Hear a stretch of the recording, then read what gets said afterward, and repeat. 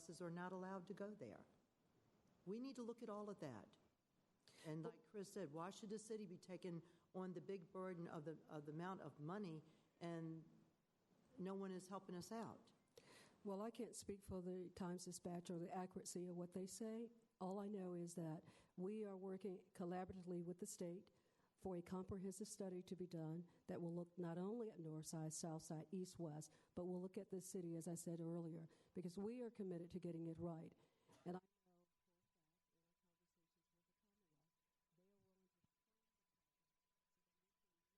community,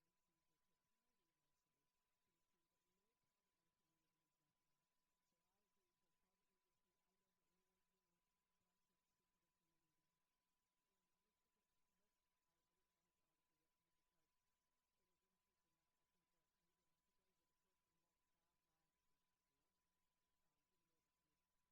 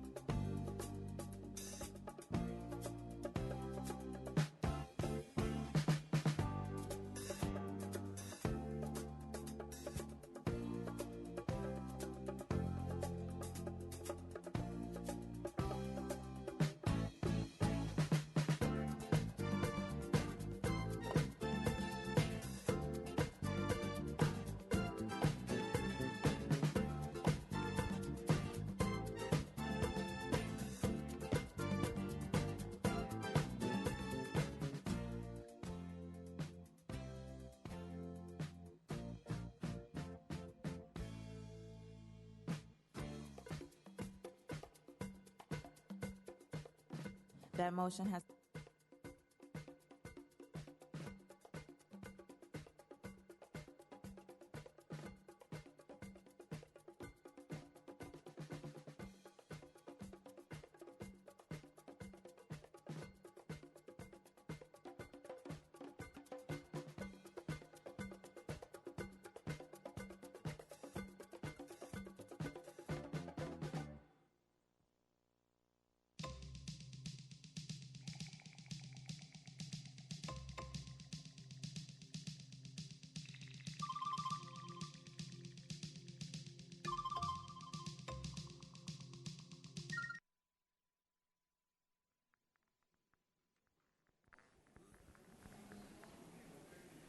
And this is Gavel to Gavel, WCVW-TV's complete coverage of Richmond City Council. And good evening once again. I'm Dick Harmon.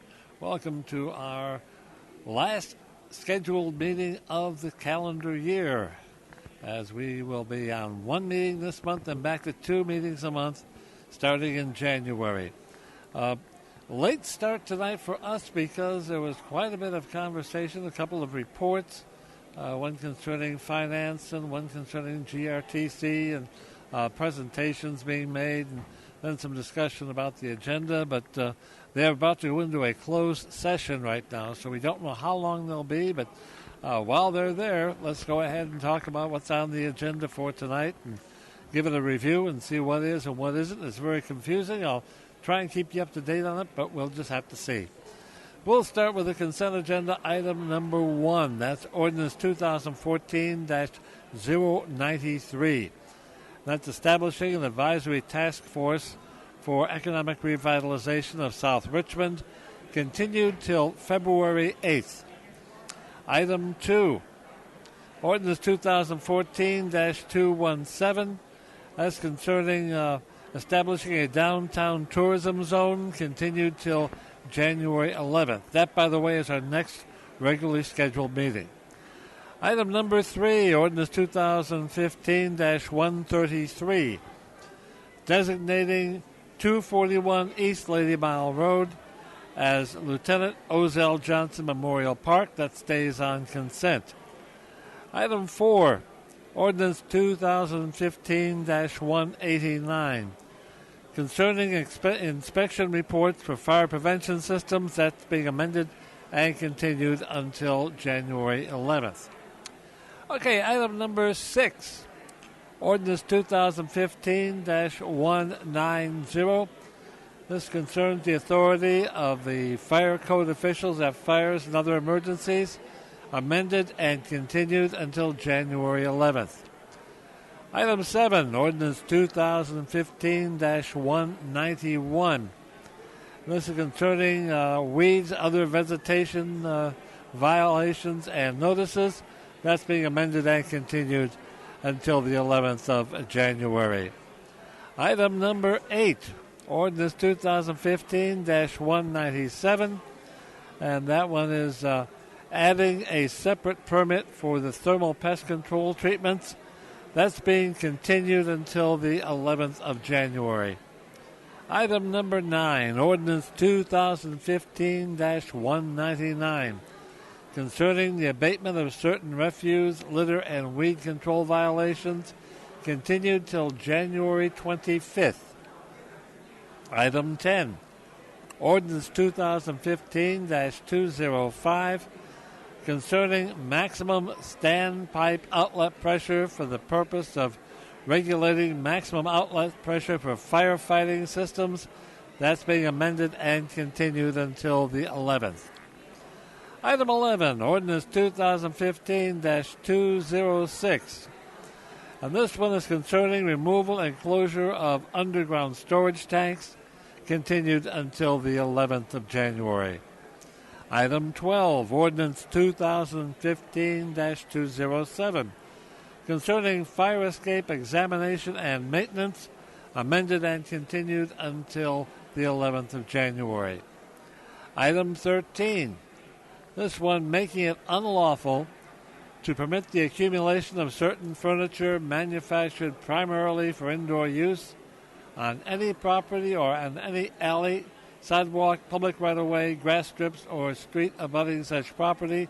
That stays on the consent agenda. Item 14, Ordinance 2015-230, authorizing the CAO to accept $25,000 from the National Association of County and City Health Officials for the purpose of reducing disparities in breastfeeding in the city through peer and professional support. Item 15, Ordinance 2015-232. This is establishing a framework for planning, development, review, and approval of projects that involve contributions by the city, being continued until the 11th of January. Item 16, Ordinance 2015-233, concerning the eligibility of residential real property in redevelopment and conservation areas and rehabilitation districts for partial tax exemption, continued till January 11th. Ordinance number 17, Ordinance 2015-234, authorizing the CAO to accept $42,000 from the Duffield Family Foundation, they're better known as Maddie's Fund, and this money is going to be appropriated to the Office of Animal Care and Control for the purpose of providing medical care and treatment for homeless animals in the city. Stays on consent. Ordinance 2015-235, that's item number 18, authorizing the CAO to execute a lease between the city and A&T Corporation for the purpose of leasing a portion of property as 1630 Chamberlain Avenue for use by the Office of Animal Care and Control. And what this is basically going to do is erect a fenced-in area to exercise shelter dogs, and that's staying on consent. Now, item number 19, Ordinance 2015-236, and that's for the purpose of further specifying and clarifying the intent of certain line items within the non-departmental agencies. This all has to do with general fund budget, and that stays on consent. Item 20, Ordinance 2015-237, and this one's going to transfer and reappropriate $2,150,000 from the non-departmental agencies to various agencies, and this is a fund pay adjustment. Stays on consent. Item 21, Ordinance 2015-238. This creates a new Office of Community Wealth Building, the Community Wealth Building Agency. Stays on consent, and the next few papers are all about the same thing, basically. Item 22, Ordinance 2015-239, creating therein a new Office of Community Wealth Building Agency. Item 23, Ordinance 2015-240, that also has to do with establishing the Office of Community Wealth Building. And this is to implement a comprehensive poverty reduction initiative for the city. Item 24, Ordinance 2015-241. This concerns an additional retirement allowance for certain city officials for the purpose of adding the Director of Office of Community Wealth Building to the Senior Executive Group for retirement system purposes. Stays on consent. Item 25, Ordinance 2015-242, amends the pay plan to include the new classification of Director, Office of Community Wealth Building in the unclassified executive service. And that stays on consent. Item 26, Ordinance 2015-243. This accepts a quitclaim deed from the school board and conveys 2717 Alexander Avenue to the city. Item 27, Ordinance 2015-244, declares surplus and direct the conveyance of city-owned real estate at 1722 Arlington Road to McKinnon and Harris for $1.75 million This is for the purpose of stimulating private investment, job creation, and economic development in the area. Stays on consent. Item 28, Ordinance 2015-245, conditionally rezoning 2801 East Main from M1 Light Industrial to B5 Central District, Central Business, and that is continued till the 11th of January. As is Ordinance 2015-246, conditionally rezoning 2825 East Main Street from M1 Light Industrial to B5 Central Business. Item 30, Ordinance 2015-247, special use of 202 Rear South Robinson Street for the purpose of permitting up to 6 single-family attached dwellings. Stays on consent. Item 31, Ordinance 2015-248, authorizing the special use of the property known as 701 West Clay Street for the purpose of permitting up to 3 dwelling units and a restaurant upon certain terms and conditions. That stays on consent. Item 32, Ordinance 2015-249, special use 8 West Carey and 10 West Carey for the purpose of offices and up to 2 accessory dwelling units. Stays on consent. Item 33 is Ordinance 2015-250, special use of the property known as 3101 Kensington Avenue. And this one now is for the conversion of the existing building for either 40 or 42 multiple family dwelling units and accessory parking. This would affect a subdivision of the property into 2 parcels. It would now be known as 3101 Kensington Avenue and 3131 Kensington Avenue. Remove the condition that all dwelling units shall be converted to condominiums within 5 years of the issuance of the certificate of occupancy. That one's staying on consent. Now, item 34, this is to close to vehicular traffic a portion of Brook Road located between West Broad and North Adams for the purpose of creating an urban plaza as part of a public art project. That one was going to be continued, but now apparently it's going to be staying on consent agenda tonight. We'll find out more when they get to the general meeting. Item 35, Resolution 2013-R254, supporting the city's efforts to settle certain claims asserted by certain owners of real property abutting Princeton Creek in the city of Richmond. This one's been on for 2 years. It looks like tonight they may finally vote on it. As of right now, it is staying on consent agenda. Resolution 2014-R150, that is item 36. That's imposing enhanced speeding penalties and authorizing placement of signs giving notice thereof on a portion of McGuire Drive between Broad Rock Road and Hopkins Road. A little concern there, so they're going to continue that until the 11th of January. Item 37, Resolution 2015-R053. That's requesting the CAO cause to be prepared and delivered to the council and the mayor a report on the local tax revenues generated by businesses located in the area of the city known as Carytown.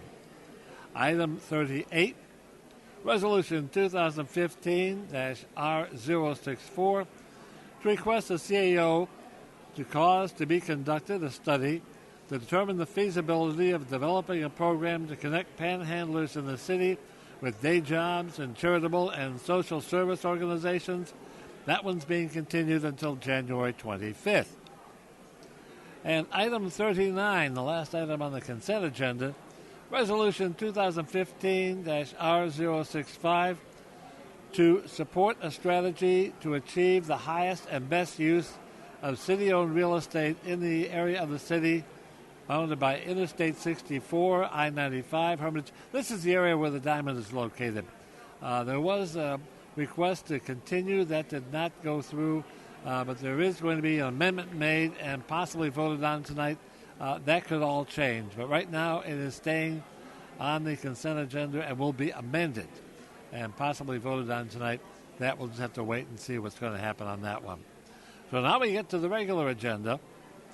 Ordinance number 2015-035.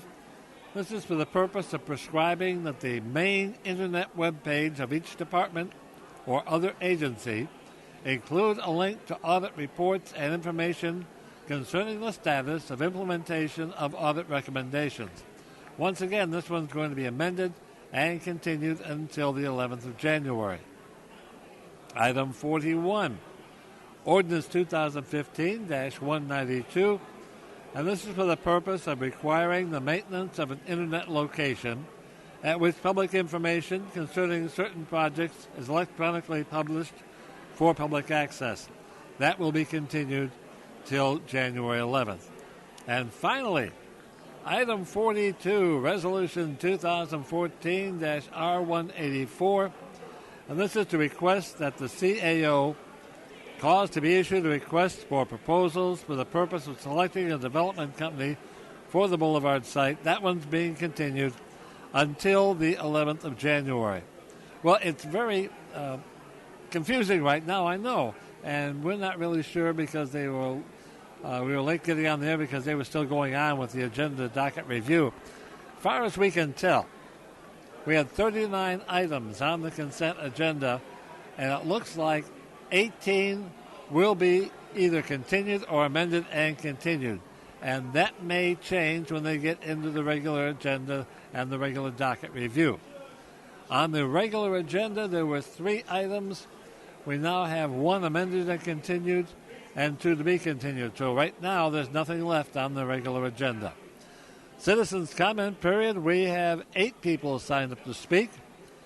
And topics tonight: City of Richmond, Metro-wide transit, plans for the housing replacement for Creighton Court, Richmond redevelopment housing non-compliance, Section 3 clause, Metro-wide transit, that's the second one on that. One to speak on mayor and city council neglect of the city. Another one talking about bus rapid transit. And the final one, water rates for sprinkler systems. Well, that's where it stands right now. I don't know. I have not been given a awards and presentations list, so we don't know how many there will be on that. You can hear a lot of noise, and then looking out there, there is a big crowd here tonight in the chambers. What papers they are here for, I'm not quite sure.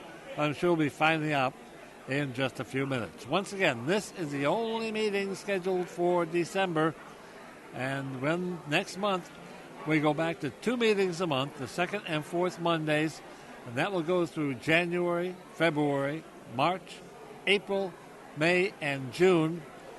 1 meeting in July, no meeting in August, 2 in September, then 1 in October, November, and December. That's as it stands now.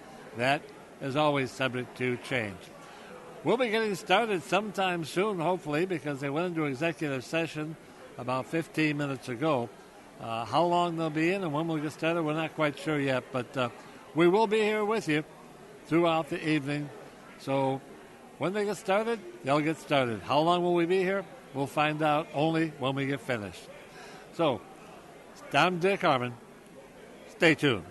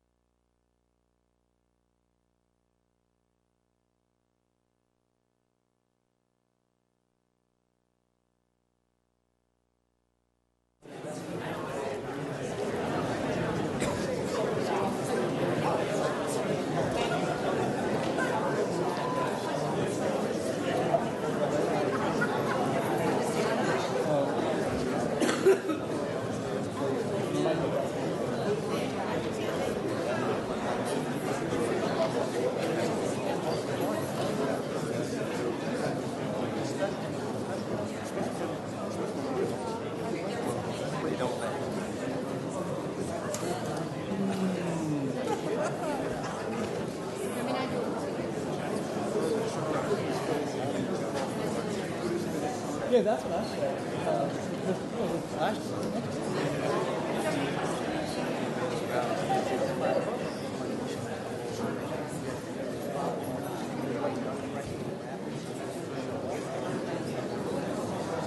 Good. These are.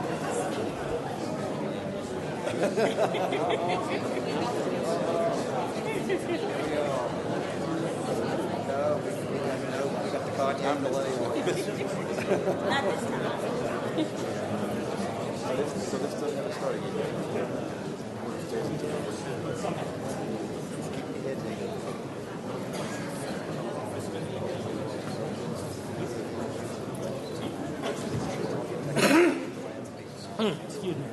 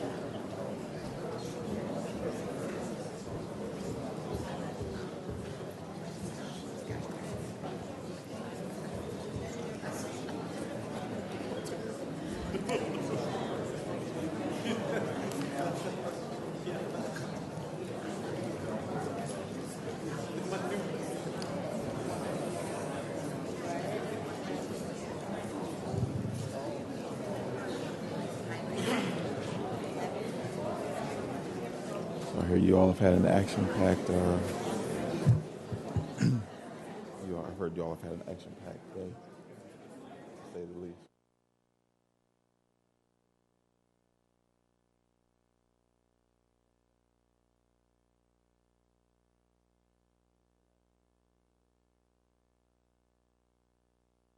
I think I'm on already, right? If the green light is on, I mean I'm on already. Okay. I can turn it on.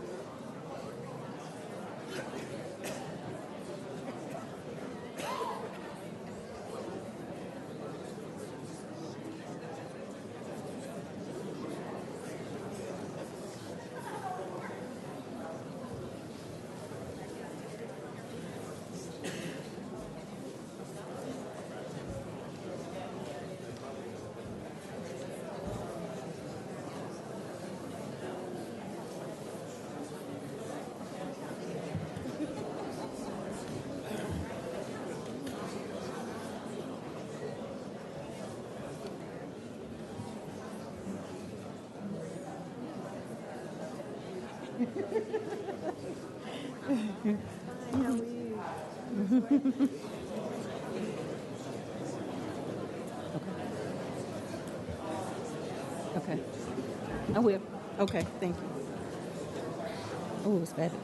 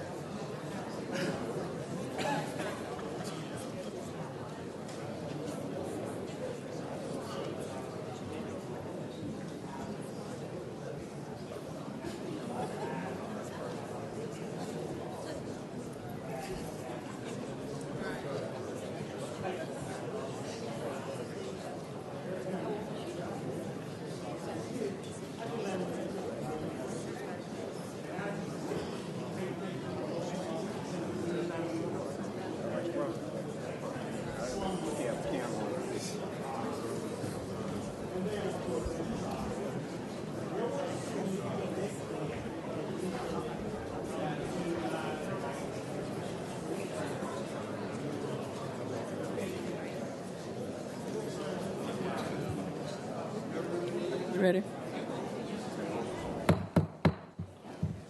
Ladies and gentlemen, this meeting will now come to order. At this time, the invocation will be given by Reverend Emery Berry Jr. of Fourth Baptist Church. Amen. To President Mosby and to all the council persons, thank you for this opportunity. I'm going to ask if you would stand tonight. And since this is the last council meeting for the year, if you would be so kind to reach for the hand closest to you, and let us hold hands as we prepare to pray.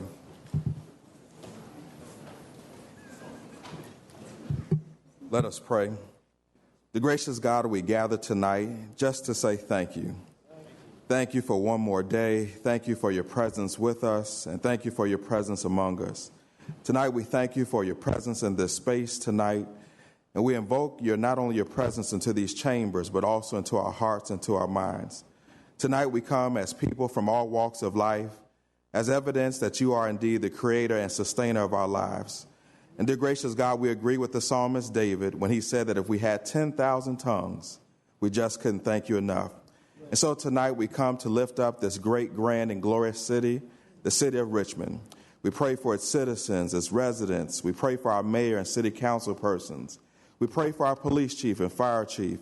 We pray for our school superintendent and all elected officials. And we even lift up to you today our governor and our president of these United States. And dear gracious God, we would be remiss tonight if we didn't remember those who are less fortunate than we are. We pray for those who have been tagged and titled as the least, last, and lost. We pray that you would use us to be your head, your heart, and your hands here on earth. And so on this last night of city council meetings for the year, we pray for our country. We pray for our world, that you might grant us more love, more peace, and more unity. We pray that you would help us to bridge the gaps in public education, poverty and crime, housing affordability, healthcare accessibility, mass incarceration, environmental safety, employment availability. And so we just pray that you would be with us as we go both to and fro. And we pray that although we know we won't agree on everything tonight, we pray that you would be both pleased and proud of what will take place. We give this meeting to you. We pray you that you would use us as vessels, vehicles, and voices. And we pray that we would put your interests above our own. It's in your name we do pray. And all the citizens together said, amen. Amen. Amen. Amen. We'll now have the Pledge of Allegiance. I pledge allegiance To the flag of the United States of America, and to the republic for which it stands, one nation, under God, indivisible, with liberty and justice for all. I can go downstairs. Okay, absolutely. Madam Clerk, please provide the chamber emergency evacuation announcement, followed by the citizens' speakers' guidelines. Upon activation of the emergency alarm signal, all persons should immediately exit the building. Please use the exits to the left or right front of the council chamber or the east or west stairwells outside the rear doors of the chamber. Do not use elevators or escalators. After exiting the building, proceed to the assembly area located in the parking lot bordered by Clay, 8th, and 9th Streets. Citizens and employees should assist visually and hearing impaired visitors with exiting the building. Citizens wishing to speak during public hearings and or the citizen comment period have generally 3 minutes to speak. Persons appearing before council are not allowed to campaign for public office, promote private business ventures, use language of a personal nature which insults or demeans any person, including comments directed at public officials or staff members that are not related to their official duties, or address or question staff members directly. All questions are to be directed to the president of council. Failure to adhere to the guidelines may result in speakers forfeiting any remaining time and further disciplinary action as necessary, which could include barring from attendance at future meetings of the City Council for a period of 6 months. Madam President, for the record, all members of council are in attendance this evening, and I would like to remind all of the individuals present that if seats are available, we ask you that you please be seated, as council's rules of procedure stipulate that there's no standing in the rear of the chamber. Also, I'd like to remind you that applause is only permitted during the awards and presentations portion of tonight's meeting. Thank you. Thank you, Madam Clerk. Let's move on to appointments and reappointments. Yes, council members, you've each been provided a copy of the vacancy packet for consideration this evening. Is there a motion to approve the appointments as indicated? Councilwoman Bowles, will you make that motion? Councilwoman Newbill, will you second that? So moved, Madam Clerk. Thank you. Council is voting on the appointment and reappointment application appointments as presented. Mr. Bowles? Aye. Ms. Graziano? Aye. Mr. Samuels? Aye. Mr. Agelesto? Aye. Ms. Robertson? Aye. Ms. Trammell? Aye. Ms. Newbill? Aye. Vice President Hilbert? Aye. President Mosby? Aye. That motion has passed.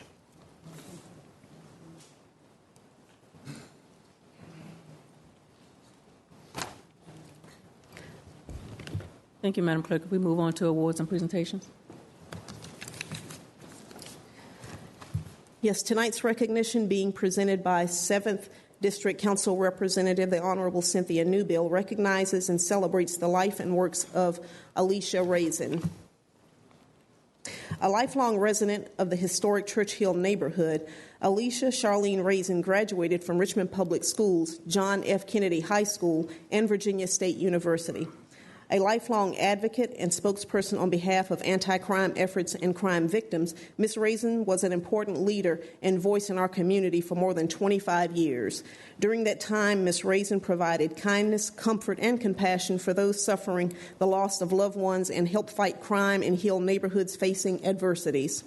In the mid-1990s, Ms. Raisin found an organization named Citizens Against Crime to help organize efforts to assist residents and law enforcement with reducing crime in Richmond. In 1994, then Mayor Leonidas Young recognized Ms. Raisin as Richmond Volunteer of the Year and dubbed her the Richmond Ambassador of Compassion. In order to memorialize her, on November the 3rd, 2015, Richmond City Council unanimously approved Ordinance number 2015-231-224 that designates the street block on which Ms. Raisin lived at 1900 block of Princess Anne Avenue in Richmond, Virginia, in honor of her, and directed the official installation of a commemorative sign to be placed thereof.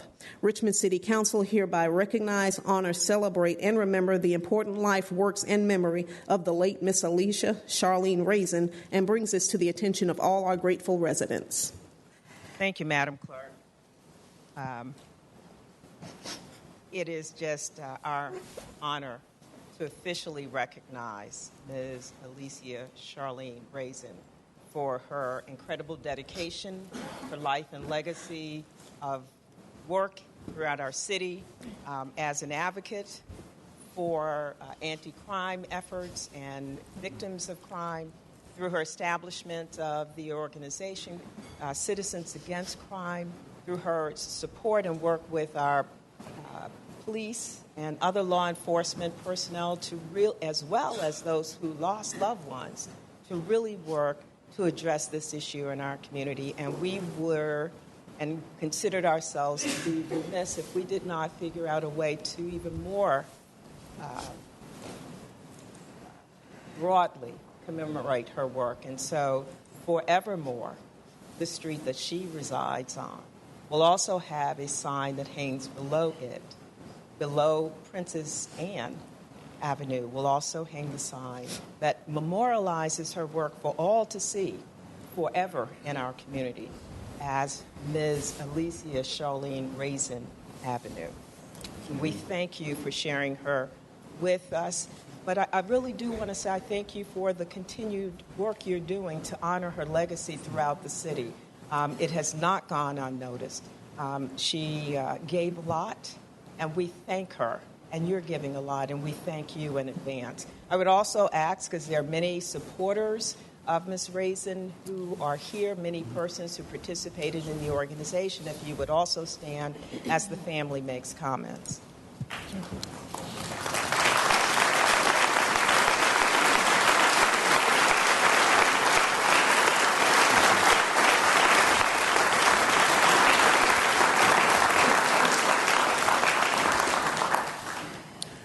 Council President, Council, on behalf of the family, we want to thank you for all that you do, and families just so thankful for the life of Alicia and all that she did to make this city a safer and better place for all of us. Thank you so much.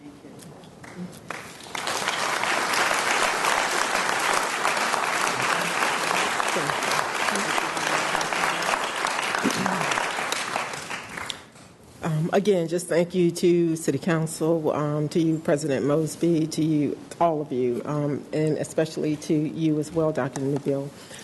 Princess Anne Avenue is in the 7th District, and you have been like a part of our family for the entire time that Alicia has, or the entire time that you've been on City Council. And we really do appreciate everything that you've done, even after the funeral, as well as you, Riva Trammell, coming by the house, coming to the wake, and the same thing with you. We saw you at the funeral, President Mosby. So again, thank all of you for everything that you have done to support Alicia over the years, and we are certainly going to continue her legacy. Citizens Against Crime will not die. It is alive and well, and we will continue her work. Thank you. Thank you. Thank you so much.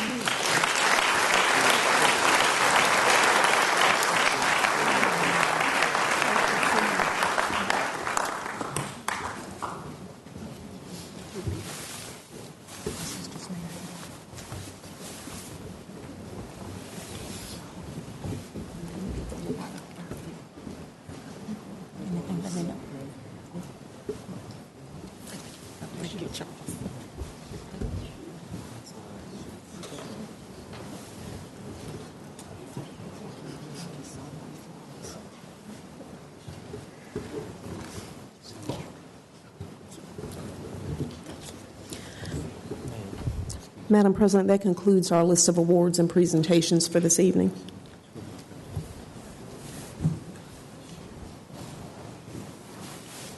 Thank you, Madam Clerk. If we could move on to the citizen comment period. The first citizen speaker is Marie Morton Hart. Marie Morton Hart.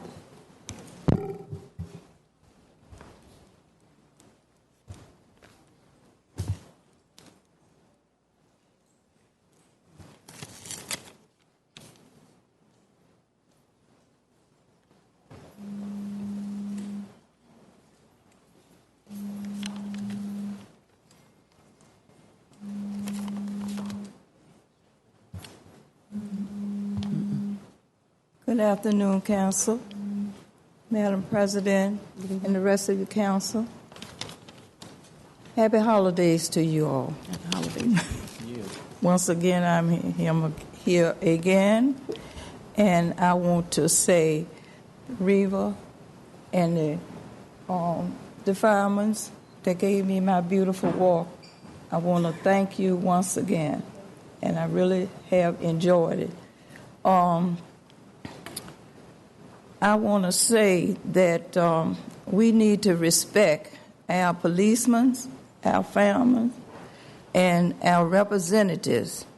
And please note that the policemen do a lot for us, and we should respect them, each and every one of us. And I have something to say about the city. Why is the utility bills and the tax bills being late? Can anyone answer that? You get your tax bill, your personal property bill, and the seniors don't have much time to pay these bills. And then a lot of the seniors' water is being cut off because they are on a fixed income. And I want to say that that beautiful school that you put over there in Southside, out there on Forest Hill Avenue, why didn't they fix the street before they put that school up there?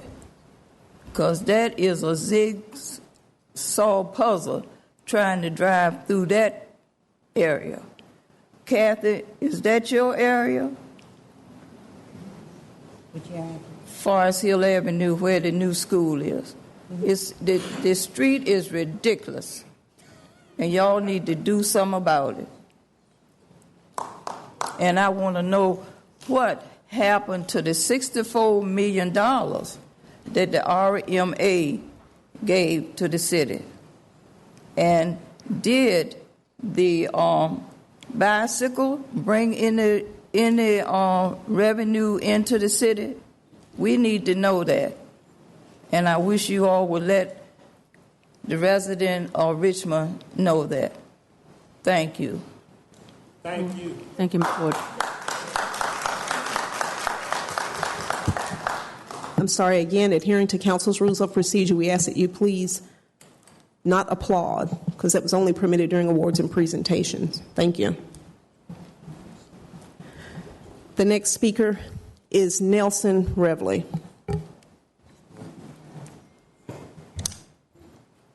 Nelson Revley.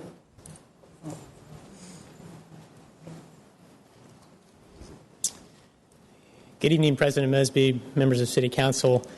My name is Nelson Revley, and I'm a member of RVA Rapid Transit, a civic group pressing for metro-wide transit system. Needless to say, BRT has been a topic of hot discussion of late, and it can be easy to overlook the broadly endorsed merits of this project, attested to in the robust support of community and institutional leaders that wrote recommended letters of recommendation in the Tiger Grant application and have spoken at public meetings since.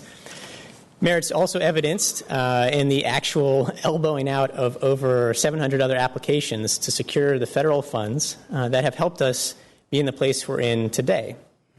In reach of a bus rapid transit line running across the city's densest corridor from east to west, west to east, with endpoints, footholds in Henrico, with enormous potential to enhance equality of access, quality of life, environmental care, and economic development within the city, while laying the critical cornerstone for a regional system. Yet, as critical as it is to remember these merits, it's just as key to recognize, as we all know, that the Pulse, its construction and operation alone, it's just a foundation, just a spine in need of flesh and further bones. It can't accomplish its purpose and full potential by itself. But it needs, first, seamless connectivity with the rest of the GRTC system. Second, analysis of how we can maximize economic impact of enhanced transit along the corridor, as well as protecting small businesses during the time of construction. And third, a roadmap for a regional system, along with civic groups primed to rally requisite constituent support for it.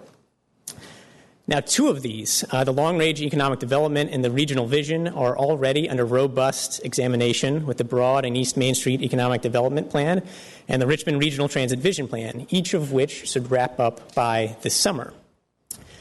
In terms of protection of small businesses during the construction phase, I was in conversations this very afternoon with members of the Coalition for Smart Transit about ways in which we could try to push for that.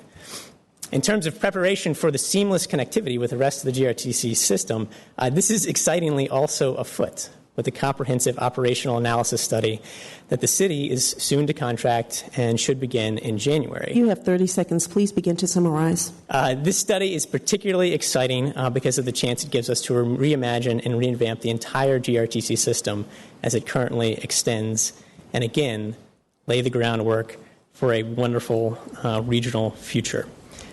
It may be youthful exuberance, but these are exciting times. A new day is dawning, and I thank you all for your time. Thank you. The next speaker is Leroy Bo Jones.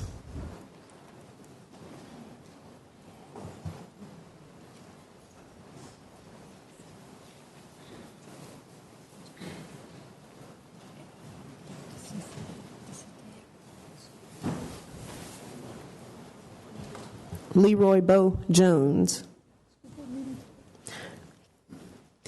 The next speaker is Earl Bradley.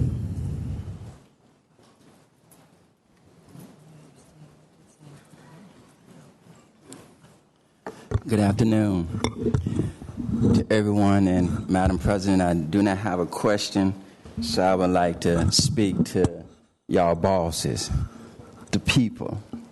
I want to address an article that was put into the Richmond Times-Dispatch in October pertaining to the Richmond Redevelopment and Housing, where it established a audit that was done by the Office of Inspector General, and it identified that Richmond Redevelopment Housing, our local one, is not in compliance with the Section 3 regulations. Mr. Bradley, I hate to interrupt you. However, at this point, you're here to address the council, and so I need you.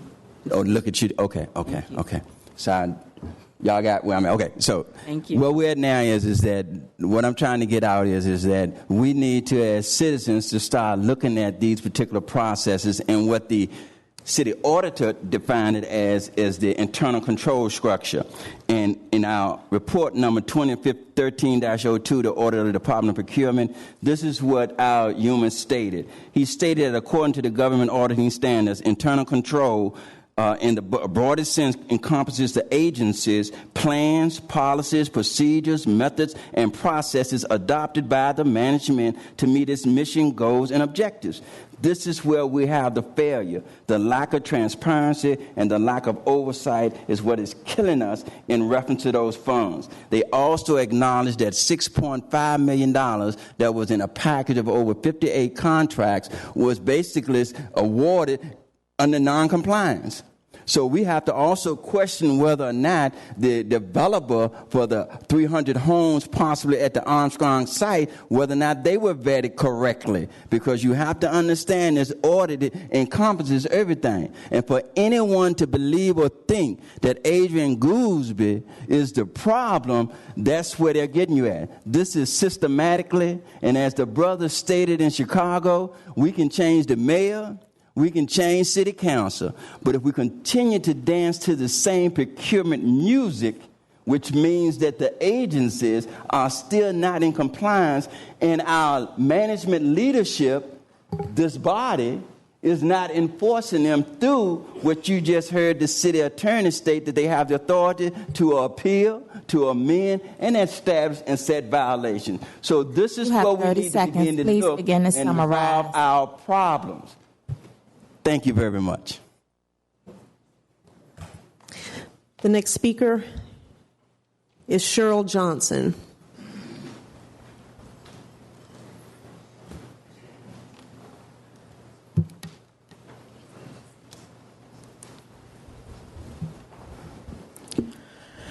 Good evening, President Mosby and members of City Council. My name is Reverend Cheryl Johnson, and I have been a resident of the city's 3rd District for over 20 years, living in southern Barton Heights since it was a neighborhood in bloom.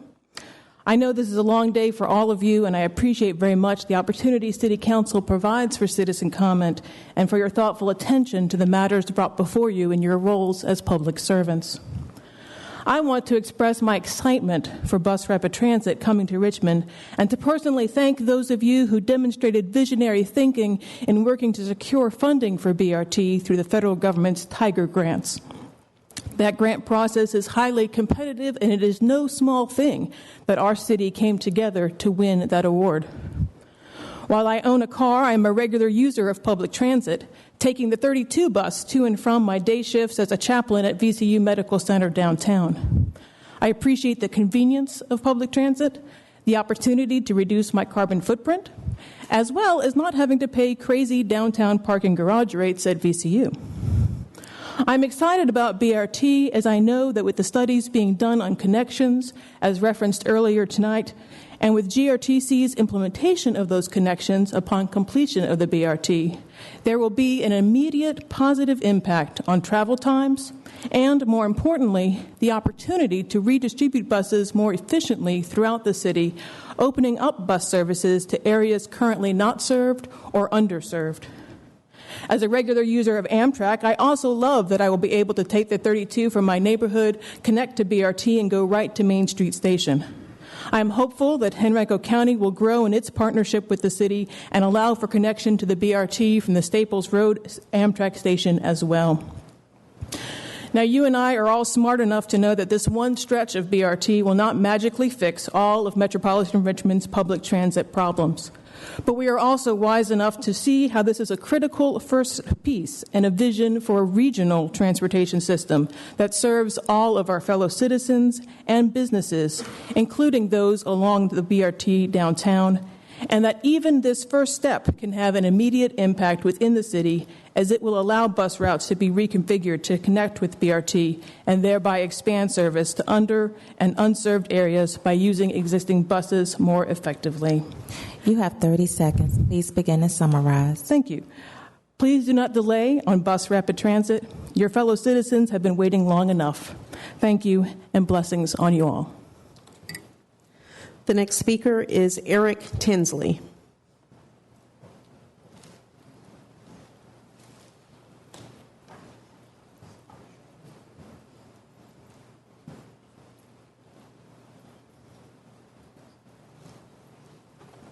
Be short and sweet, I hope.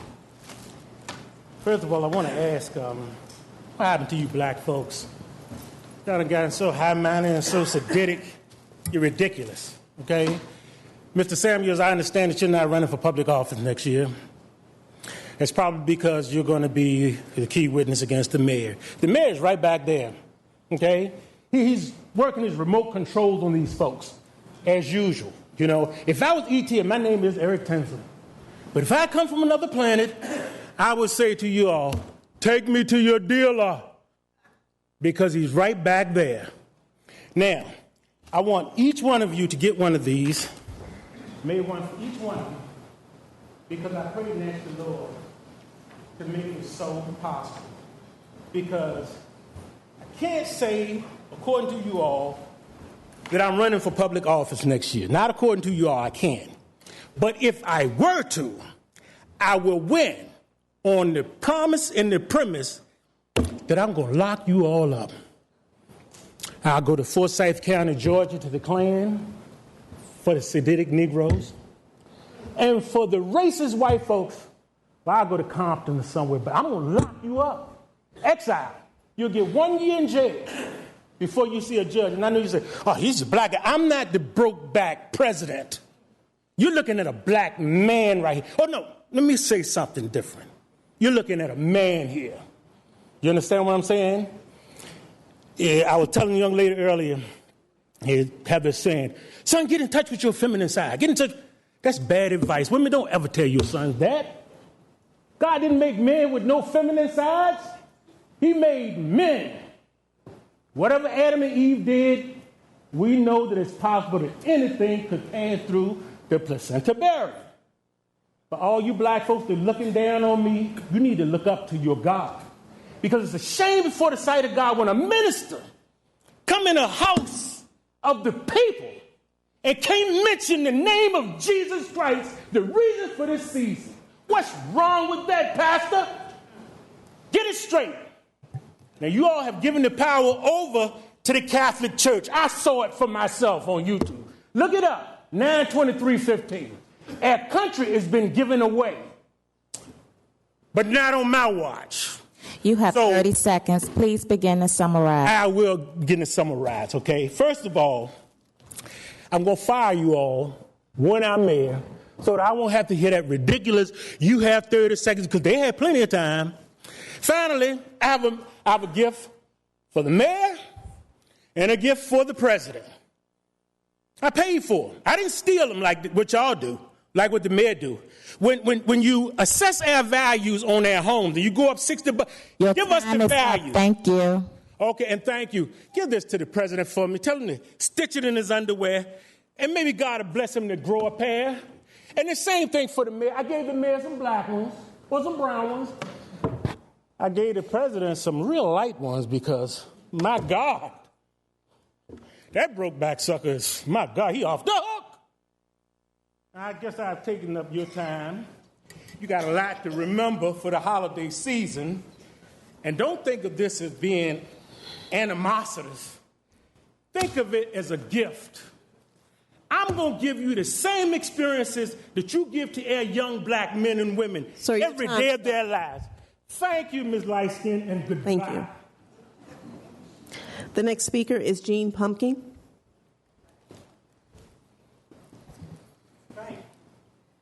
I'm going to need some rules because that don't work for me.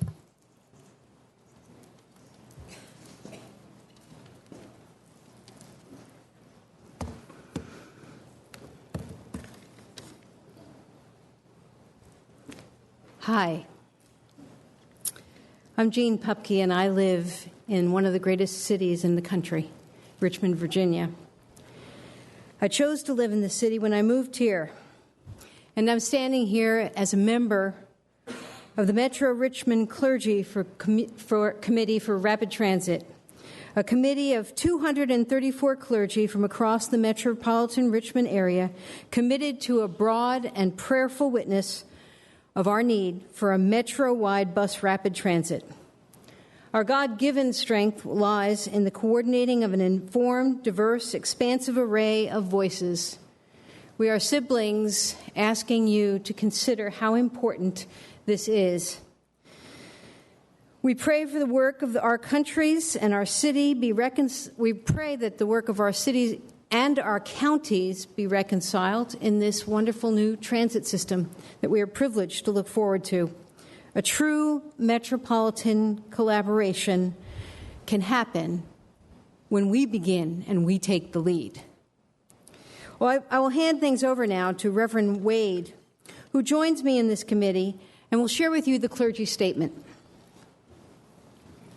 Good evening. The clergy statement of support reads as follows. As clergy across metropolitan Richmond, we call on the political and economic leaders of our different jurisdictions to unite in creating a first-class public transportation system for the entire metropolitan region. We believe that the people of metropolitan Richmond have endured centuries of division and conflict, and that we should now step forward in solidarity, telling the world that we intend to be the capital city of reconciliation. We believe that God wants our people to live in mutual prosperity, in constructive relationships, in educated diversity, in justice, and in hope for the future.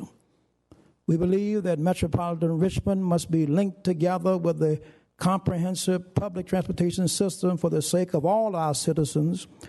We know that metropolitan Richmond is currently ranked in the bottom 10% of American cities in public transportation and can move to the top 10% by building the 4 rapid transit lines, which have been identified by transportation planners and RVA Rapid Transit. We join with citizens of all of our jurisdiction and with clergy and members of faith communities all over metropolitan Richmond, asking our leaders to unite without delay in this common constructive cause. We thank you for your time, and now we're going to pass out some statements. These are the statements of support, clergy statement of support for rapid transit. There were supposed to be 236 clergy on there. I had an issue with the printer earlier. So in order for you to see the entire 236, just go to www.metrocrt.org. Thank you for your time. Thank you. The next speaker is Charles Willis.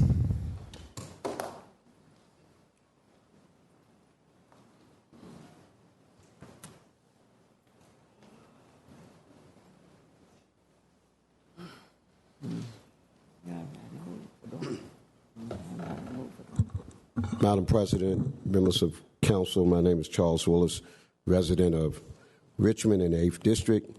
I come to you to share some things with you about the state of our city.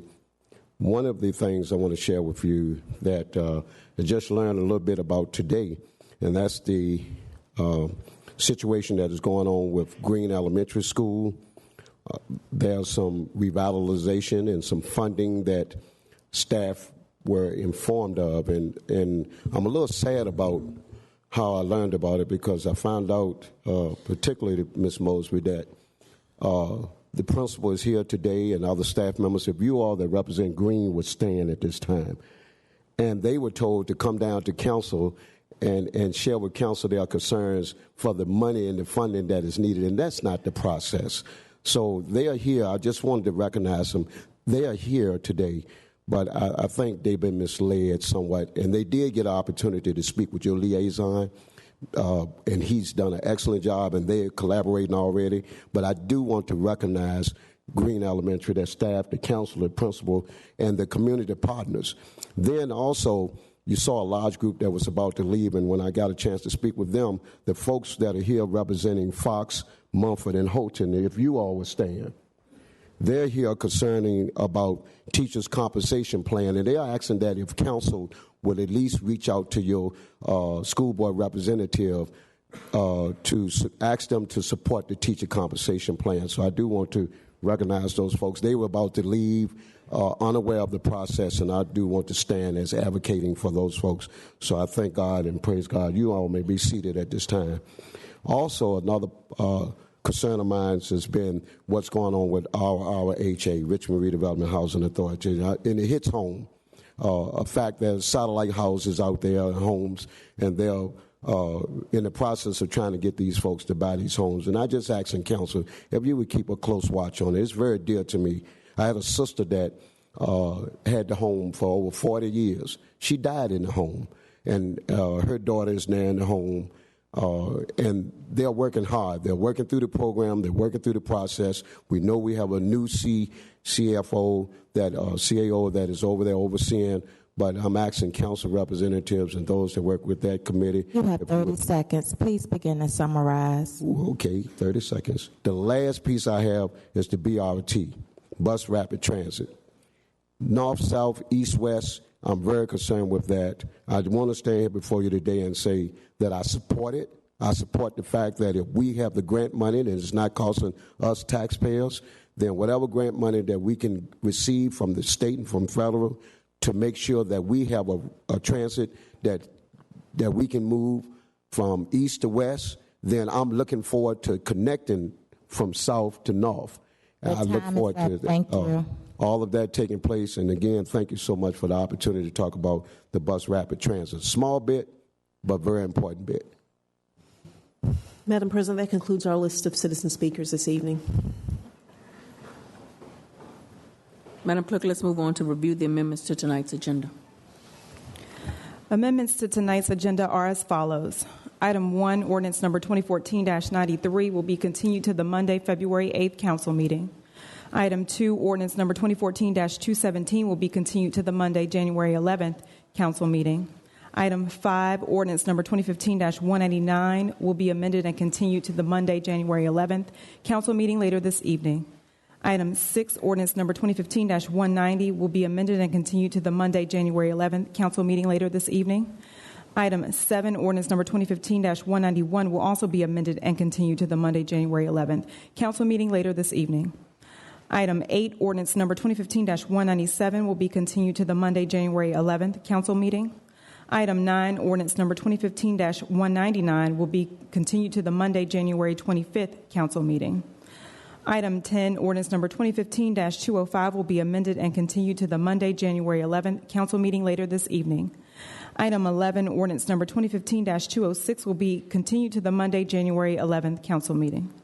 Item 12, ordinance number 2015-207 will be amended and continued to the Monday, January 11th council meeting later this evening. Item 15, ordinance number 2015-232 will be continued to the Monday, January 11th council meeting. Item 16, ordinance number 2015-233 will also be continued to the Monday, January 11th council meeting.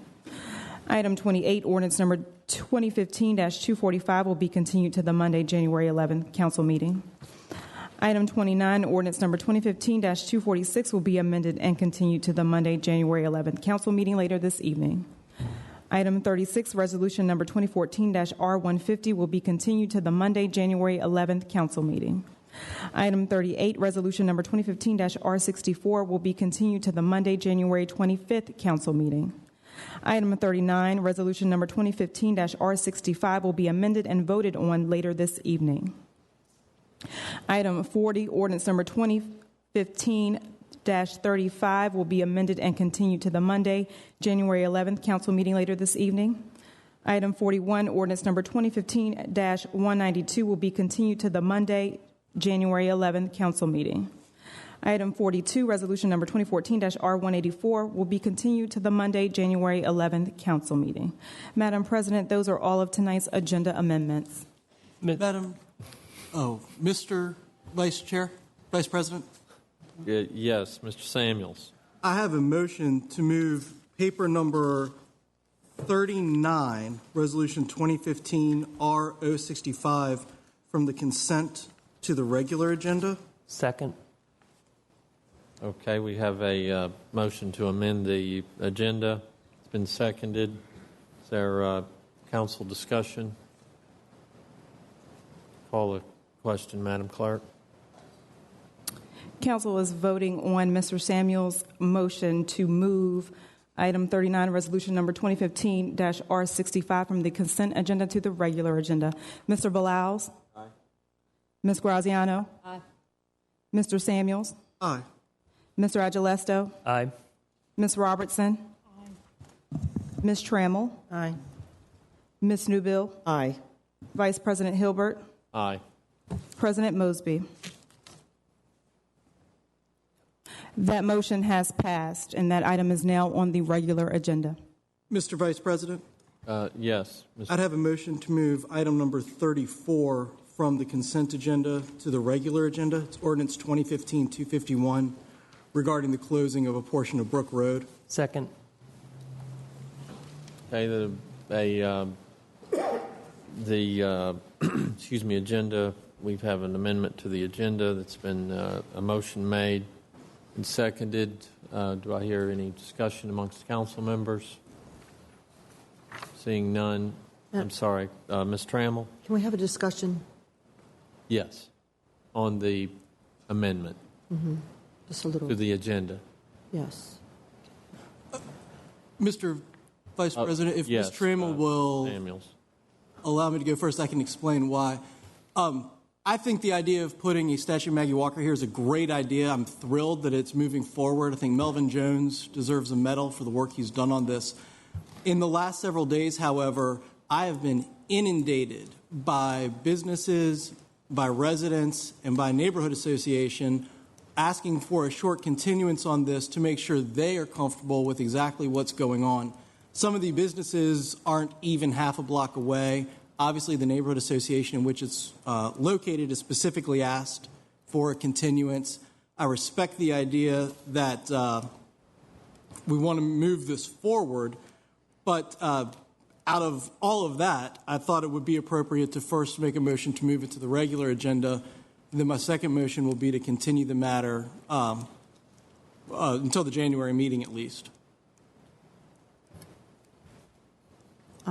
Thank you, Mr. Sam. Ms. Trammell? Charles, so in other words, we don't think, this is like we need to give more time so that the citizens can come here and voice their opinions. Yes, ma'am. The business owners, or some of the business owners, as well as the neighborhood association president and numerous members of the neighborhood association have become alerted to this, and they have been reaching out to me by phone and email mostly, some text messages, asking that it be continued long enough for them to wrap their heads around what this means for their neighborhood. Okay, thank you. Thank you. Madam President. Vice President Hilbert. I'm unclear on Mr. Samuel's motion here. I heard one motion to move it to the agenda, and then I heard that was augmented to also continue the paper. First motion is just to move it to regular, then I'll make a motion to continue. Okay. But I think eventually we're going to want, if it's heard tonight, we're going to want to hear it separately from the rest of the consent agenda. All right. Thank you for that clarification. Thank you, Madam President. Was there a second already? It was duly seconded by myself. Okay. Call the question. Council is voting on Council Member Samuel's motion to move item 34, ordinance number 2015-251, to the regular agenda. Mr. Balaus? Aye. Ms. Graziano? Aye. Mr. Samuels? Aye. Mr. Agilesto? Aye. Ms. Robertson? Aye. Ms. Trammell? Aye. Ms. Newbill? Aye. Vice President Hilbert? Aye. President Mosby? Aye. That motion has passed, and that item is now on the regular agenda. Madam Chair, Madam President, excuse me. At this point, I make a motion to continue that same paper. I'll read you just a little bit of what the president of the Jackson Ward Association has said. I write in regard to the proposed road closure of Brook Road. Over the last 2 weeks, Historic Jackson Ward Association has heard from many residents and business owners about the proposal, and he understands I've received many calls and emails as well. Folks have a variety of concerns that are ultimately interrelated. Some businesses are worried about the street closure.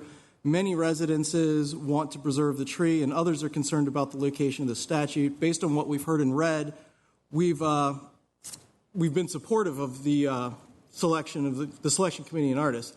But based on these ongoing concerns, the Historic Jackson Ward Association board met and agreed that it could be helpful to provide some more time for public input and conversation about the proposal before council votes to authorize the closure of the streets. While the final plan could take a number of forms, all of which could work, I think many people feel and believe that the process is being rushed. We would like to have the chance to be heard before things get to a point of no return. All that said, to a person, everyone supports the idea of a statue honoring Maggie Walker. And that is a wonderful summation of the reasons that I would be making the motion to continue to the January meeting. Second.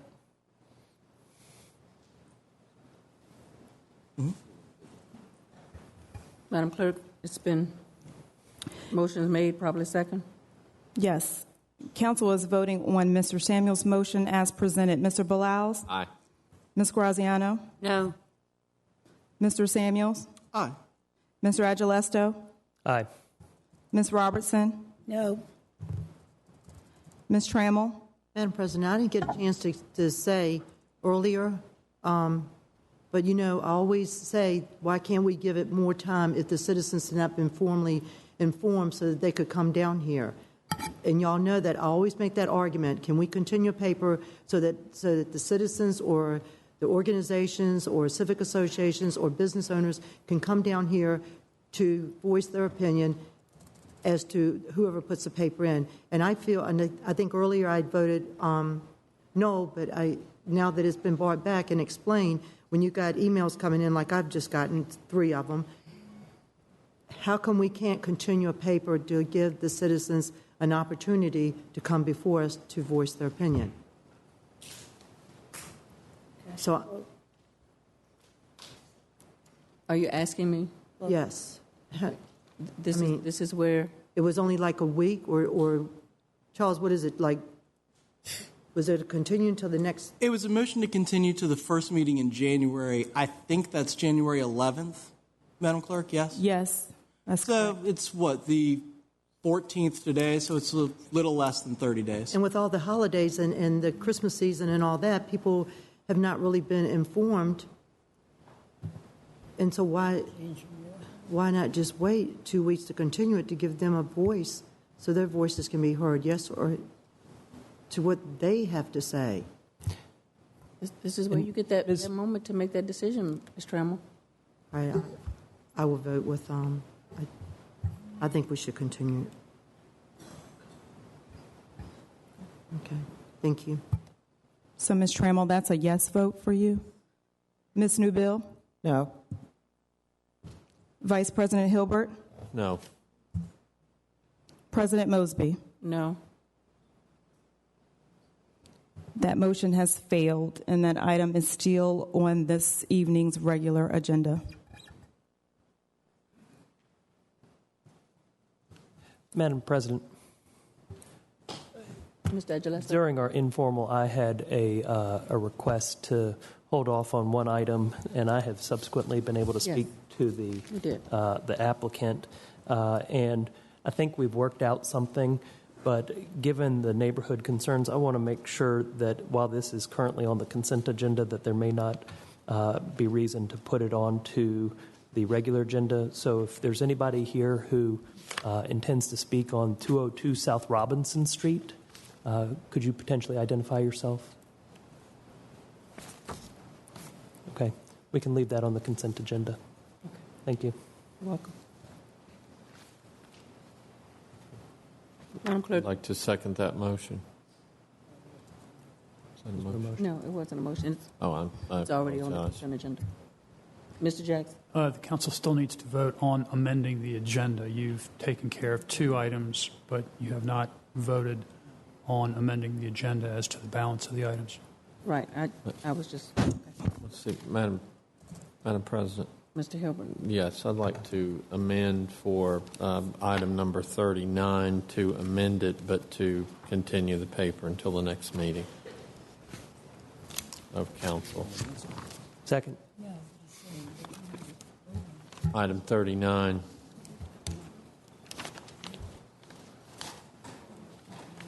Madam Clerk? Madam President, can I get a point of information from the city attorney? Sure. If a paper is to be amended, is Mr. Hilbert saying that the vote on the amendments is happening tonight, or he is introducing amendments tonight? I'm saying that I would like for the paper to be introduced an amendment, for us to vote on the amendment, and then continue the paper. That is my motion. Thank you for clearing that up. Mr. Jackson? Yes, ma'am. Council is free to do that and can take that business up when it takes up motions to amend. Thank you. So the motion has been made, properly second. Don't we still have to vote on the... Now we need to vote on the motion. Yes, ma'am, with the understanding that instead of item number 39 being amended and voted on, it'll be amended and continued later this evening. Yes. Madam Clerk. Council is voting on this evening's agenda amendments as presented and to include Vice President Hilbert's amendment. Mr. Balaus. Aye. Ms. Graziano. Aye. Mr. Samuels. Aye. Mr. Agilesto. Aye. Ms. Robertson. Aye. Ms. Trammell. Aye. Ms. Newbill. Aye. Vice President Hilbert. Aye. President Mosby. Aye. The amended agenda is before you.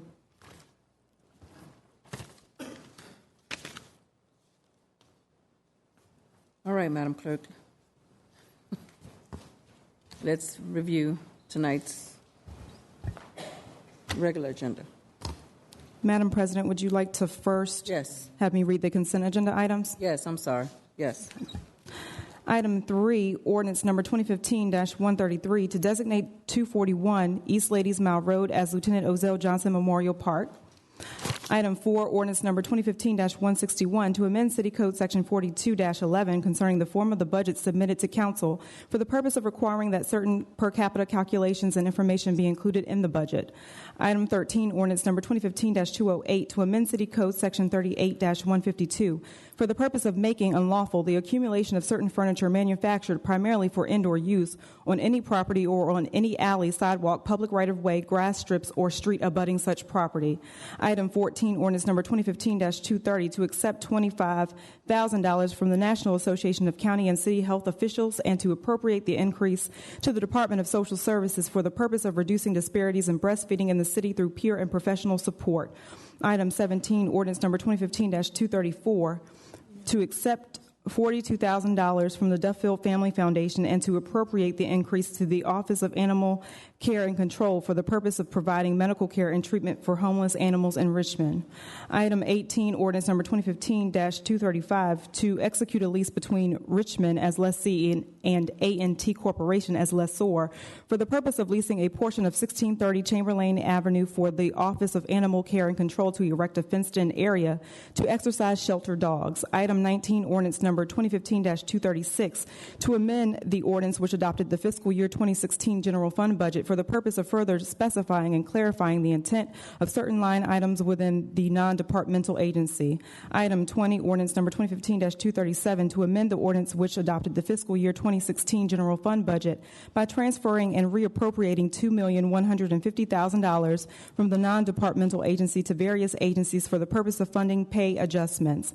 Item 21, ordinance number 2015-238 to amend the ordinance which adopted the fiscal year 2016 general fund budget by creating therein a new Office of Community Wealth Building and transferring $229,000 from the Department of Economic and Community Development and $300,000 from the Office of the Deputy CAO for Human Services to the new office for use of these grant funds.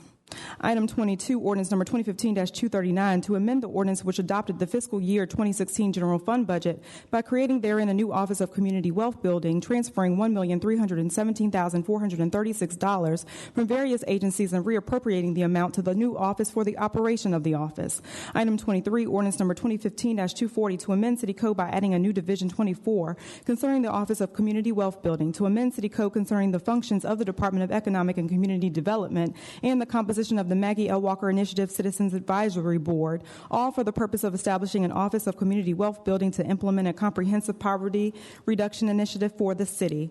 Item 24, ordinance number 2015-241 to amend City Code Section 78-341 for the purpose of adding the Director of the Office of Community Wealth Building to the Senior Executive Group for retirement system purposes. Item 25, ordinance number 2015-242 to amend the pay plan to include a new classification of Director, Office of Community Wealth Building in the unclassified executive service. Item 26, ordinance number 2015-243 to accept a quick claim deed from the school board conveying 2717 Alexander Avenue to the city. Item 27, ordinance number 2015-244 to declare surplus and direct the conveyance of city-owned 1722 Arlington Road to McKinnon and Harris, Inc. for $1,750,000 for the purpose of stimulating private investment, job creation, and economic development in the area. Item 30, ordinance number 2015-47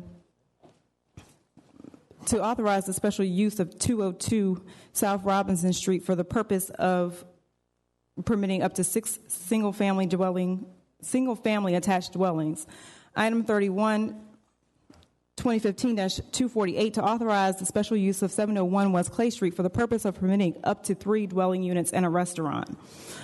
Item 32, ordinance number 2015-249 to authorize the special use of 8 and 10 West Carey Street for the purpose of offices and up to 2 accessory dwelling units. Item 33, ordinance number 2015-250 to amend the ordinance which authorizes special use of 3101 Kensington Avenue to reflect the subdivision of the property into 2 parcels, now 3101 and 3131 Kensington Avenue, and to remove the condition that all dwelling units shall be converted to condominiums within 5 years of the issuance of the certificate of occupancy.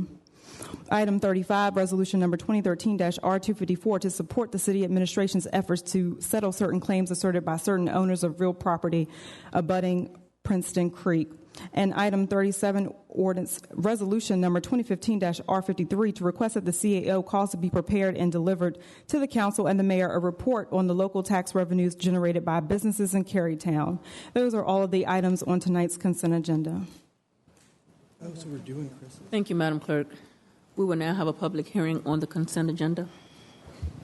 Are there any persons in the audience who wish to speak in opposition of any items on the consent agenda?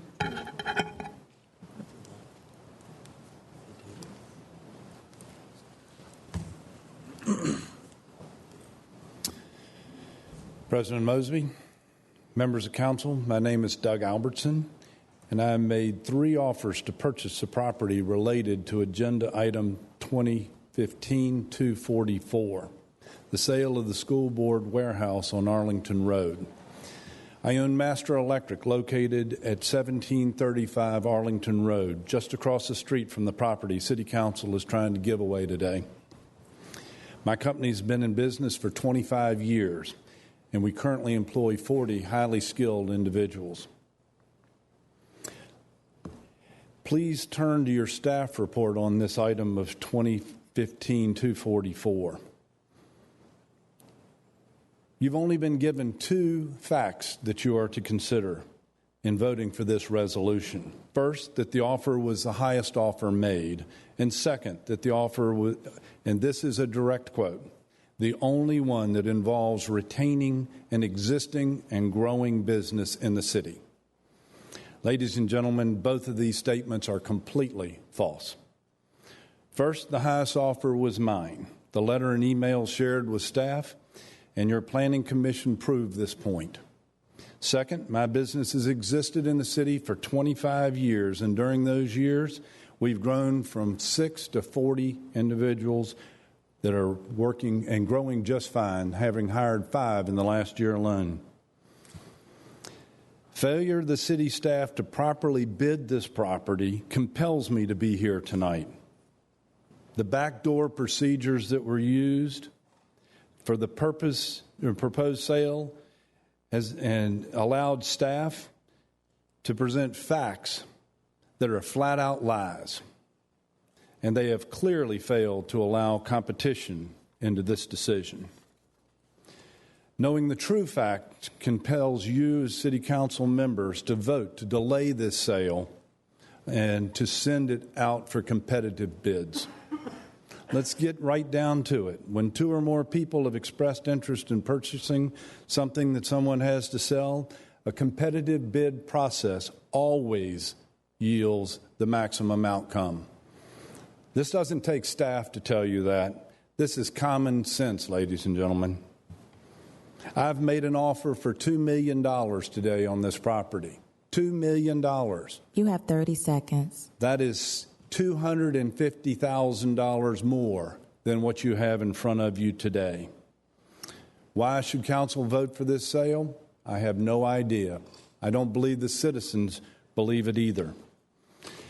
So, council members, a simple no vote and a recommendation to sell this valuable property through public bid is the only correct vote for tonight. Thank you. Thank you, sir.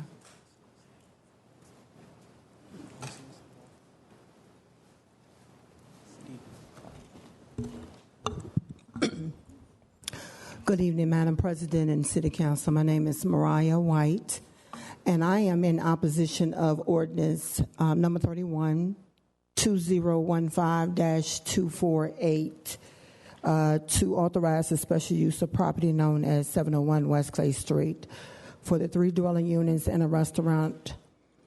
I am in opposition of this proposal due to no compromising or discussion among the community or that specific block. That is the block which I live on, which is in 2nd District, Mr. Samuels area. This proposal came to CASEL Association, which I am a member, an active member there, and it was approved with agreement of 17 to 2 to stand corrected. The 2 people who actually disapproved it does live on the block. The 17 others does not live on the block. The majority of the block on West Clay Street, 700, we are not in favor of this establishment. I do have a actual petition with 63 names on it that I would like to give you. Also, we weren't given the proper notification, 150 feet a letter. I am a homeowner and I did not receive one. Also, I sent Mr. Samuels a letter letting him know that the block also disapproved it, which Mr. Samuels forwarded to the applicant, which I really don't know why. But I have done a lot for this block in 8 years. This block was pretty much down. We had parties, we had littering, looting, drug selling, all of these things. And the city of Richmond, they helped me. I like to give hats off to Mr. Cardwell, who was the inspector, Inspector Broderick, Inspector Smith, Steve Burgeon. Richmond Police Department was on it, VCU Police Department. They had Officer Picard. VCU was on it. They had the Vice Provost Dean, Dr. Rodriguez. And my block seems to be the one that everyone wants to put something on. We already have 50 meters from my home. If I looked to the right, we already have a convenience store. You have 30 seconds. Now, the ordinance and the actual patron's application does not match because she's saying it's an ice cream / market. Now, the market doesn't even, if this is going to be a restaurant, which the 3 houses was a rooming house, which was just shut down a month ago. We also had another patron who was getting ready to do a legal sale and make this a market until I had that closed down. We are not looking for another convenience store to sell alcohol. We do not want any alcohol at all on this block. And I would like to give you this petition that I will also forward to the ABC as soon as we see the actual thing posted. Thank you. Ma'am, I have a question. Ms. Trump. Ma'am. Thank you, Madam President. How many houses are on your block? We have 17 on the west and 17 on the right. It's an equal number. From 700 to, the address is from 700 West Clay to 731 West Clay. I want to thank you for all your hard work, all the things that you've mentioned here, working with the police department, VCU, and all of that, trying to clean up your neighborhood, because I know it seems like you've been doing it by yourself until you got others involved, and I just wanted to take this time to say thank you for caring about your neighborhood. Thank you.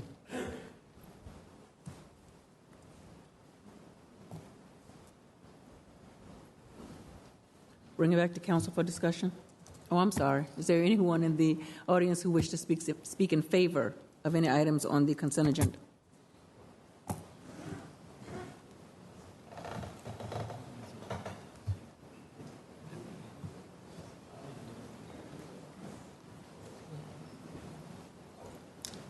Good evening. I'm Todd Woodson, and I'm here representing the Oregon Hill Neighborhood Association.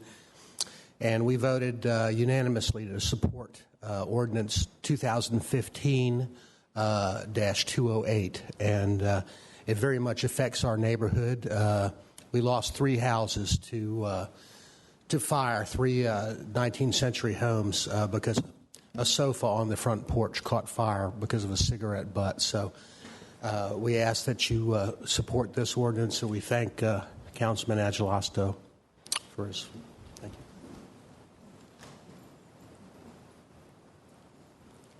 Good evening, Madam President, Council. My name is Charlene Baylor, and I live in Carver, and I'm the one who has put forth the request for the special use permit for 701 West Clay Street. I agree with Ms. White that that block has gone down, as she says, and what I want to do is bring it back up by legitimizing the property there. Certainly the owner has run whatever he has run out of that building inappropriately, and this is an opportunity for us to get that right. Yes, I do want to put a restaurant. It's actually an ice cream parlor / market cafe where people can come and commune. It'll be like what they call a third space, space other than your home and other than your workplace, where people can come and sit and have a bite to eat and converse. I have worked diligently in that community. I'm a member of Carver, and I have been for over 10 years. I'm vice president of our community association. I've been previous president 4 years. I've worked very hard in that community as well. Mariah is right that, yes, 17 people were for the special use permit and only 2 against. I offered Mariah, Ms. White, my whole applicant's report for her to take a look at and talk to me. No one ever came to me about anything. I've posted the appropriate signage. I've had numerous letters of support in favor of this project. I promise to be due diligent, and a good neighbor. Thank you. Thank you. With me, I have Mr. Dale Fickett. I am a graduate of the RVA Works Entrepreneur Institute program, and Dale is my leader, my fearless leader, our instructor. It's a wonderful program preparing folks like me for small business ownership. It's a wonderful program. Thank you, Dale, for coming with me. Madam President, I have a question. Ms. Trammell? Ma'am, you said that you have reached out to her to talk to her about this project and all that? Yes, I did. And you said all right, she's saying there's 34 people on the block, 17 on one side, 17 on the other side.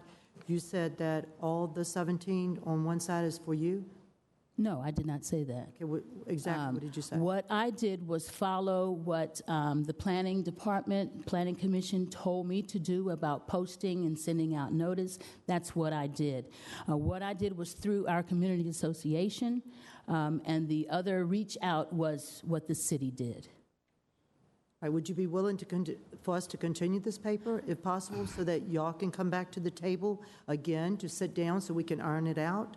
To be honest, I don't think that there's going to be any ironing out with that. I think that she's going to stand on her beliefs. The rest of the community is in favor of this. I really can't afford to have this to continue. I am paying rent, leasing that building, and have been for a few months while I pursued this special use permit. All right, thank you. Thank you. Thank you. Thank you, Madam President and members of City Council. I just wanted to lend my support to Charlene Baylor, who has diligently followed all of the course requirements in RVA Works. We're very pleased with her successes so far, and we look forward to seeing more success from her in the future. So I stand in support of her request here tonight. Thank you. Thank you.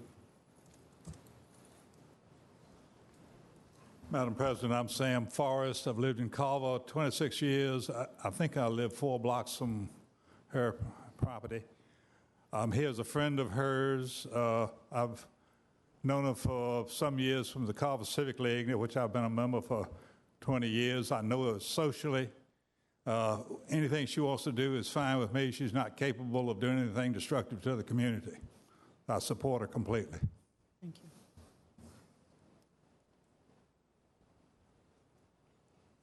President Mosby, Vice President Hilbert, and other members of council, good evening. My name is Albert Walker. I am the Community Academic Liaison for the VCU Center on Society and Health and co-chair of the Maggie Walker Citizens Advisory Board. I'm here in support of the ordinances before you tonight to create a new Office of Community Wealth Building as an agency of the city. The Office of Community Wealth Building, along with its community partners, are working tirelessly to implement a poverty reduction strategy to reduce adult poverty by 40% and childhood poverty by 50% in 15 years.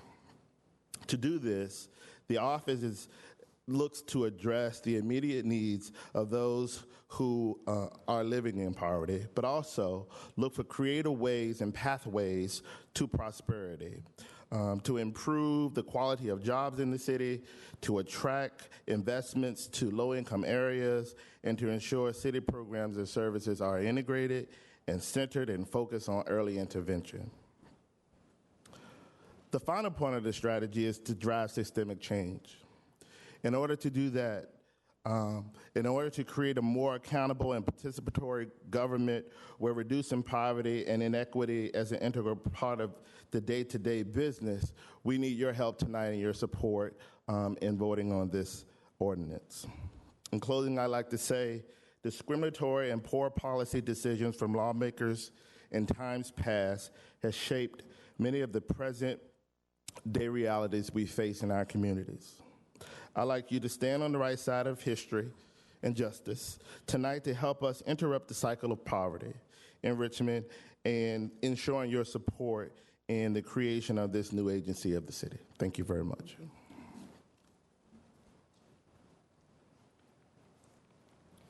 Good evening, Madam President, council members. My name is Florence Breedlove. I'm here in support of ordinance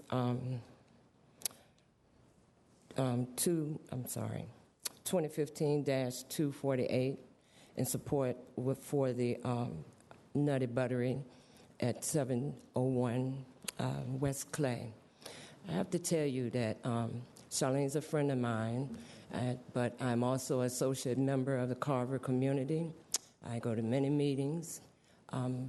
Ms. White is the only voice of opposition that I've heard through several meetings. I was there for that vote. I couldn't vote because I am an associate, but the majority of the community is behind this project because it's a community-type project. It is not a bar. It is not a place where people come and hang out. It is a sit-down, comfortable, wonderful family-type atmosphere. I've known about this with her from her beginning idea to this point. She has worked very hard. She's went through everything that the planning committee and that the city has asked of her, even the community.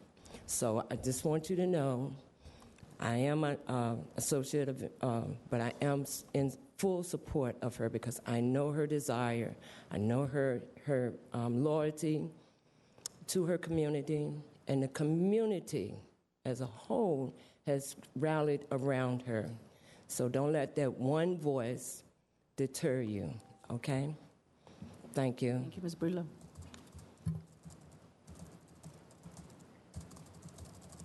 Bring it back to council for discussion. Madam Chair. Mr. Agilesto.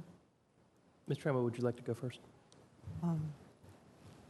Madam President, there was someone that came here.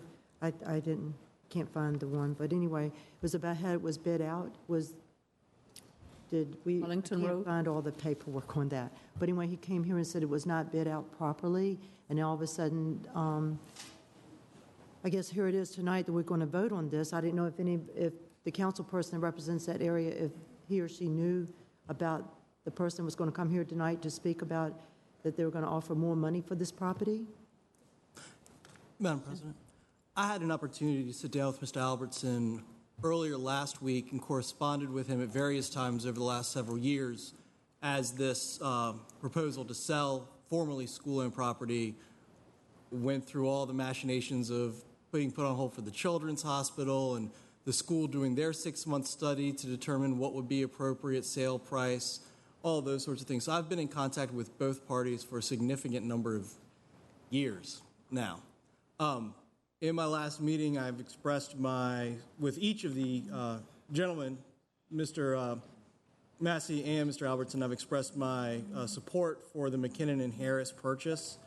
It is up substantially from the original offers. It has the opportunity to keep at least 17 brand new jobs here in the city. This property is only assessed at 1.5, 1.6. It's appraised at 1.71. The offer price is 1.75 right now. And on the night of the paper being discussed, even though it's been through the vetting of introduction, referral to committee, and now back to council, all with public comment opportunity, submission of a new bid the night of the vote, it quite frankly feels a little bit like a stall tactic. I think that the opportunity to reuse 5,000 of the square feet for an office and showroom and $60,000 for manufacturing in our city with all the tools tax, with all the people, with all the real estate, with all the personal property, the revenue that is generated with it comes to over $400,000 additional dollars in revenue a year for the city, almost $500,000, 486, 471. It increases jobs from 36 to 80 jobs at a minimum hourly rate of $19.41 an hour. This is an absolute win for the city. It's an opportunity to keep a great business here in town. The only other two locations in the world that have a McKinnon and Harris, if I recall correctly, are New York City and Los Angeles. And when somebody hears about McKinnon and Harris, they know the quality craftsmanship that they're getting. I think we'd be crazy not to support this. I know the schools would like an additional $1.75 million or $1.75 million, and I think that the right thing to do is move forward. However, if the applicant or a representative from the applicant would like to speak, I don't want to take all the good news away from them. Thank you. Thank you.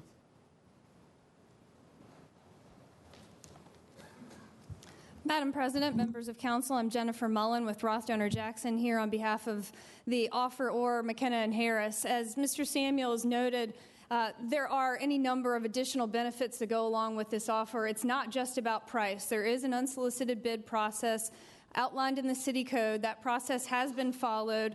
This project actually has the support of the Scotts Addition Business Association in addition to individual businesses and residential developers. This project will be a catalyst for the area. There are a number of criteria outlined in the code, and this project really ticks off all of those. It has the benefit of being an arts mixed with industrial in Scotts Addition with an international company headquartered in Richmond. It really does provide not only the purchase price that is above a new revised appraisal, which the offeror has done based on concerns with respect to, not concerns, but questions with respect to the purchase price, in addition to that increased overtime real estate investment of approximately $9 million into this property in order to reap the benefits, again, as Mr. Samuels pointed out, for the increased taxes on an ongoing basis, which helps support any number of activities in the city. So we think this is a win-win for the city and hope that you do approve the paper this evening. Yes, and I just want to thank you because I know that when we leave here, we'll be getting phone calls in reference to what was said. So that's why I wanted Charles to clear it up and have you come out here to clear it up. Yes, and thank you. Thank you. Thank you for this. Thank you. I'd like to respond to that. The Scotts Addition Association does not say that they evaluated any other offers.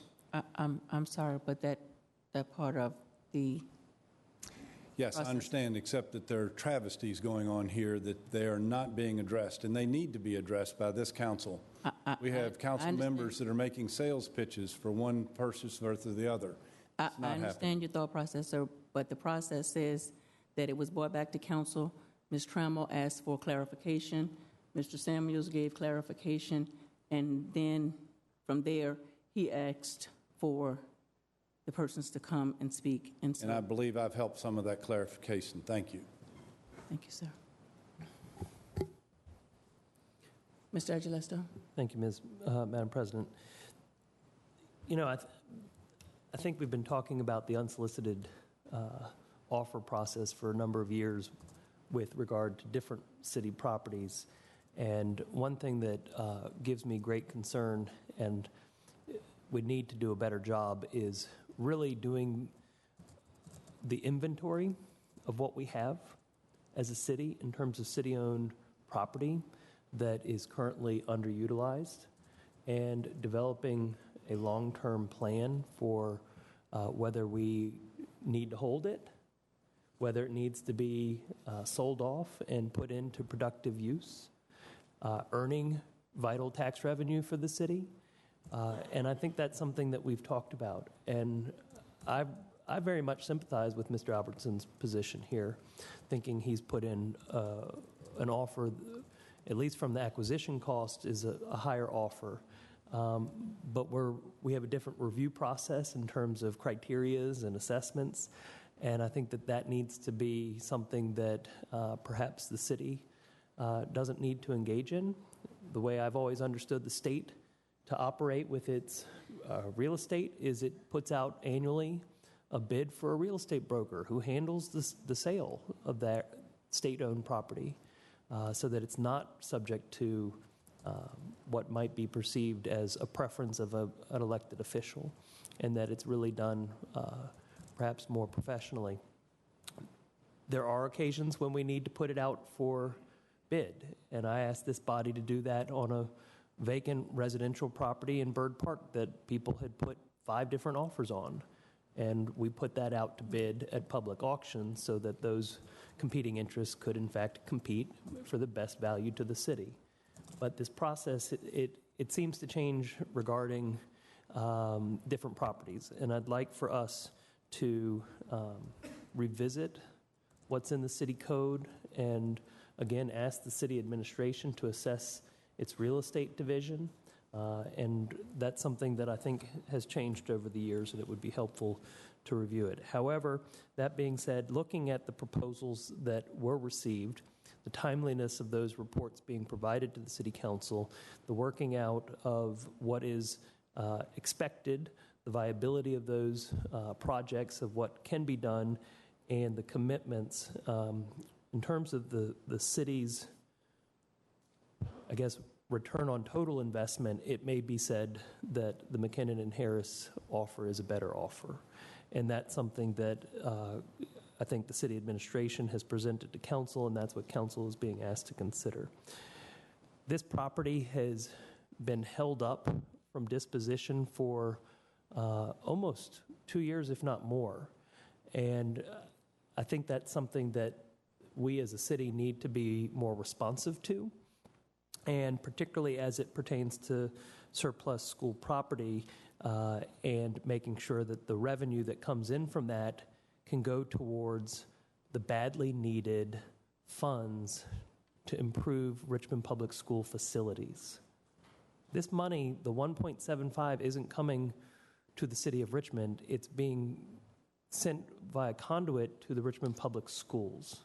And that's something that's very important that we need to consider, and that while we're talking about the city's debt capacity and a very aggressive school facilities program, that we're mindful of this. I'm not saying that needs to hasten the disposition of property, but I certainly think we need to do an assessment and evaluate where we are with all of the city-owned assets. But in this regard, I will be supporting the paper that's on our consent agenda. I would also like to just mention on a separate paper with regards to 202 South Robinson Street, I appreciate the applicant being here tonight and having the discussion with me and working out some of the neighbors' concerns. I think it's wonderful that we have projects that are willing to listen to neighbors and work out some of the differences that might arise from time to time. So I will be supporting that one as well. Thank you. Thank you, Mr. Agilisto. Mr. Samuels? I just want to congratulate Mr. Hilbert on getting resolution 2013-254. Awesome. Thank you, Madam President. Thank you, Mr. Samuels, for that congratulations. I accept it wholeheartedly. Madam Clerk? Madam President, I'm sorry. I would just like to say thank you, Mr. Samuels, for now pointing out that you and I have the longest That's right. continued paper on the agenda. Thank you. Seemed to change, no doubt. Madam Clerk, please call the question. Council is voting on tonight's consent agenda items as presented. Mr. Balaus? Aye. Ms. Graziano? Aye. Mr. Samuels? Aye. Mr. Agilisto? Aye. Ms. Robertson? Aye. Ms. Trammell? Aye. Ms. Newbill? Aye. Vice President Hilbert? Aye. President Mosby? Aye. Those papers have been adopted. All right, Madam Clerk, let's move on to the regular agenda. We have one item on the regular agenda, which is item number 34.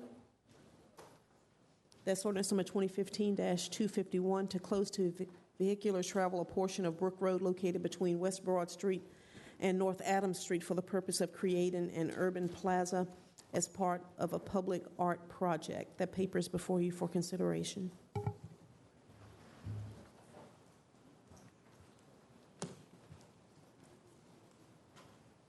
Thank you. Is there anyone from the administration just to give an update on this paper?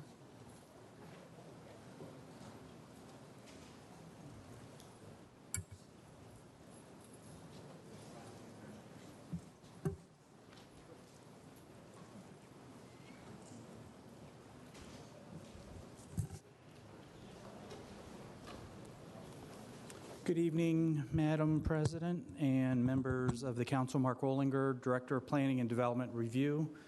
You have before you tonight an ordinance to close to vehicular travel Brook Road between Adams and Broad to help as part of the memorialization for Maggie L. Walker. As you all may know, twice in the last 15 years, in 2000 and in 2010, the Council unanimously voted to support the erection of a memorial, a statue to Ms. Walker at that location. As we have gone through the public art planning process and selected the artist, it's become very clear that the space allotted in the existing triangle, which is roughly 900 feet, is a very difficult challenge to make to create the kind of memorial that I think we all want.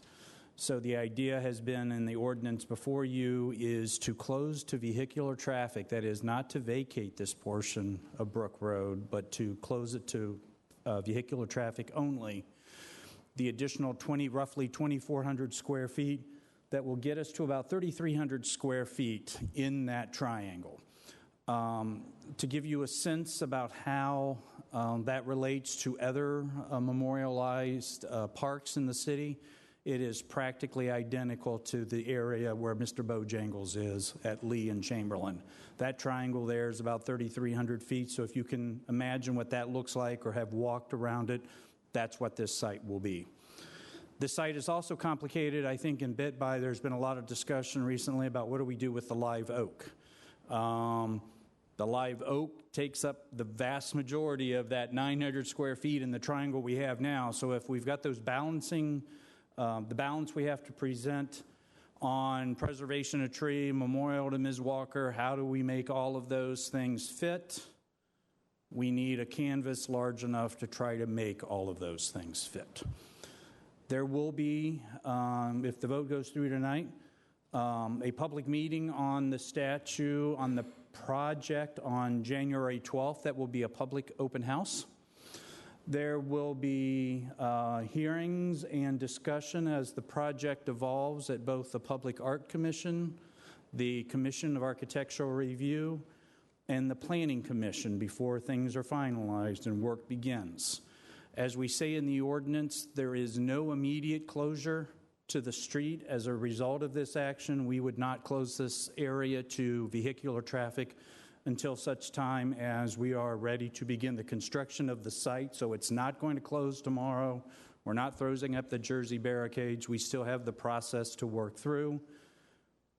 But we need that canvas upon which to get Ms. Walker the memorial I think everybody wishes she has. We think this is a great location for that. We're looking forward to moving forward with this project, but we need this bit of brook to help make that happen. So happy to answer any questions anybody might have about the process and the site. Thank you. To my understanding, this is the only action that council is being asked to take. Once a plan for the site is developed through the Commission of Architectural Review, Public Arts Commission, and the Planning Commission, there's no further review by council and approval. That is my understanding as well. Right. Councilman. So at this stage, what council is simply being asked to do is to close the street for a plan that we've not seen, and for one which we will not have a further review of. And to me, that's a little bit concerning. I would like for this paper to coincide a little bit better with the timing of the plans. Council meets twice a month from January until whenever we get through the budget season. And so there will be plenty of opportunity over the next 6 months as this plan gets developed for us to take action on a paper that was introduced. And I make this statement because, there's a lot of possibility. What you are asking for is the blank canvas. And I think a blank canvas in this regard can simply be a lot of things. What's your medium? What's your structure? Is this going to be three-dimensional, two-dimensional? A lot of different criteria can unfold through a plan development, and I think we all know that. I would simply be concerned about closing a street when maybe there's a way to maintain the street. Maybe there's a way to allow for vehicular traffic between a certain time and a certain time, for loading of whatever for the local residents or businesses. I often think about the quote-unquote street closure near the Jefferson. Cars can still get through there. It's not technically, a passageway, but it's a street closure for many ways. And is there a way to have some flexibility? I don't know. That's why a plan is very helpful to come back and present to City Council. My other big question is, if we create this large plaza, are we allowing for outdoor dining there? I would certainly think that Max's would say, this is a great plaza to put 20 tables. And then what? It becomes an outdoor dining location rather than perhaps a memorial plaza? I don't know. I haven't seen the plan. So what I'm asking council to do is simply to defer action on closing a street until we actually have a plan of use, a concept beyond just we want anything we want, particularly since council's not going to be reviewing this again. That's my simple request. That's my understanding of what's before us. So at the present time, and Mr. Ollinger, I know I've just kind of yapped at you and not really asked you any questions, but at the present time, I just can't support voting on this tonight. It just simply doesn't make sense to me to vote on it tonight. And I had emailed council about continuing it for 6 months. I know that several overtures have been made tonight about even extending it to the next council meeting. And I can't quite understand the reluctance to do that, particularly since council is not being asked to review this plaza concept any further than closing a street. Thank you. Madam Chair, Madam President, my apologies. I got a follow-up email to the one I read earlier. It says, the Historic Jackson Ward Board continues to think it is reasonable to delay a vote on the ordinance to close part of Brook Road until after the city has shared a plan for the plaza with the public. In speaking with more neighbors this weekend, there is consensus that it seems unfair for the city to move ahead without sharing a plan for the directly impacted neighborhood like Jackson Ward. We hope council will defer action on this proposal. Then I got one from a dear friend and someone I very much represent who's also a member of the Public Arts Committee that said they had been out of town, hadn't had a chance to talk to Jackson Ward. They realized that they would like it to be postponed. The last thing we want to do is tussle with the very neighborhood in which Maggie Walker lived. We want the monument to be the right one in the right space so that it can be appreciated for generations. If it means we have to postpone the closure of a road for a month or two, so be it. I don't think it's inappropriate when a neighborhood doesn't have a plan in front of it to be allowed to ask questions and have the time to ask the questions. This is not dissimilar to when we made a continuance for 1 month on the bike lanes on, I think it was 1st and 2nd. It's not an imposition. There is no immediate impact to continuing this 1 month. There's no long-term negative impact to continuing this 1 month. I think it would give a neighborhood an opportunity to better understand the project and, Lord willing, come back in January like they did with the bicycle lanes, and actually be in full support of the project. And getting consensus like that is worth its weight in gold, and making sure that your constituents, our citizens, feel like they're heard, feel like the process is understood, makes great sense to me. And again, it doesn't hurt anything for a 1-month continuance. Thank you, Mr. Samuels. You have some, Ms. Graziano? Yeah, Madam President, I was going to say something, but I was just going to sort of wait for public comment. Yes, okay. Thanks. Thank you, Mr. Ollinger. Ms. Robertson? Yes, thank you, Madam President. You have a question for Mr. Ollinger? Yes, Mr. Ollinger. The question of the availability of space and the artists that have been selected as it relates to preparing the memorial for Ms. Walker.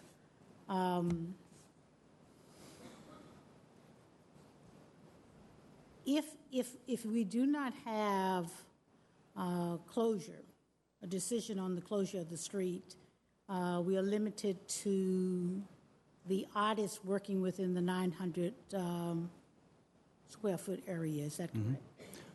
Fundamentally, you've got the small triangle, the planted area where the tree is. You've got the walk along Broad Street between Brook and Adams. There is nothing really else available. You know, I'm not the world's smartest guy, but I look at that site and say, if that's all you're going to give us, that's a tough site to make work for a woman, I think, of her stature and importance to the city. Okay, so the planning process, if I may, Madam President, a follow-up question. The planning process, the public art planning process, what's the timeline on that, and what's the timeline that we're trying to work within to have the design and the plan done? So, roughly speaking, the January 12th public hearing, which would be an opportunity for everybody to come and share with the design team, city staff, and the public artist about what they see happening at that site and how it gets developed. Later in February, perhaps, the artist coming back with the design team with conceptual ideas about what the memorial looks like. We'll just say it's a statue for right now, but the statue and the site with an intent of hopefully getting on Public Art Commission and Commission of Architectural Review in March so that we could have it before Planning Commission in April and commencement of construction no later than May to try to have everything done by November of 16, a little less than a year from now. Okay. Would it be, what would be the challenge if the street is, if we do not have authorization for the artists to use that additional space of the street? What is the challenge for the artist? Mm-hmm. As I've said before, I just think you don't have enough space to work with. I mean, again, as we think about the support of trying to save the live oak, and two of those three sides of the existing triangle are fundamentally a 45-degree angle paver band. There's nowhere to walk around it. You're standing out in traffic. It's an almost impossible site, I think, to put a memorial to her under those existing constraints. So I think what we're trying to say is, let us expand the concept of what constitutes the plaza for the memorial. Let us think about all the questions that Councilman Samuels has talked about and Councilman Agelasto has talked about and all the comments that we've gotten from neighborhood and adjoining businesses and other interested party. But if there seems to be a consensus that we want the memorial to her at this location, we need to be a little more expansive in the area given to that so that, again, we can give it the attention it deserves and the respect it deserves. And I go back to Mr. Bojangles. We're not talking about a huge plaza. We're talking about Mr. Bojangles, 3,300 square feet, plenty of opportunity for people to come in and talk about what this site will look like. Try to figure out how we put the 2 pounds of stuff in the 1 pound bag and make it work. Understand how we have to juggle things like pedestrian access with the BRT, truck deliveries, parking, how people walk through the site. All of those issues are all very important.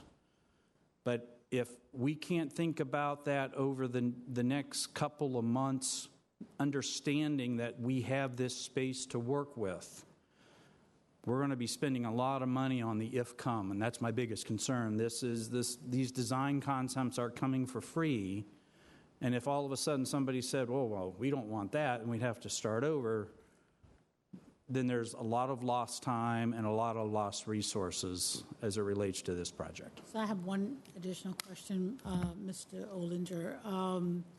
The public art process, it has been mentioned that this plan does not come back to City Council. Is that what happens with public arts, what committees it goes through and who makes the final approval? It will all get referred ultimately to the Planning Commission. Planning Commission makes the determination. So there's a subcommittee of the Public Art Commission that is dedicated to the Maggie L. Walker Memorial.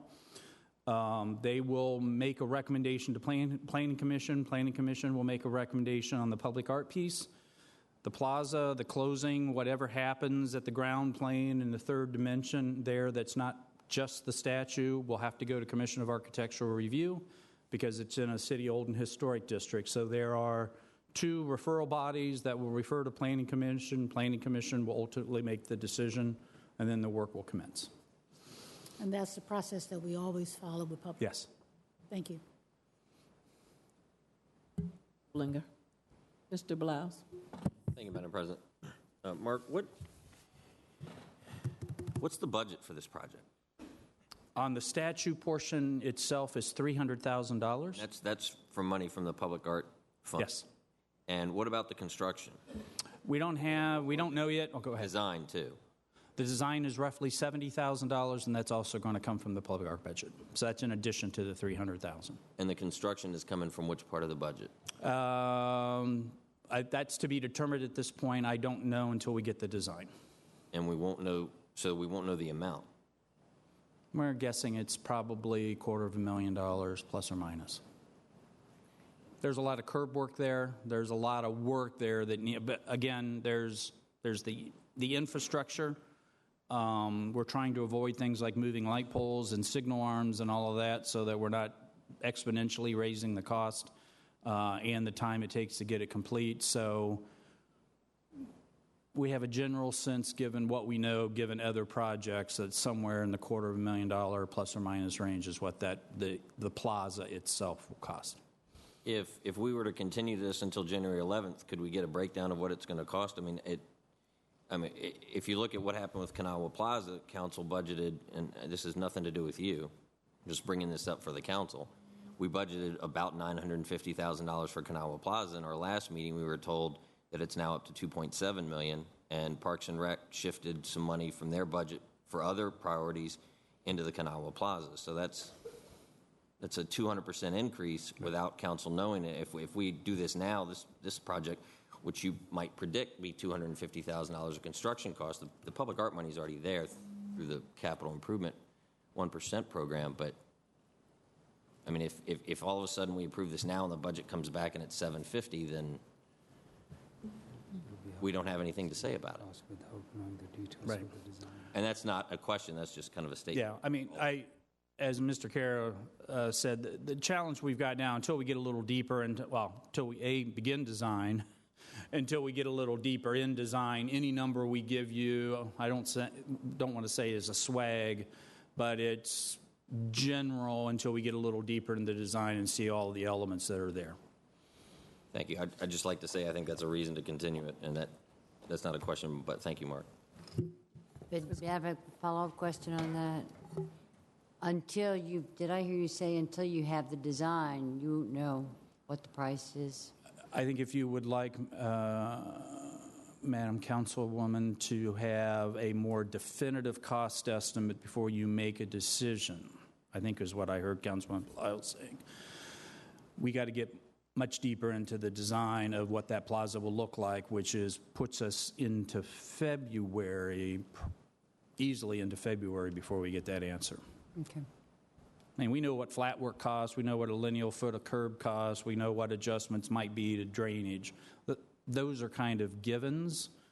It's what happens on top of all that stuff. And if there's a plan to save, if there's a plan to save the live oak, if we come out of this meeting on January 12th and people say, yes, we really want to save that, then that will affect how the plaza is designed and all of that. If somehow an unconstrained option presents itself, that is, the street's available and the tree is no longer there, that will present a different cost estimate for the plaza because you don't have to worry about how you protect the root zone and all of that with the tree. So I can't get you any more, I don't think, more detailed than that right now. Thanks. Any other question? Thank you, Mr. Ola. Thank you. We will now have public comment on the regular agenda. Is there anyone in the audience who wishes to speak in opposition of this paper?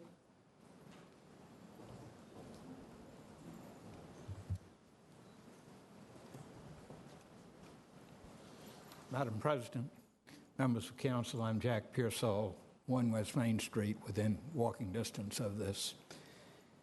I find it odd that you're being asked to commit to close the street without a plan. And I find it odd that anyone would design a vest pocket park in a hot, hardscape location with traffic fumes and not design a tree in that park. Now, you've got a full-grown tree.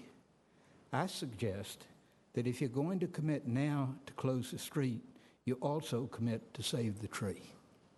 Thank you. Thank you.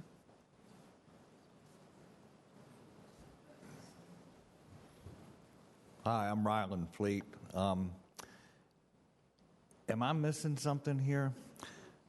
Shouldn't we give Maggie Walker a prominent position in the city? Isn't that what we have Monument Avenue for?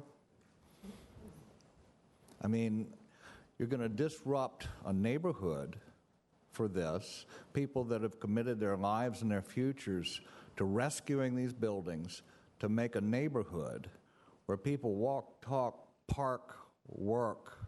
They're going to disrupt all of that when you could give Maggie Walker a much more prominent position in this city. We've got Monument Avenue for that. That's all I want to say. Thank you, sir. Good evening, Madam President and members of the City Council. I'm Mariah Robinson, and I'm speaking on behalf of the Southern Live Oak Tree and in behalf of the thousands of people who have signed petitions both online and in person to not kill that wonderful, rare Southern Live Oak in Maggie Walker's name. We are most grateful to Mayor Jones for signing the petition, his famous by now signature number 1063, and we would like for the City Council to endorse by unanimous vote his pledge to save the tree. All plans and designs for this historic site should be held in abeyance until this matter has been fully resolved in accordance with Mayor Jones' decision to not allow this tree to be destroyed. Both Maggie Walker and the live oak symbolize strength, endurance, and the tenacity to thrive in a climate that did not inherently support them. Let however that triangle is designed bring greater glory to her name, with benches and a pedestrian thoroughfare with her imposing bronze statue for all to look upon, and with the magnificently canopied tree to remind them that its sheltering presence represents all that Maggie Walker epitomized. We do not want that area we in Jackson Ward turned into an eatery. We do not want a plaza where people sit out and just casually smoke and drink whatever. We want the reverence of a park. We have the park. Let's give the tree to Maggie Walker, and let's honor her with the statue there alongside the tree that bears her name. Thank you. Thank you. Members of the council, my name is Reuben Peacock. I live at 303 Brook Road, immediately facing the threat of the street closure. having heard what Mariah said about the tree, it brings to mind, I think, what we see here is a plan to take in the X number of square feet that Mr. Olinger spoke of, get that out of the way, and then we'll figure out how to get rid of the tree. That's the way I see this issue playing out. I may be wrong.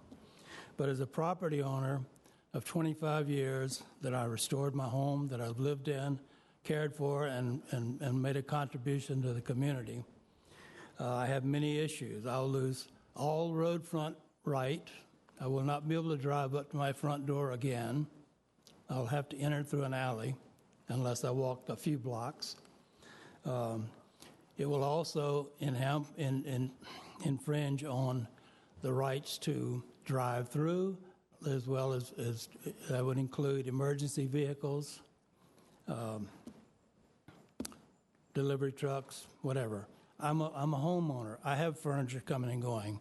I have other things that I bring in and out, groceries. I don't want to walk from Marshall Street back up to Brook Road. I didn't buy Brook Road property I would not have bought the property if I thought the city was going to come in and say, well, you're no longer important to me.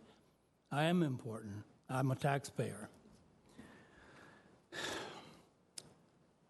Another issue, how would I be compensated for my loss of property value, which I consider to be great? Should I seek legal counsel once this passes? I will. Taking away my property right is wrong. It's wrong to the citizens of the city to block off a street that's been there for 250 years. It's a street that Patrick Henry drove down or rode horse through, whatever. Having said that, I think it's absolutely wrong to close Brook Road for any reason. Maggie Walker statue might be considered for Monument Avenue. How about Abney Clay Park? You have a beautiful corner there with 4 entrances, four streets. Please make a beautiful plaza. It serves the public better. Thank you very much.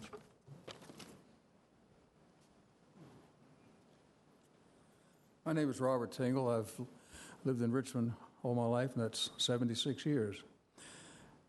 I have lived on Monument Avenue for the last 30, and halfway between Lee and Davis. And I would really welcome the balance of having Maggie Walker on Monument Avenue. I'd also like to comment something, a little known fact about Maggie Walker, and that is if you look at the gates at 200 West Lee, at the corner of Judah and Lee, the late Dr. Michael Howlett was quite proud of the fact that when he put those gates there that he had retrieved them from Maggie Walker's bank. And while he and his wife have passed, the house is in different ownership now. His son still practices in the West End. But I would also think it would be very appropriate if you got permission to put a plaque on that wall saying that these gates are part of Maggie Walker's bank. That's right across, adjacent almost to the new Black History Museum. Now, I'm here to talk about the tree, and I want to say that putting Maggie Walker under this live oak tree would have a very significant basis. You know, if you think about, first of all, the rarity of this tree, because we're beyond the northern limit of its growth, and the fact that we have any in Richmond at all is a miracle. But there was a live oak tree on the property of the Fort Monroe, and when the freemen gathered for the protection of the Federal Army, the American Missionary Association sent down Mary Smith. Trying to think of her last name. Anyway, they sent her down they asked her to teach the people, and she held classes under that live oak tree for 50 children, and later in the evenings for 20 adults. When the proclamation was read out for the first time, the Emancipation Proclamation was read out to that group of people under that live oak tree. And to this day, Hampton refers to that as the Emancipation Oak. It's a very Please begin to summarize.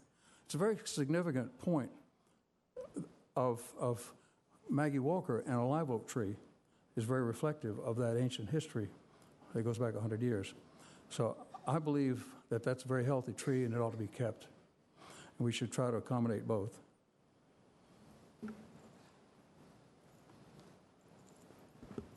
Good evening. My name's Jenny Dotz. I'm a resident of the 7th District, and I'm here to ask you to not close a street until you've seen a design for the plaza. It's absolutely ridiculous that we don't know what the budget is, we don't know what the plan is. I think any good designer could show us plans for what the statue would look like. With the tree, without the tree, with the road open, with the road closed, and then perhaps the public can get together and say, well, this is what we want, this is how we would like our money spent, and then come back to you since you only have this one opportunity to vote on this important issue. At the Planning Commission meeting last week, I was astonished to hear that this plan had been in the work for 15 years. And yet the property owners were only notified 2 weeks ago. 2 weeks ago, they were told that their property and their lives were going to change forever because of this plan. There's absolutely no reason to rush into this. What is giving this another 6 months to be fully vetted by the public and to get the buy-in? The buy-in of the community is going to be so important. I would also just like to say that this has come and blindsided so many people that Historic Richmond Foundation was not really aware of this until I brought it to their attention last week, and I believe they sent you all letters. That's what the president told me, asking that you defer the closure of the First Avenue in Virginia, one of the oldest streets and it's the oldest toll road in Richmond.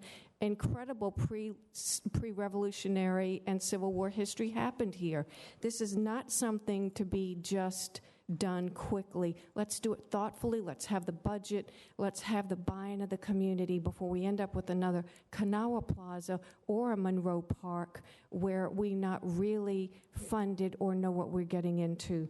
Thank you so much, and I look forward to the statue in the right place, in the right setting.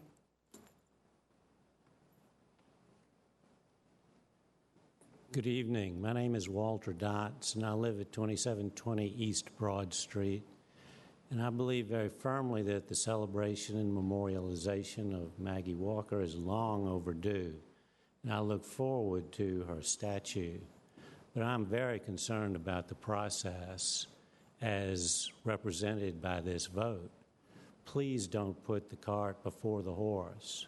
If you vote to close the historic street grid that's been in use for over 2 centuries without a plan, it will reflect poorly not only on you but on the city. Moreover, I think that if you all vote for it tonight and give up the final authority on the plan when it is developed, that would be a travesty as well. I have here a petition, both on paper and online, that I would like to give you all that has currently, I think, 200 signatures. Please consider postponing this until we have a complete plan. Thank you.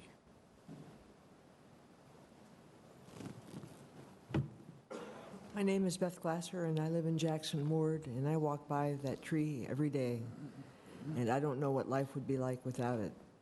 I also know that online, 1,390 people have signed a petition to not take that tree down, and I have walked down Broad Street day after day getting people to sign the petition, so not only do we have online petition, we have a written petition. For that tree to be taken down would be a disgrace to Maggie Walker as far as I'm concerned. It doesn't represent what she was about. And I hope you all will reconsider doing anything that would harm that tree. Thank you.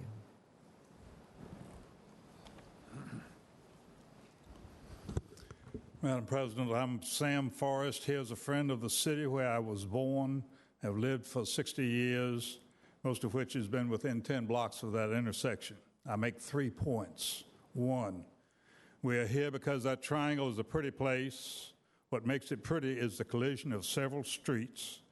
Block any of the streets and you destroy the reason that we are here. Duh. 2, the executive branch has a near-perfect record of rewarding its friends with sweetheart deals, greatly abusing the rest of us, and council has approved these abuses. And I'm recalling the school on Patterson Avenue that you gave to Bon Secours Hospital, and then there's the Redskins disappointment to which we still pay.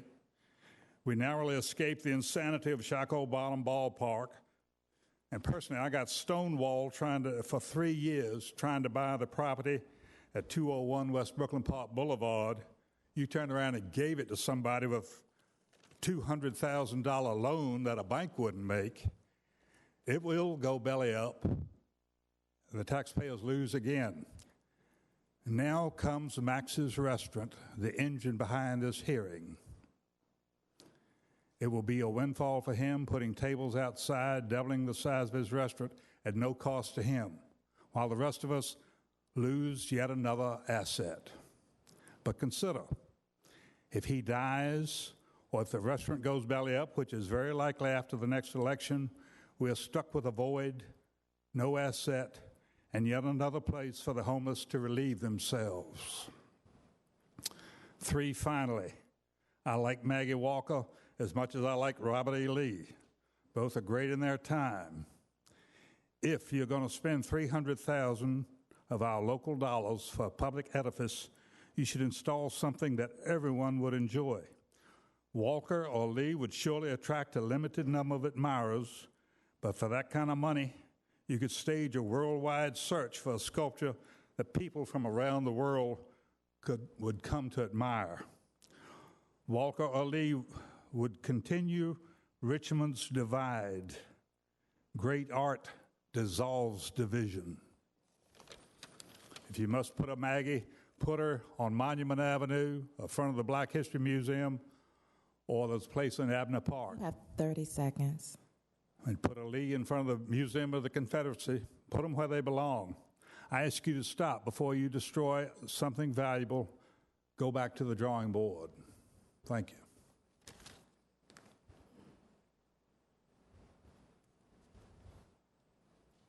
Good evening. I'm Sue Wood, and I'm a native of Richmond, Virginia.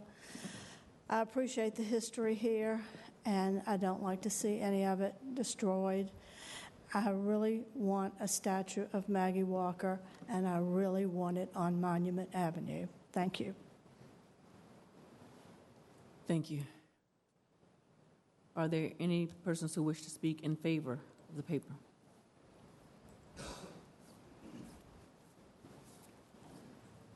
Good afternoon, everybody. My name is Melvin Jones.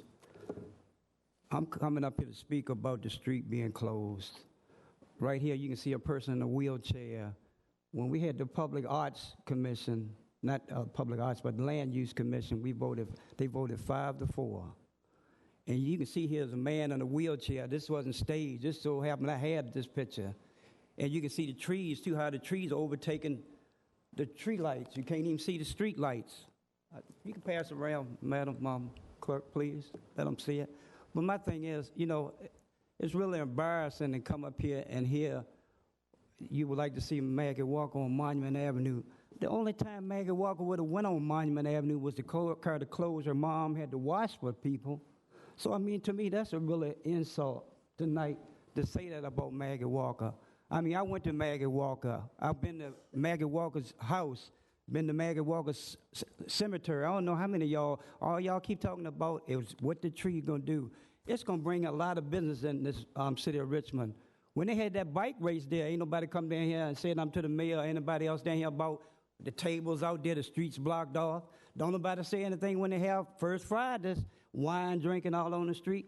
Come on, please, just block the street off and have Maggie Walker out there. But don't keep saying you want Maggie Walker on Monument Avenue. That's not right. Thank you. Hi, my name is Sarah Driggs, and I live on Palmyra Avenue in the city. And I am on the Public Art Commission, and I'm also on the Maggie Walker team. And I'm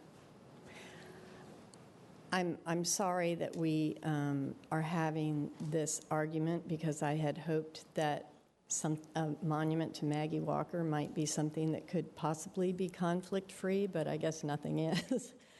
I personally feel that we should postpone the decision, because I think that we want consensus on this. We have worked really hard on this. The city has waited a long time to get a monument to Maggie Walker, and we need to get it right. We've worked hard on it. There's going to be a lot of money spent, and unfortunately, this might mean it needs to be designed twice. But if everybody needs to see what we're talking about, I think we should present it. And so if we need to postpone it, I think we should. And that's my personal opinion, because I haven't had any opportunity to talk to the whole Public Art Commission or the whole team before this. But I want this to go well, and this is not going well right now. We have, there have been a lot of things brought up tonight. We have had public meetings that we thought were fairly well attended, but evidently we didn't get the word to the right people. We got international submissions for the artists. We chose somebody that I think is going to do an incredible job. He has every intention of working with the tree. He says that he would love to work with the tree. Now, he said he would like also to work to create a monument that we will be proud of long after the tree has died. And we need to keep that in mind. The tree is a beautiful tree, but it will die, and we want to be sure that this is probably the only monument we're going to build to Maggie Walker if it's taken us this long to do it, and we want to be sure that we get it right. I hope that we can get it right, and I think that you have 30 seconds. Talking to the community is part of getting it right. And as I said, we've had public meetings and we've tried to do that, but we are perfectly happy to have more. Thank you.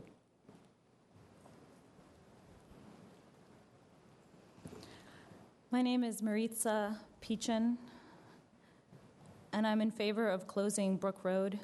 If you look at the intersection of Hermitage, Broad, and Meadow, where BCWH architecture is, that's another very small hypotenuse of a road that was closed. Oh, I don't know how long ago. You'd have to ask Doug Mobby or something. He might know. So that's an example of us already doing that in the city, closing these kind of tiny, tiny streets. If you look at, I'm an urban planner by training, and if you look at Broad Street and the way that it kind of severs our city in downtown, because it's such a wide street, it serves kind of as a sometimes as a wall because it's so wide to go across. If you look at the whole extent from Belvedere all the way to MCV, this point at Brook Road offers really the only opportunity for a gathering place, for a break in that wall. So you could only do that if you close that road and if you have more square footage for a public plaza. So that's why I support creating kind of a break in Broad Street. And I also wanted to, Sarah Driggs said that there's been public engagement. There was public engagement. There are public reports on the Public Art Commission based on those processes. And I encourage people to attend that January 12th meeting that Mark Ollinger talked about, because I think it'll help.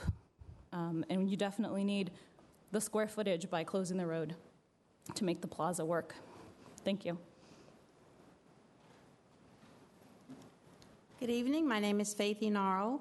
I am the mother of Maggie Walker's great-great-grandchildren, two of Maggie Walker's great-great-grandchildren. I had the privilege of serving on this committee to select the artist, and it was a process that took about 2 years.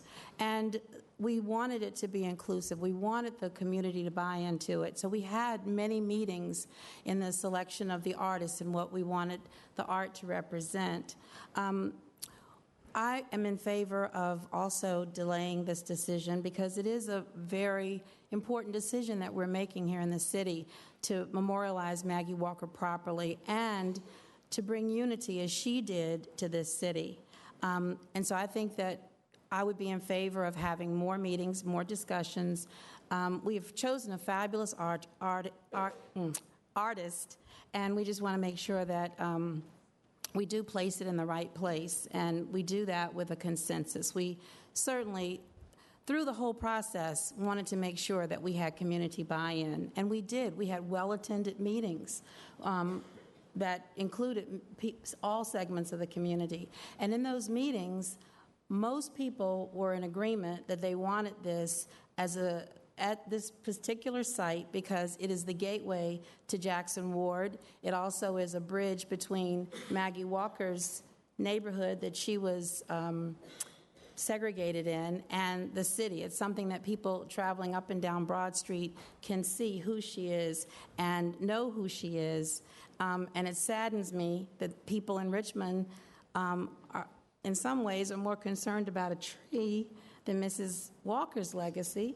It also saddens me that a lot of people in Richmond know Mrs. Walker only through the Maggie Walker Governor's School. So I just think that we need to really put as much effort into this as we can and take as reasonable. I mean, I'd love to see this erected as fast as we can, but in a cooperative way so that we're all pleased, we all can buy into this wonderful statue about in honor of this wonderful unifying woman. Thank you. Good evening. My name is Arthur Burton. I'm a homeowner in Jackson Ward. I bought my home in 2007 when folks were flipping property with that intention. And then when I moved there, my neighbors, who were some of the few remaining African-American people in Jackson Ward, they were so thrilled that another African-American had was able to buy a home there that they asked me to keep the home. And so my family lives there at that home right now. I wasn't going to say anything because I think we're getting ready to go down a real dangerous road here. This cannot be about a tree. And you cannot make a tree as important as Maggie Walker and her legacy and heritage to this city and even the community. It is indicative about how much as an African-American people we have really lost in this city when there is no one or very few of us even here to defend this woman and what she had accomplished. In 1929, 92% of all the black people in the city of Richmond lived in Jackson Ward. The very plaza that we're discussing was one of the epicenters of black economic life in this city. Down the street was one of the few black theaters that black people could even go to. And now, we would even assume that the tree, even the street itself, to pretend that this is the first historical street in this city that we have shut down is absolutely ludicrous. We have knocked down entire blocks of historical buildings in VCU to build that campus. And so this idea now, it does, however, speak to process, because we keep putting these processes together. 3 weeks ago, I was here. We were in celebration of the fact that we were putting a monument to Maggie Walker in this space. Had gotten an award-winning designer to do it, gave out certificates. And now all of a sudden we reverse paths and act like the tree is more important to this woman's legacy and the fact that she stood for economic empowerment and the self-determination of her people, who make up 50% of this city. And we need to be very careful what we do here now, because nobody wants to make this about race, class, and privilege. But it's got that smell on it now. And so I caution this council to be very careful about how it proceeds so that our intention to honor this woman doesn't turn into something else. Hello, my name is Nicholas Smith. I live in Northside in the 3rd District, just off of the historic Brook Road. I think we need to look at what exactly is happening here. And so I'm going to say that regardless of what happens with the statue, regardless of what happens with the tree, you should close this street either way. There is really not a great reason to have this street. And the reason why, number one, is safety. So pedestrians walk along Broad all the time. And this is a tumultuous, troublesome thing to walk along Broad because every other block there's construction that forces you to cross the street and cross back. But when you're walking on Broad between Adams and 1 block east of there, you have to cross this little stretch of Brook Road. And what is this stretch of Brook Road? It's designed as a cut-through for people to get from Broad to the interstate or up to Chamberlain, up near where I live, without having to go to the light and turn red. It saved them maybe 5-ish seconds or so. And that's what the majority of the traffic on this road is for. There are a few people who stop at the businesses there who would then have to maybe walk an extra 20 or 30 or 40 feet to get to their businesses. There's some unloading that might have to go into the alleyway to unload into these places. But the majority of people here are cutting through, and they zoom through, they're taking a right turn, trying to avoid the light. I've seen many people almost get hit on this section. There's not really a reason for it to be there. Now, if we're talking about honoring Brook Road, taking away 50 feet of Brook Road is not going to change the fact. Brook Road will still be there. People will still be on it. I mean, if you're looking at what really destroyed Brook Road, you could look at the interstate that just chopped it in two. So I suppose some of the people suggesting that we honor Brook Road properly might suggest that we remove the interstate and have Brook Road continue on as it did before. I'm not suggesting that today, but I think that we can take away 50 feet and turn it into a pedestrian plaza, or whatever it might be turned into would both be a good idea for the city and help save people's lives, because that's what's going to happen if we continue to keep these dangerous cut-through sections open. Lastly, talking about honoring Brook Road, I don't see how allowing cars to drive on a section of the street honors Brook Road from 150, 200 years ago. Cars didn't exist at that time. So forcing them to go another 20 feet to Adams and then another 30 feet along Adams doesn't really change very much today. It's not really going to affect people all that much, but it will save, it won't affect people driving, but it will save people walking, people biking on the sidewalk, because obviously you don't have bike 30 abroad. seconds. That's really scary. So I think you should close it no matter what else is proposed and do that today. And remember that this ordinance doesn't even require it to be closed. It just gives the city the option to close it. So I think it could be even stronger, but I think you should definitely vote in favor tonight. Thank you. Thank you. Bring it back to council for discussion. Madam Chair, Madam President. Mr. Samuels. I agree. This should not at least be about the tree. For me, this is simply about the Historic Jackson Ward Association asking for 30 additional days to understand exactly what's being proposed. That's it. No other reason. I think they are entitled to that. I share very little at Jackson Ward with Councilmember Robertson. However, this intersection is our boundary line between the two of us, and she's done a great job with dealing with various issues within Jackson Ward that abut her boundary line in the past. I hope we will be able to listen to the descendants of Maggie Walker, listen to representatives from the Arts Commission, and listen to the neighborhood association that this will be entirely within, and give this a 30-day continuance. I'll let everybody else talk, but I'll probably come back and swing at the bat one last time with that. Madam President. Ms. Robertson. Thank you, Madam President.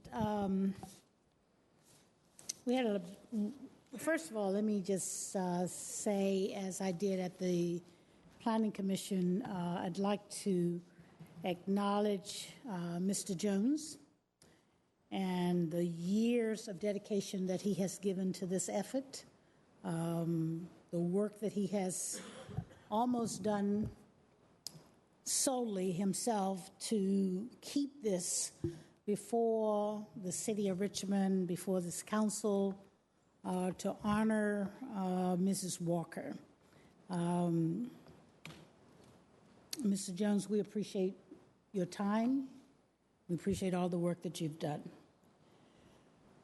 This has been a long time coming, and I will say that there have been several other locations that have been considered, and Mr. Jones has been very willing to work with the city to consider other locations. One of those locations was mentioned earlier, certainly not Monument Avenue.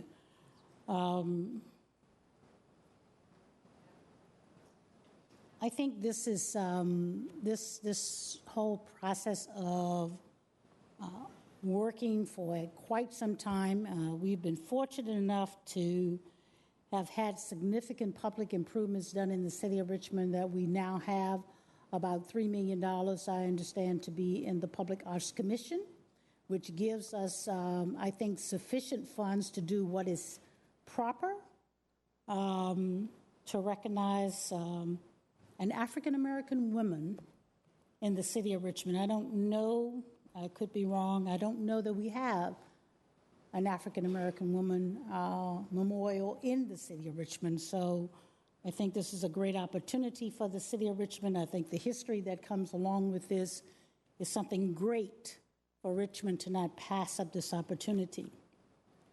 I support closing the street, and it is not because I do not respect the requests of the Jackson Ward Civic Association or any other citizens' requests that we continue this. I support closing the street because it is very clear to me that the 900 square foot of space on the triangle as it currently exists is not adequate, and we need additional space. I also support it because in order for the artists to spend their time wisely, they need to know that that option exists for that space to be there and be available as a part of the design process. We have been known pretty well in the city of Richmond to spend years planning and spending a lot of money planning. And I think that the developers, the artists, deserve to have adequate space so they can adequately plan for the location of a memorial for Miss Walker on Broad Street. I agree that it's a cut-through street. I do not see, we've talked with the traffic engineer. We don't see this as a major impediment from a traffic perspective. And I think tonight is the time, and it is the right time to give the option for closing the street so that the artists can move forward with their work and their planning and their design, and that we will trust, as we always do, public art decisions to be addressed through the commissions that we've appointed and that we've given the responsibility of doing that. Thank you, Madam President. Thank you, Ms. Robertson. Dr. Nubia? Thank you, Madam President. I just want to be clear that I heard correctly that there will be opportunity to engage the community, from the public hearing to the Public Arts Commission to CAR to the Planning Commission. I mean, all of those hearings are planned. These are not anything we're foregoing. These are opportunities for citizens, both the association and broadly, to have input. Is that accurate, or did I miss any of the places that this project will appear that will allow for input and feedback and engagement of community? Dr. Nubel, I heard what you heard, but just to be clear, are they... Could I just, from the administrator, I just want to be clear. Okay, just want to make sure. So it is all of those places. Okay. And all of them will be advertised such that citizens can be present and involved in this discussion. So this is not running headlong into, okay, we're just going to go with this. We're taking the time to have this be informed, this incredible memorialization to be informed by the community, by subject experts, by folks we've appointed to commissions, et cetera, et cetera. Is that accurate? That's what I heard. Madam President, Councilwoman Newville, you're absolutely right. I do want to also add that there will be opportunities during this process to have other discussions. So there will be CAR, there will be Public Arts, there'll be Planning Commission, there'll be the open houses, there'll be at least 2, if not more, meetings publicly for that. We'll even go to the Historic Jackson Ward Association meetings and sit down and talk with them. I mean, we're not trying to hide the process. We're trying to celebrate the process, create, like you said, the best possible memorial we can to Ms. Walker at that location. Thank you, Madam President. Just a point of clarification. Thank you, Dr. Newville. Ms. Graziano. Thank you, Madam President. I just wanted to comment that prior to tonight, and I'm sure even tonight, we have all agreed that this is a perfect location for the statue. However, when you look at the space, it's not big enough. So we're not closing the road tomorrow, but in order to move forward, the planners and designers need to know what space will be available to work with by passing this paper. They then know how much space they have.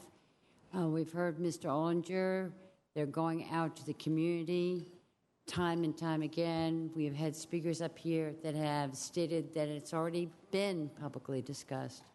So I feel we need to move this paper forward so we can get this Maggie Walker statue up in the next year, because it's been long overdue, particularly if you ask Mr. Jones. Agreed. Thank you. Any other comments? Madam President. Ms. Agelesto. Thank you. And I hope that my comments are seen as procedural, because I think often what we find is that we get into places of difference when perhaps not all the answers are available. And we often ask for more information, and more information isn't available. And I think one of the comments that we had earlier in our discussion with Lenora Reed about our state of our finance department was she basically relied on information that was being provided to her. And it turned out that the information provided to her wasn't necessarily the most accurate. The council at this stage is being asked to approve a street closing that can't occur without 3 additional approvals. And that's been reviewed ad nauseum tonight. But this is the last time that council is going to be reviewing this matter. We don't know what those 3 bodies will approve. We also don't know what will ultimately be the budget requirement for completing the work. I simply think that council needs to take a responsible action by continuing this until we have more information. And I'm not saying that I oppose the location and closing the road. That is not at all what's being said here. What is being said, however, is that we don't have enough information to assess. That's my personal opinion. Maybe I'm going to be overruled tonight. I don't want to vote no on a proposal for the Maggie Walker statue. But somehow a road closure has been put into that mix, even when we don't know what it's going to cost and how it's going to be used. And I simply would like a little bit more time to understand the plan. There are going to be 3 additional bodies: the Public Arts Commission, the Commission of Architectural Review, and the Planning Commission, that get a lot more information than the City Council. Does that make any sense to the colleagues on City Council? Does it make any sense to you that the governing body of this city will get less information to make a decision than 3 of our boards and commissions? Give us the time to get the information. There's absolutely no rush. We meet twice a month. This can come up at any future city council meeting once they have a plan together. And any action other than that is simply irresponsible. And I would hate to have to vote no because people want to rush this. Thank you. Thank you, Ms. Aguilesto. Vice President Hilbert. Thank you, Madam President. I would like us to move forward with this. I do think that there are other bodies with input. This simply allows the road to be closed. I think there was some wisdom from a resident of the 3rd District, probably the best comments of the night here. Thank you for those. The safety of this street is in question. I think we'd all love to have something that didn't produce any conflict, but unfortunately that seems to be impossible. And given the choices that are before us, we need to move forward on this expeditiously. There's plenty of time for public input on this. I respect the neighbors of this property, but there is, as was stated, ample alley space to get furniture in and out of your out of your property or any other means necessary to and fro from this area. I think it's important, and certainly put in a budget amendment a few years ago for this statue, and I just don't want to see it delayed any longer. It has gone, as I've said about numerous things around the building, on for too long today. So let's move forward with this, and let's move forward in a way that will make our city proud and bring us together. Thank you. Thank you, Mr. Hilbert. Mr. Blouse. Thank you, Madam President. I think we have heard a lot of good comments from every side tonight. Speakers on both sides, my colleagues. I think we know what the result is going to be, but I'd like to point out a few things. I'd like to agree, and first of all, I'd like to thank Mr. Jones for all of the work that he's done tirelessly, and I think he's right in saying that, and others saying that the statue belongs in Jackson Ward.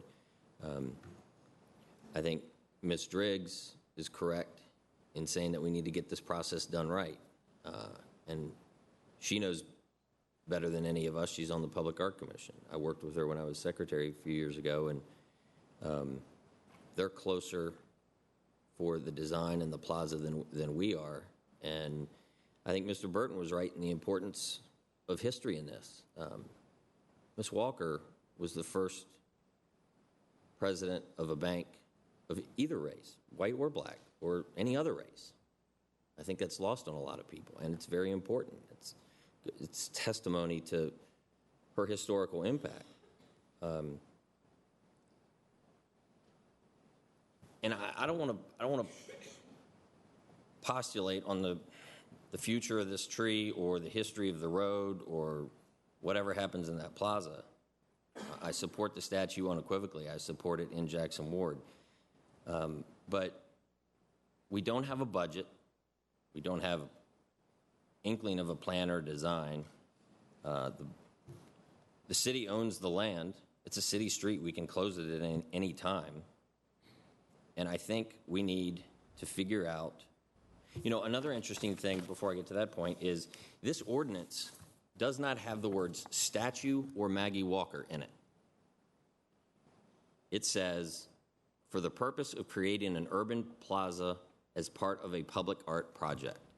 Legally, now the supporting document talks about the Maggie Walker statue. It talks about the resolution from 2010, sponsored by Mr. Hilbert, Samuels, Ms. Roberts, and Ms. Trammell, and Ms. Newbill, that says that's where they wanted a statue of Maggie Walker. But this ordinance does not require the administration to put a statue or a statue of Maggie Walker in this plaza. Legally, they don't have to do it. And what we're doing is we're giving them a blank check, just like we did with Kanawha Plaza, budgeted for $950,000, and now it's up to $2.7 million. So it's $1.8 million beyond what we authorized, and they're using other Parks and Rec money to fund it. We heard that report from Dr. Merrifield at the last meeting. What's going to happen with this project? I'm not saying it's not worth it, but I think we ought to know what it's going to cost, or at least have some type of idea before we hand over a blank check. And I'm not saying we use this as leverage. I think everybody up here supports the idea. But I think getting a little bit more information, and while we're working with community outreach, while we're learning more from the Public Art Commission, is advisable. And I'll just, to this point, I hate to keep bringing this up, but these are the minutes from the Planning Commission meeting in May when they talked about Kanawha Plaza. Direct question was twice stated that no work would start until the full $6 million budget was in hand. It would cap the city's cost at $1 million. Multiple questions were said that it was important to complete the work before the bike race. And I think we all know how all three of those turned out. So I think we can all chip in here because we have the common goal to get this statue, this plaza done. But I think getting the administration to give us a little bit more information about cost and design is, I think that's the responsible thing to do. And, you know, like I said, I unequivocally support this statue, and the honoring of Maggie Walker, but, you know, I don't think we need to repeat what happened at Kanawha Plaza. Thank you. Thank you, Mr. Blouse. Madam Clerk, please call the question. Council is voting on... Madam President, just so you know, I think I'm allowed to probably make a motion to continue, but I think incurring the wrath of my colleagues with my third time as the charm idea is probably wrong. If any other colleague wants to do it, I understand, but I don't think I can. Madam Clerk, please call the question. Council is voting on item number 34, which is ordinance number 2015-251. Mr. Beliles? Ms. Graziano? Yes. Mr. Samuels? Abstain. Mr. Agelesto? I'll vote no. Ms. Robertson? Yes. Ms. Trammell? Yes. Ms. Newbill? Aye. Vice President Hilbert? Aye. President Mosby? Aye. That paper has passed.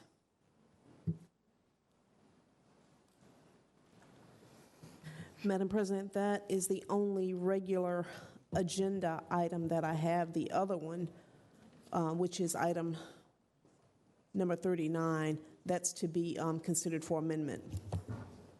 Okay, so we move on to the amended, and do we have amended and voted on this evening?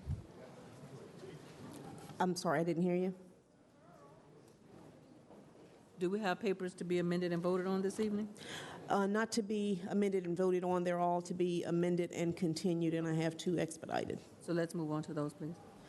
Okay, we'll start with item number 5, ordinance number 2015-189 to amend the City Code, Section 46.1-69, requiring persons or firms testing or inspecting fire prevention systems to be certified and qualified to provide such testing or inspecting services.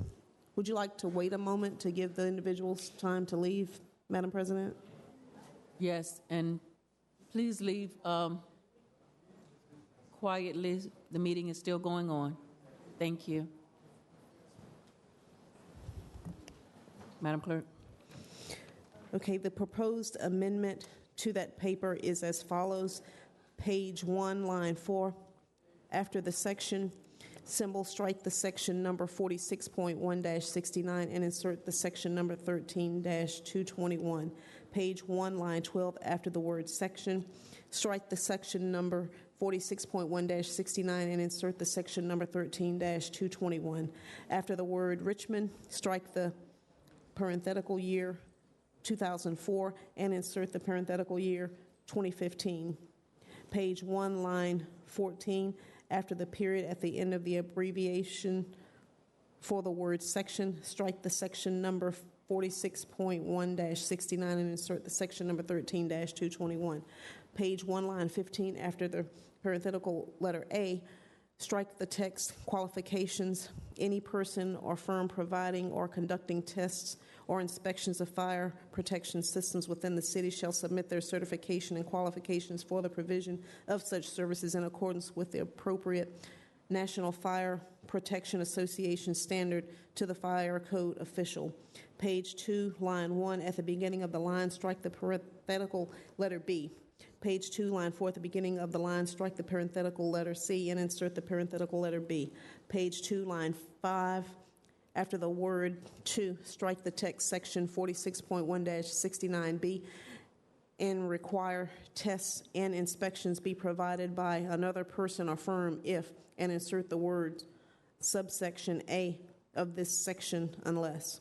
Page 2, line 6, after the word firm, strike the word who provided and insert the word providing. Page 2, line 7, after the word report, insert the word also. After the word has, strike the words failed to provide and insert the words provided.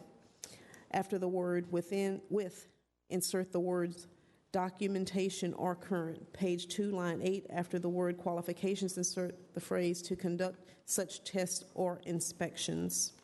I will need a motion to accept the proposed amendment as read and to continue this paper to Monday, January the 11th. Councilman Samuels, will you make that motion? So moved. Councilwoman Trammell, will you second that? Second, Madam Clerk. Council is voting on the motion to accept the proposed amendment as read and to continue item number 5, ordinance number 2015-189, to the Monday, January 11th, 2016 meeting. Mr. Beliles? Aye. Ms. Graziano? Aye. Mr. Samuels? Aye. Mr. Agelesto? Aye. Ms. Robertson? Aye. Ms. Trammell? Aye. Ms. Newbill? Vice President Hilbert? Aye. President Mosby? That motion has passed. That paper will be before you on Monday, January 11th, 2016. Next, we have item number 6, ordinance number 2015-190, to amend the City Code Section 46.1-3 for the purpose of authorizing the fire code official to regulate open burning. The proposed amendment to that paper is as follows. Page 1, line 4, after the section symbol, strike the section number 46.1-3 and insert the section number 13-22. Page 1, line 6, after the word burning, insert a comma followed by the text and to amend Chapter 13, Article 5, Division 3 of the City Code by adding therein a new Section 13-199 for the purpose of prohibiting open burning without authorization from the fire code official and failing to contain or extinguish any open burning when required by the fire code official. Page 1, line 14, after the word section, strike the section number 14.1-3 and insert the section number 13-22. After the word Richmond, strike the parenthetical year 2004 and insert the parenthetical year 2015. Page 1, line 16, after the period at the end of the abbreviation for the word section, strike the section number 46.1-3 and insert the section number 13-22. Page 2, line 6, after the period following the word official, strike the sentence, the fire code official shall have the authority to control, contain, or extinguish any open burning. Page 2, line 8, at the beginning of the line, insert the text, section 2. That Chapter 13, Article 5, Division 3 of the Code of the City of Richmond, 2015, be and is amended and reordained by adding therein a new section number 13-199 as follows. Section 13-199,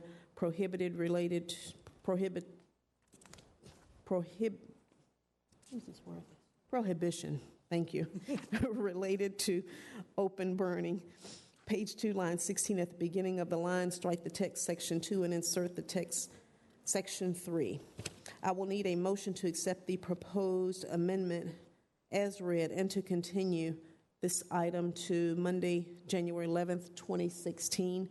Councilman Agelesto, will you make that motion? So move. Yes, so move.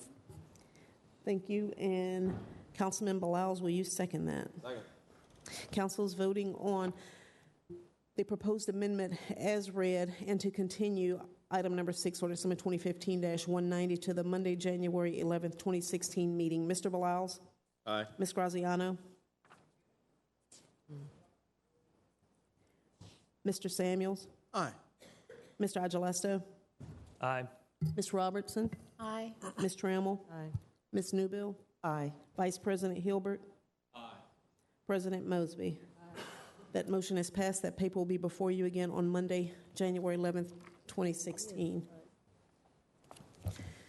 Next, we have item number 7, ordinance number 2015-191 to amend City Code subsection 18-154, 13-155, and 13-156, and Appendix A by adding a new fee for imposing one notice per growing season, designating the amount of charges for abatement by the city, imposing civil penalties for violation of such sections, and requiring the Director of Planning and Development Review to prepare and deliver to the Council and the CAO a report concerning the costs incurred charged to property owners and paid to the city associated with the city's effort to abate violations of such sections.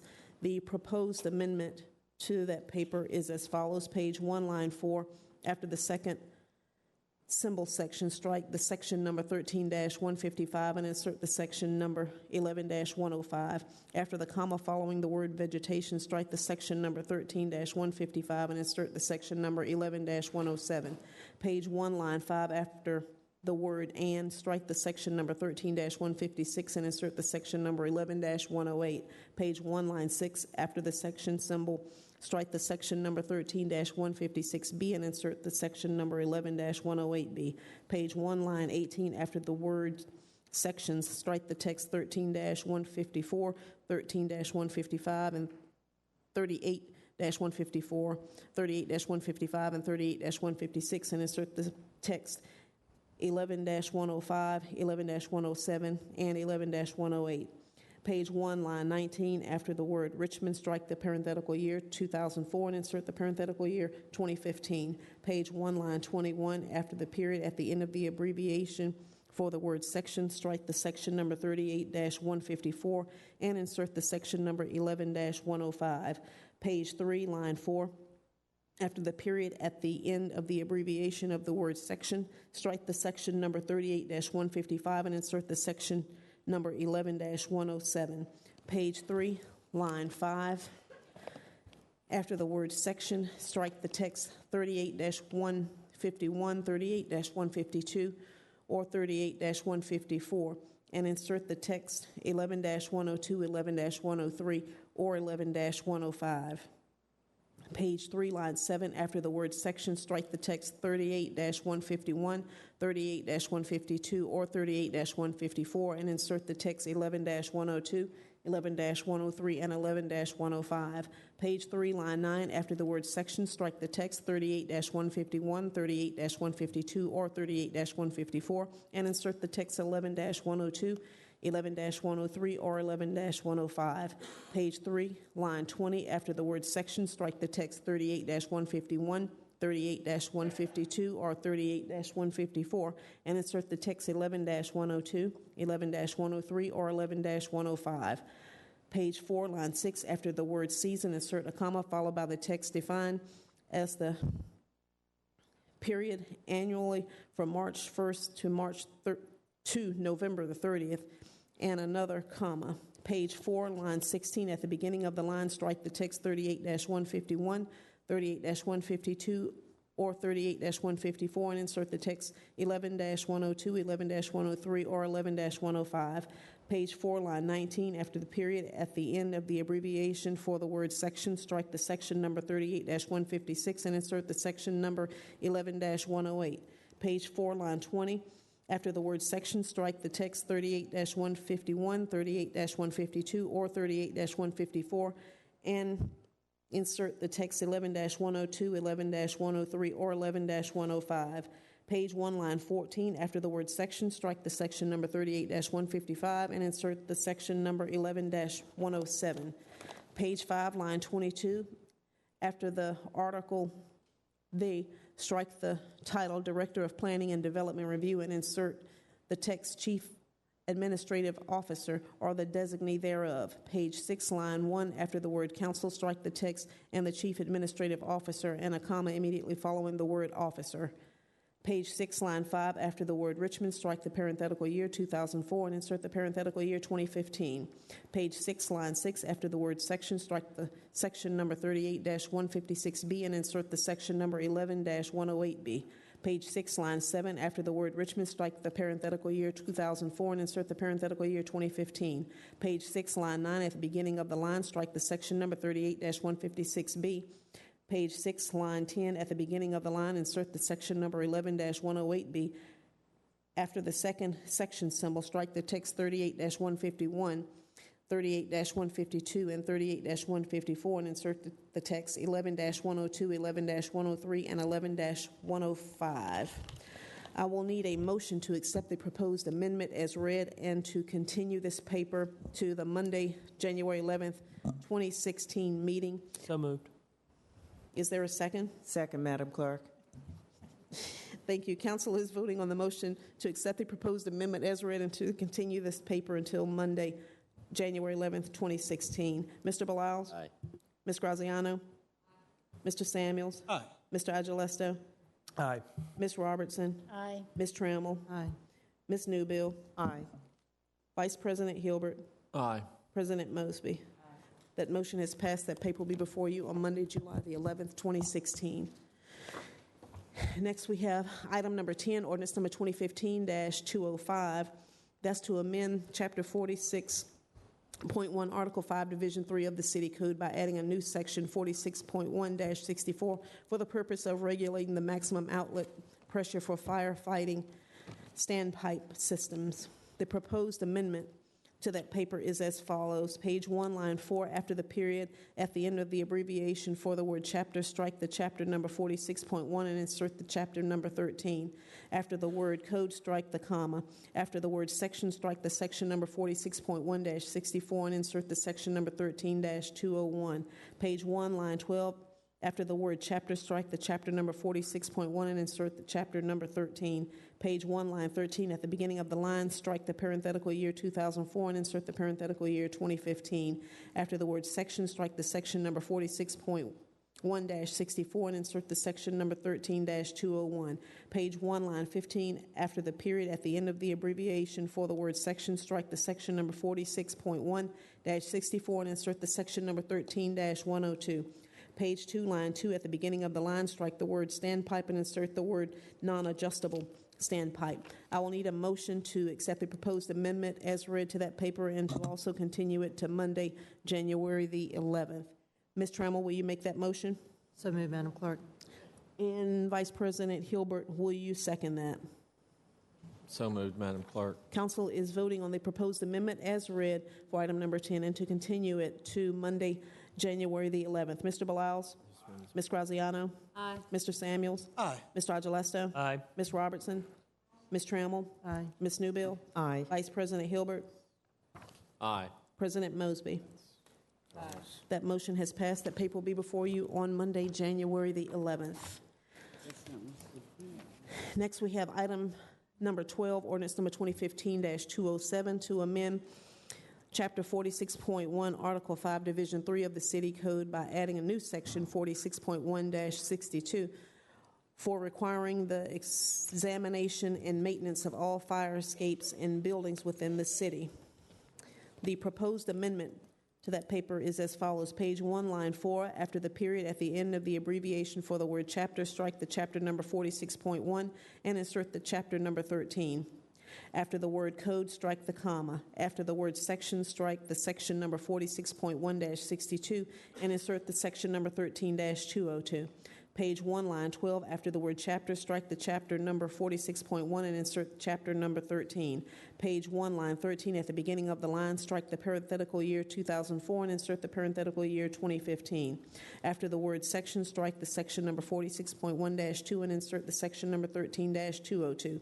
Page 1, line 15, after the word period, at the end of the abbreviation for the word section, strike the section number 46.1-62 and insert the section number 13-202. Page 2, line 10, after the word or, strike the words at the frequency and insert the word as. I will need a motion to accept the proposed amendment to that paper as read and to continue it to the Monday, January 11th meeting. Councilman Samuels, will you make that motion? Councilman Agilesta, will you second that? I will, but I think Mr. Blouse did. Mr. Blau seconded. Oh, sorry, I didn't hear you. You had already seconded it. Okay. Thank you. Mr. Balaus. Ms. Graziano. Aye. Mr. Samuels. Mr. Agelesto. Aye. Ms. Robertson. Ms. Trammell. Aye. Ms. Newbill. Aye. Vice President Hilbert. Aye. President Mosby. That motion has passed. The paper will be before you again on Monday, January 11th, 2016. Next, we have item number 29, ordinance number 2015-246. That's to conditionally rezone 2825 East Main Street from the M1 Light Industrial District to the B5 Central Business District. The proposed amendment to that paper is as follows. Page 1, line 4, after the words from the, strike the text M1 Light and insert the text M2 Heavy. Page 1, line 16, after the words from the, strike the text M1 Light and insert the text M2 Heavy. Page 1, line 17, after the word section, strike the section number 114-452.1 and insert section number 30-452.1. After the word through, strike the section number 114-452.4 and insert the section number 30-452.4.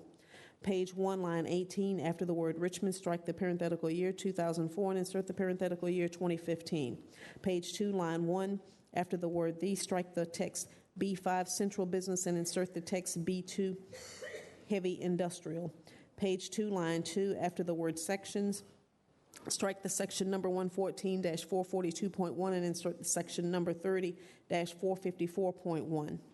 After the word through, strike the section number 114-442.7 and insert the section number 30-454.6. Page 2, line 3, after the word chapter, strike the chapter number 114 and insert the chapter number 11.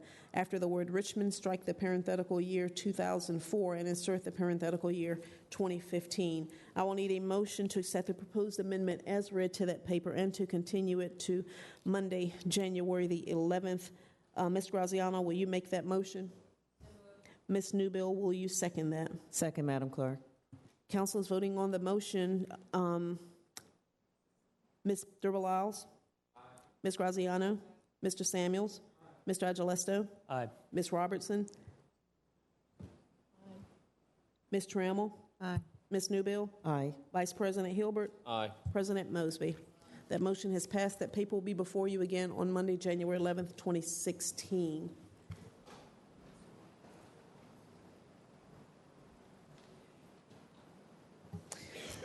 Next, I have two proposed amendments for item number 39, which is resolution number 2015-R65. Madam Clerk, and maybe I'm not clear. I just want to be clear. I thought we actually only had one with Mr. Hill. Madam President, I just need to be clear. During informal, you may recall I mentioned that I was also introducing amendments tonight. Okay, I'm sorry. Continue. Okay, we'll start. And this is item number 39, resolution number 2015-R65 to support a strategy to achieve the highest and best use for city-owned real estate in the area bounded by Interstate 64, I-95 to the north, Hermitage Road to the east, West Lee Street to the south, and North Boulevard to the west, and a time frame for developing this strategy. The proposed amendment to that paper is as follows. Page 2, line 3, after the semicolon, insert the word "and." Page 2, line 4, at the beginning of the line, insert the text "whereas the members of council are duly elected by the voters in each council member's respective district and therefore serve as the representatives of the citizens of the city of Richmond, and whereas the boulevard area is owned by the city and it is therefore imperative that the city receive public input before deciding the conditions and uses that will be solicited in an appropriate solicitation. Page 3, line 1, at the beginning of the line, insert the text "D." A policy that, 1, any and all plans, drawings, and documentation related to the boulevard area submitted to the city for the development of the boulevard area shall be dated after the public meetings on the redevelopment of the boulevard area have taken place, provided that the foregoing will not be deemed to apply to work produced by consultants contracted by the city to assist with the study described in subparagraph A of this paragraph. And 2, no organizations or individual that contributes directly or indirectly to the study described in subparagraph A of this paragraph 1 will be eligible to respond to any solicitation for which subparagraph C of this paragraph 1 calls. And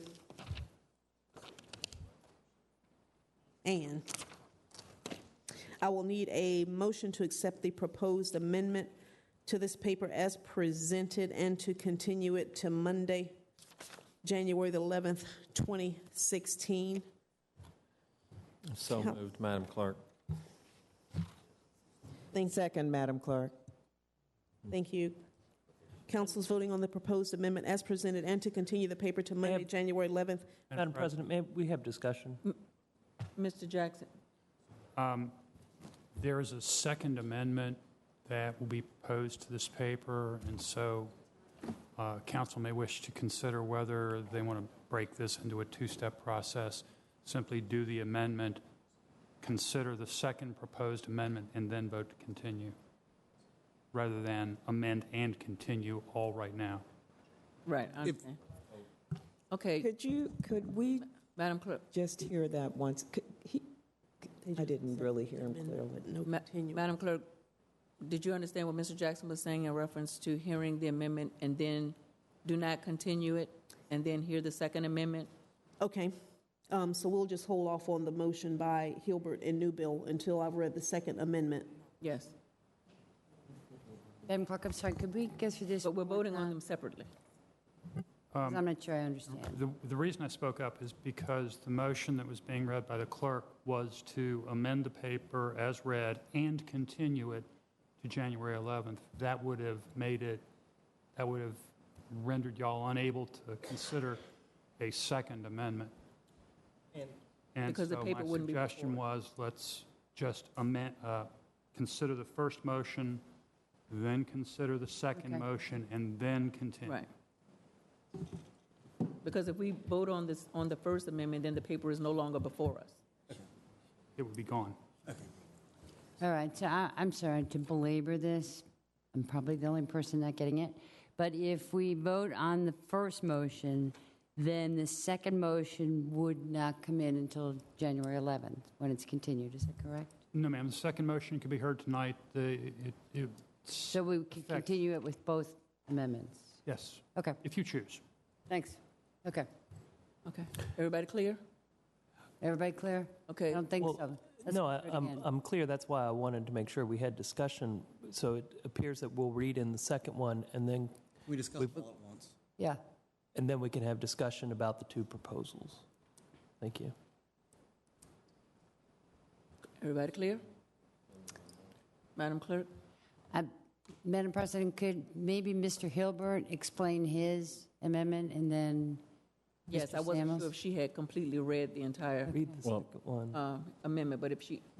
If I may amend my motion here, that we just lay this on the table as an amendment, and then we can vote to continue it afterwards, if that is the will of council. And I'd be happy to throw both of them on the table at once if that's the way we want to do it. But I would like them voted on separately. Okay. Madam Clerk, can you read Mr. Hilbert's amendment and then Mr. Hilbert? Don't make her read it again. Okay, the one that was just read, it's my understanding, that one was Mr. Hilbert's. Give us some Yes, I'm sorry. synopsis of your. Thank you, Madam President. Here, my amendment simply lays out that there will be, excuse me, a process for the requests for proposals or those that request for qualifications, and it will be laid out in a way that no plans will be accepted that are not dated after the public input period, assuring that public input will be taken into consideration when we make this decision on the boulevard. We have been talking about this forever and a day, but we have a set timeline for getting this public input. It's adequate. It needs to go forward. We can't just keep on and on and on about this, and I don't want this thing to be stretched out forever. We've been talking about this development for a tremendous amount of time. We should have done this 2 years ago, should have had a discussion about the boulevard, and if that necessitated the movement of the stadium, then we should have had that discussion. But here we are, where we are 2 years later. I would hope the second provision this does is say that anyone that works on the study that is currently being conducted by outside consultants, I believe, with the administration, that anyone related to that directly or indirectly, that being that if you are a contractor and you've subcontracted this work out, if you've passed it on to somebody else, and this is an organization, a business, or an individual, that if you're working on the study, you will not be part of the end game on this. We're not going to have the folks cooking the books on the front end so that they can win the development on the back end. That is crystal clear in my amendment. And that's why I think the people deserve an open process, but they also deserve a process with a conclusion. And so that's why I'm putting this amendment forward, to make it very clear that we're going to be very transparent about this process. You hear all sorts of rumors out there about this, that, and the other. This is going to say no plans, no drawings, no nothing here. Forgive my English teacher. Will be considered for this unless they're dated after the public input process. And further, if you're involved in the study right now, that you will not be part of the final process, directly or indirectly, individual or organization. I think that's as wide as we could possibly cast this net. I think people are due an open process, and that's why I put this amendment forward, and I ask the support of my colleagues. Thank you. Thank you. Madam Clerk, if you could now read Mr. Samuel's amendment. We need to vote on that amendment now? We need to vote on that. Can we vote on that? Can we vote on that amendment at this time, Madam Clerk? Council is voting on the proposed amendment as read for item number 39, resolution number 2015-R65, and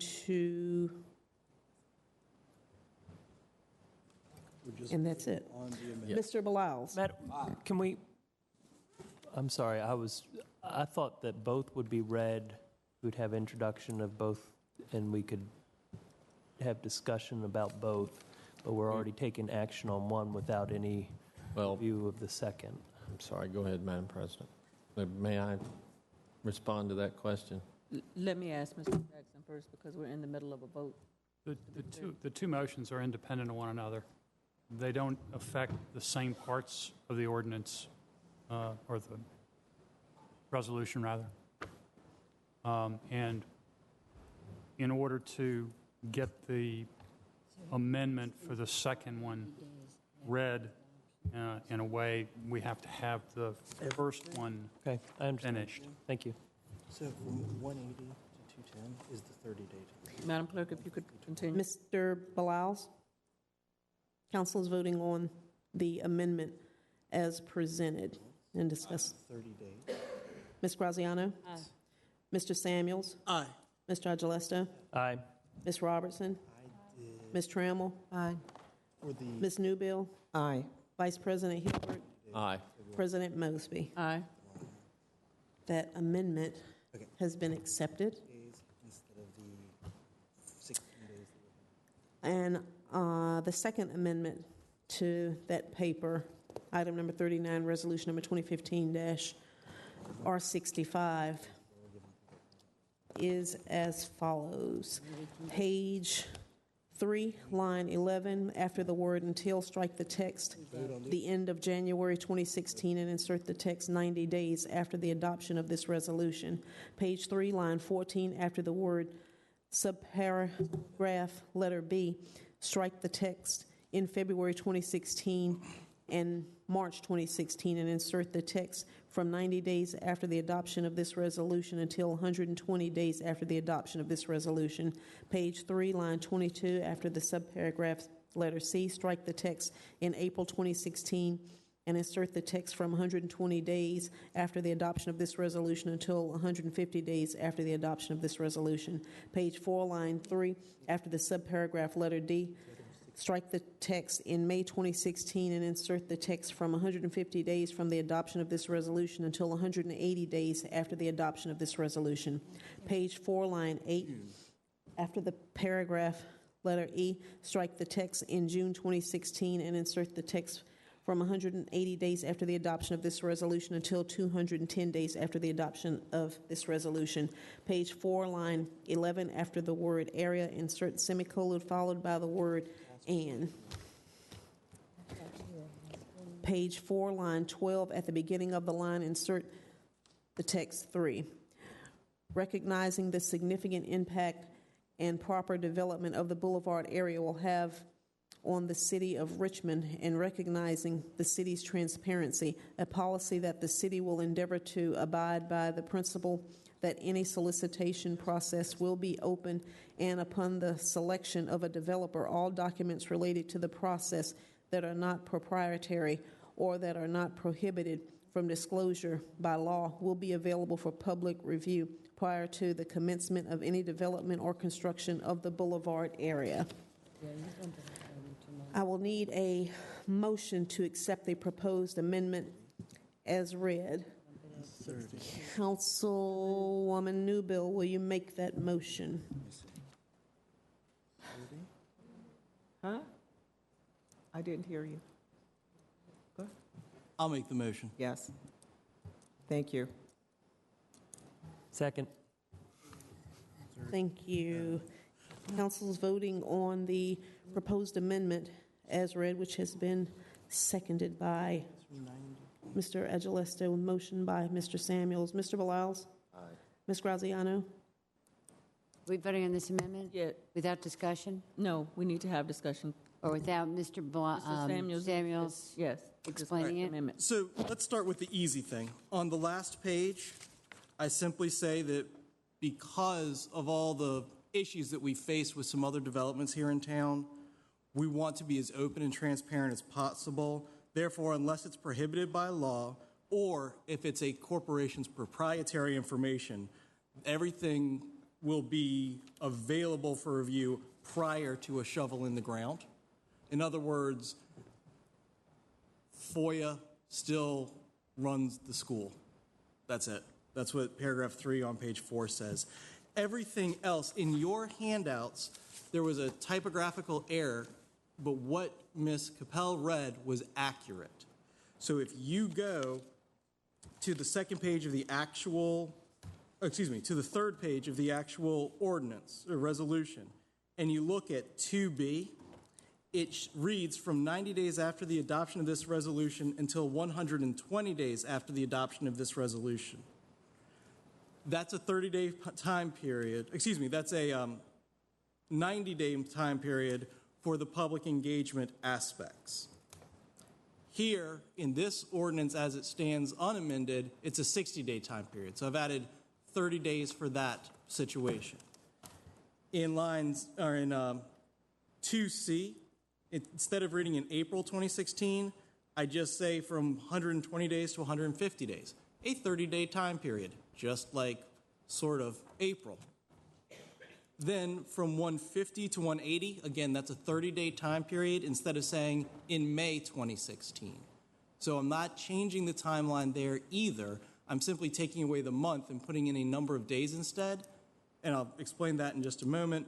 And then lastly, in June 2016 gets replaced with 180 to 210. 210, minus 180 is obviously 30 more days as well. So the only change in the ordinance that I am proposing is a little additional time, 30 extra days for public input and comment. Why do I think this is important? Because as it reads now, the proposed timeline is from the date of adoption until the end of January. Our next meeting is January 11th. That means there are 19 days for public comment. I understand we want to move expeditiously on this, but 19 days minus weekends, it's, in my opinion, not enough time. Plus, the administration also has to do a couple other things during that time period, and they describe those in 1B, which is, of course, you guys can go back and read that later. So, the major impact, what are we looking at? This going from June to July. But it gives everyone involved, maybe it's June to August, but it gives everyone more of an opportunity for public comment. I don't want to tell the people of the 2nd District that their input to determine the highest and best use is limited to 19 days or 18 days. And I think that that's something that is necessary. And then after that, instead of to try to figure out which months now correlate, I simply added 30 days on top of each one so that whenever we adopt this paper, it will actually still meet the requirements and the spirit of what we intended. And my apologies for racing through that quickly. It was my understanding when I planned to introduce these that I would have all of December and almost 2 weeks of January to sit down with each of you to go over them because I thought this paper was going to be continued based on what happened in finance. So there you have it. Ms. Guasiano? Thank you, Madam President. And I hear what Mr. Samuels is saying, and I would be very happy to say, since we were supposed to pass this month, now we're not passing it until next month, to give a public comment for 30 days after the adoption of the resolution. But my question, I guess, and it's just too late and I'm supposed to be home sleeping, but I've gone through this. And so I want Mr. Samuels, in B, you say from 90 days after the adoption of this resolution until 150 days. That's what's here. Yes, ma'am, but that is not the amendment. That was a typographical error. Ms. Capel read the accurate amendment, So it's which 120. was 120. Okay. And you'll find the same problem on page 4 under subsection E. It says from 180 to 210. Well, I'm sorry, that's not a typo. That's accurate. That's still 30 days. So if I look at this, I'll explain to you why I'm looking at it incorrectly. If I look at it, just not counting the 90 days after the adoption of this resolution, which is about 2 months longer than presently we have. If you take those 2 months, and then you take B, 30 days, that's a month, and then you take C, that's 30 days, that's a month, correct? Yes. And then D, that's 30 days, that's a month, correct? It's a 4-month period with the exception of the 90 days. So what it actually is a delay of 1, 2, 3, 4, 5, 6 months, correct? Believe that's correct. 1, 2, 3, 4, 5. So this original ordinance was going to be a 6-month paper. End of January, February, March, April, May, and then June. In my paper, you have January, February, March, April, May, June, July. And I'm trying to figure out your math, but it seems to me... Because we adopted so early in January that I count January. It's fine. It seems to me that if we're extending this 6 months, then whereas this paper in the beginning, the city expected to review responses to solicitation in June, we would be pushing that 6 months out. July So that- and August. 6 months from June. No, ma'am, not at all. Not even close. Because we're only... So originally, this paper was going to be voted on tonight, right? So you got 6 months from tonight to get it all done in June. Okay.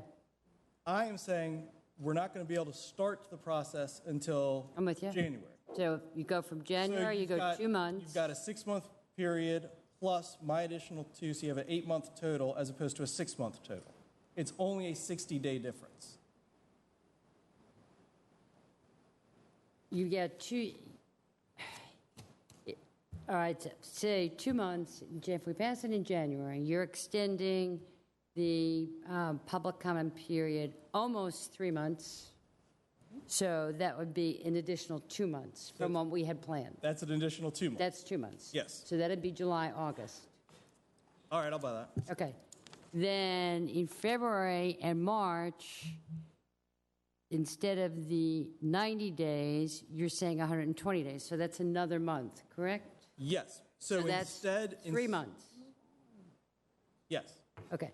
And then in April, you're going from 120 days to 150 days.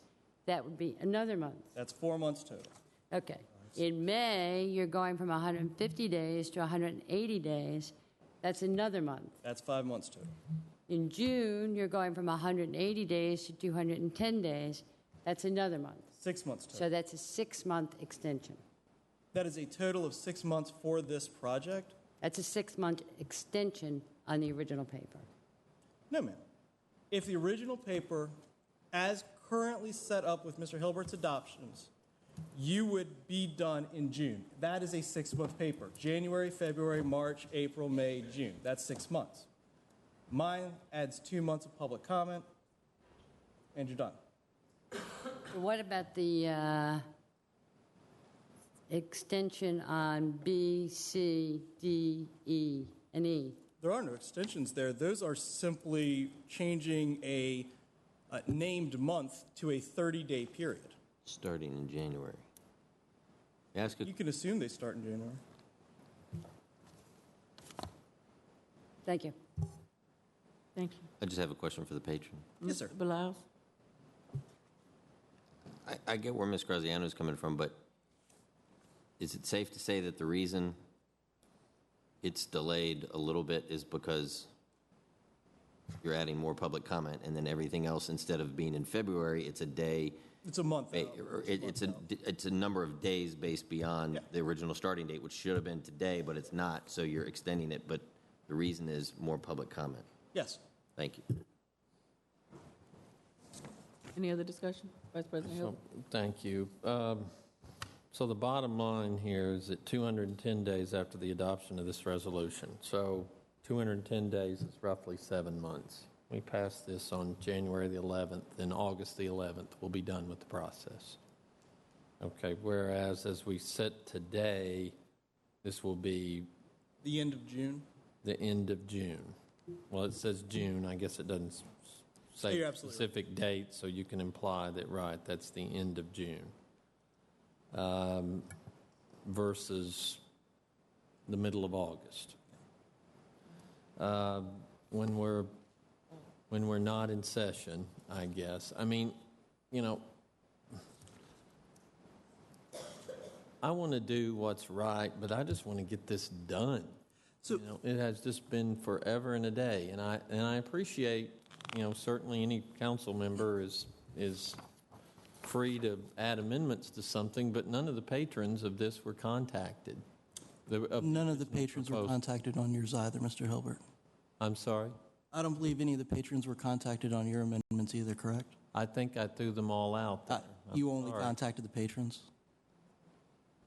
I believe I was amending a paper of which I was a patron. You're attempting to amend a paper of which you were not a patron.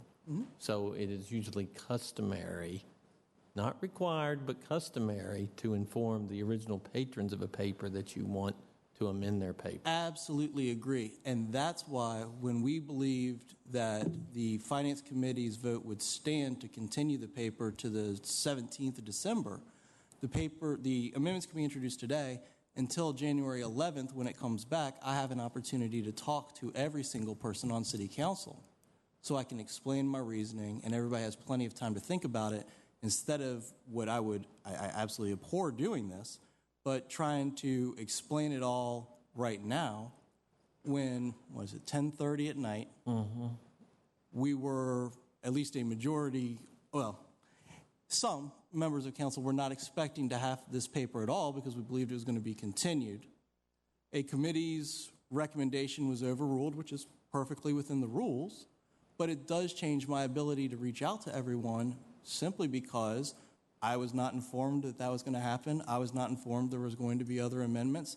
I just quite frankly decided to put these in because I thought it made good sense, and I figured I had almost 2 months, or at least a month, to discuss it with everybody before anyone had to make a decision on it. But instead, we're having to vote on something without any of the public getting any notice that the amendments were coming, without the public having any real opportunity to talk. I mean, reality here.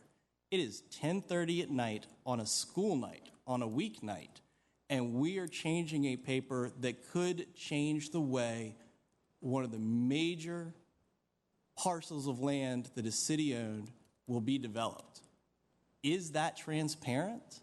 I would argue it's not incredibly transparent. My preference would be to have these amendments introduced, then we could discuss them at the next meeting, adopt or deny them at that meeting, and then have a paper that we can vote on. But instead, the paper was introduced, the amendments are introduced, voted on the same night, and then, thankfully, continued at least until January to have a vote on the final paper. But we're not being transparent here in 10:30 at night. I haven't been outside since it was light out, but I'll bet you $20 it's dark now. I am sorry that I did not get a chance to speak to my colleagues about this amendment before tonight, but please understand, there was no intention of mine to try to rush this through tonight. My intention was simply to introduce them so we had something to talk about. All right, Madam President. Thank you, and I appreciate that, and that puts that into context. However, we just had a unanimous vote of the amendment that I'd proposed, and I do take exception with that being termed as not transparent, since the essence of that, which just passed council by unanimous vote, was that we would have a transparent process. I'm not being transparent about being transparent. That's troubling. So, if we want to add a few more days to this, I really would like this to be concluded. If we can somehow extend the public comment period, but tighten up on the rest of this just deserves to be done by June. And it also,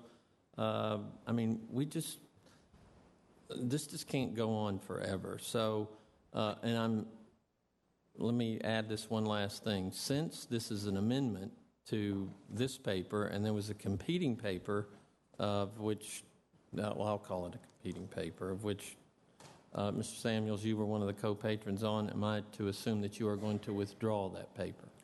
Right now, I would imagine that's a safe assumption. We never know what the future holds. Okay, so may I ask Mr. Biles? Although in all fairness, though, I was not the chief patron of it. I was a co-patron.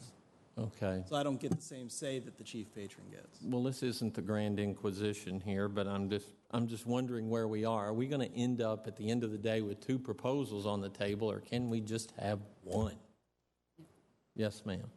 Yeah, Mr. Owen, because I agree with you. I wonder if we could just extend the public comment period on this paper to 30 days after the passing of the resolution, and just leave it at that. Would you guys consider 60 instead of 90? Well, Also, I'll go with 60. all right. So then my motion. No, that's 60. I'm sorry. Here, let me make sure. Here, I apologize, What Mr. that Samuels. does, it brings it into July 11th instead of August 11th. The 60 days would be 60 days after it's passed, assuming it's passed in January 11th. So that extends it from the end of January to the middle of March. Yeah, it extends it 30 days instead of 60 days. But then the other ones you're dropping. The other amendments? Is that what I heard? Those amendments keep the spirit of the current ordinance or the current resolution. It just eliminates a named month for a 30-day period. Okay. And Mr. Hilbert, I concur with you that I would like to see this move forward. I've been on council for 12 years. I feel like I've been in the same position for 12 years. But I think a 30-day comment period is sufficient to at least get an idea of what the public is looking at. After we do the plan, we're going to come back to the public again before we go out with it and say, what do you think about this? This is what we've gotten from you. Now what do you think of it before we shop it out? I think that's really... We're shopping it out in May. Yeah. I think I really think that's the way to go. Madam President? Mr. Samuels? Two things. One, under the original ordinance, we would actually be shopping this out in May. We'd be issuing an appropriate solicitation. In mine, instead of May, it would be June. And then in the original June, or in mine, July, the city would review the responses to the solicitation and begin implementing their strategy. So we don't have anything in here that says we are going to give the public a chance to come back. We are saying here, once we adopt this resolution, and once June 2016 or 210 days after the adoption of the resolution occurs, the city, or in this case, would subtract that back to 180. The city expects to review the responses and implementing the strategy. Public comment at that period is superfluous. They're starting the strategy for redevelopment. I don't know if that means shovels in the ground or if that means getting the drawings together, but there's nothing about public comment after this first 30-day period or 60-day period or 90-day period. And we're shopping it out well before that. And Mr. President, Madam President, I'd like to read what was the original, what we got at the O&R request. Present through January 2016, preliminary highest and best use national and local market research, review of transportation, utility, infrastructure, engagement with stakeholders, site users, adjacent owners, and citizens, including through public meetings. And so that's then what we had originally was February and March, a synthesis of those results. So what I'm suggesting is that since this was predicated on the fact that we would pass it now, and then in January we could have the public meetings. All I'm saying is, let's just extend the public meetings to 30 days from the passing of the resolution. And I was asking for 60. Exactly. So if you go back around this now, however, with the subtraction of the 30 days that Mr. Hilbert's requested, as you run through the rest of the ordinance, you find that it comes out to exactly 6 months from adoption. So January 11th, I believe that makes it July 11th, would be the end-all date on this. Now we're talking about a difference of 11 days from the original paper. That seems eminently reasonable. Any other discussion? Madam President? Mr. Flowers? Yeah, reading what the O&R ordinance that Ms. Graziano had, the public comment was supposed to be through the end of January, assuming a December 14th start date. We don't know whether any of those public meetings would have been held over the holidays, before, after, probably after New Year's, I would reckon. But we don't know. If we follow Ms. Graziano's advice and do 30 days from adoption on January 11th, that takes it to February 11th. which is still not a whole lot of time. We're talking about a plan that none of us have seen, or at least I haven't seen. We're talking about a parcel of land that affects incredible number of neighborhoods and people that live around and near them. And we're also talking about a timeline that, may I borrow that, Kathy? We're talking about a timeline that currently has the heaviest part of this, April and May, commence implementation of zoning and related processes recommended by the highest best use strategy. At the same time, we're working on the budget. I think it would be better if we had offered the public a little bit more time to digest this and have Planning Commission and everybody else have a little bit more time to do the zoning and the synthesis of results of public and stakeholder engagement while we handle the budget, and then we can have a fun June and July based on the schedule. I don't understand the desire right now to squash these amendments. I voted for Mr. Hilbert's amendment because I thought we were going to move Mr. Samuel's amendment with it, and apparently that's not the strategy here. It's to kill Mr. Samuel's amendments, and I don't think that's the way we should be acting here. I think if Mr. Samuel's gets shortchanged because of the whole Finance Committee not considering this and moving it up 3 days, I think it's only right and fair, especially for the public, to weigh in on which amendments they want. Give the public some options. Give us some options. And we can discuss this in January. Right now, we're just saying this is our way, take it or leave it. I mean, we can still vote on Mr. Hilbert's amendments, and they may or may not get approved, but that's the only option at this point. And I thought we were above that.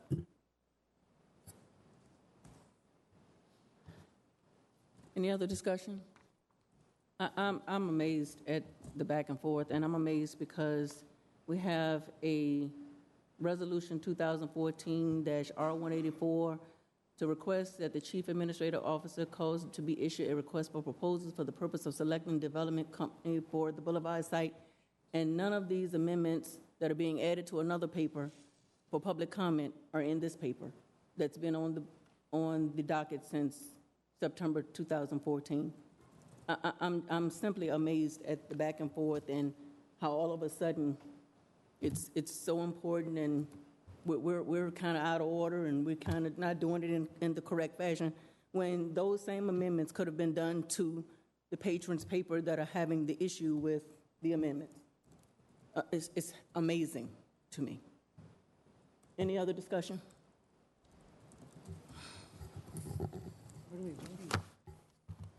Are we voting on Mr. Samuel's original amendment? Yes, we're voting on Mr. Samuel's amendment. My motion, friendly amendment to the motion on the table, which was mine, was to amend the days to read, Lord help me if I get this right, line 314, from 90 days should be changed to from 60 days. After the adoption of this resolution, until 90. And then everything else keeps on going that way. So, line 3, line 22, strike in April 2016 and insert the text from 90 days after the adoption of this resolution until 120 days. And page 4, line 3, after subparagraph letter D, strike the text in May 2016 and insert from 120 days after the adoption of this resolution until 150 days. Page 4, line 8, after subsection E, strike the text in June 2016 and insert the text from 150 days to 180 days. So it is now a 6-month paper, almost exactly, the same time period requested by the patrons. The only difference now is there is more than 11 days for public comment, or excuse me, not 11 days, more than 19 days for public comment. We're clear? I second the motion. Madam Clerk? I'm sorry here. Can you hold for just 1 second?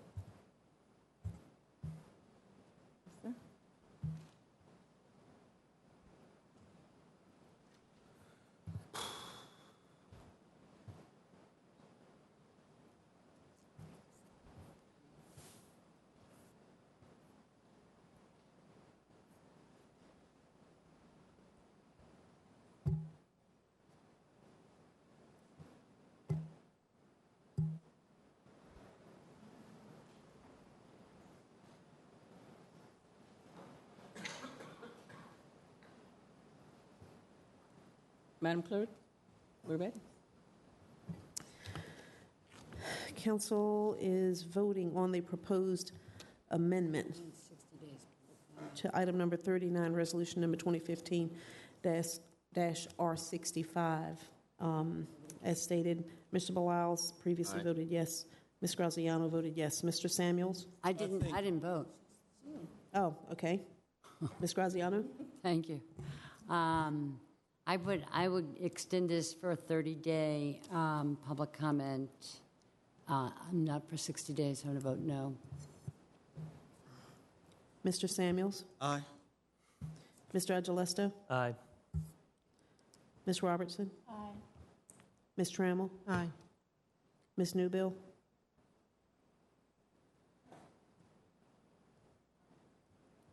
Sorry, I want to just get a little tired here. The paper will allow for 30 days, is that correct? No, 60. 60. It'll add 11 days total to the process. And the closing date, again, which month? July. July the 11th versus June the 30th.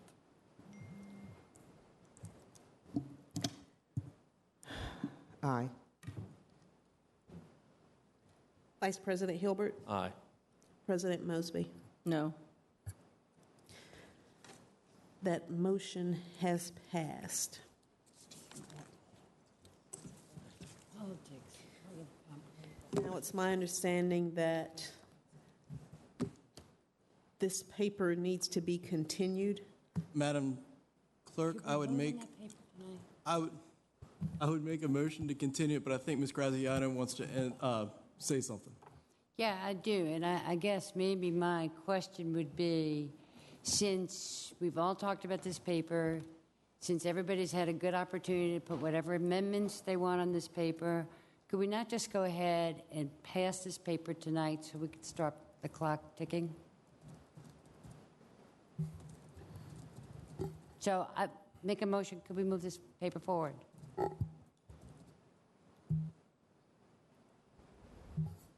Is there a second? Second. Yes. Thank you.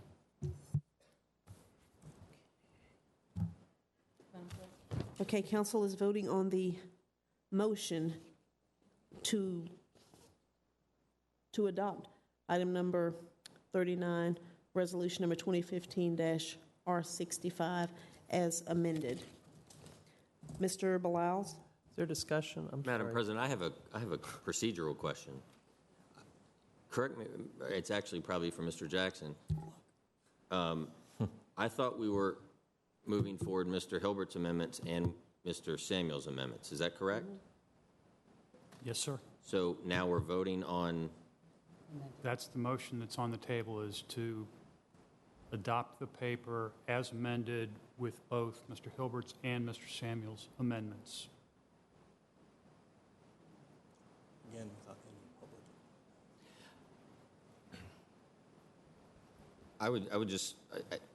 I'd just like to say, I think Mr. Agelasto brought it up briefly and said, are we going to have discussion on this among council?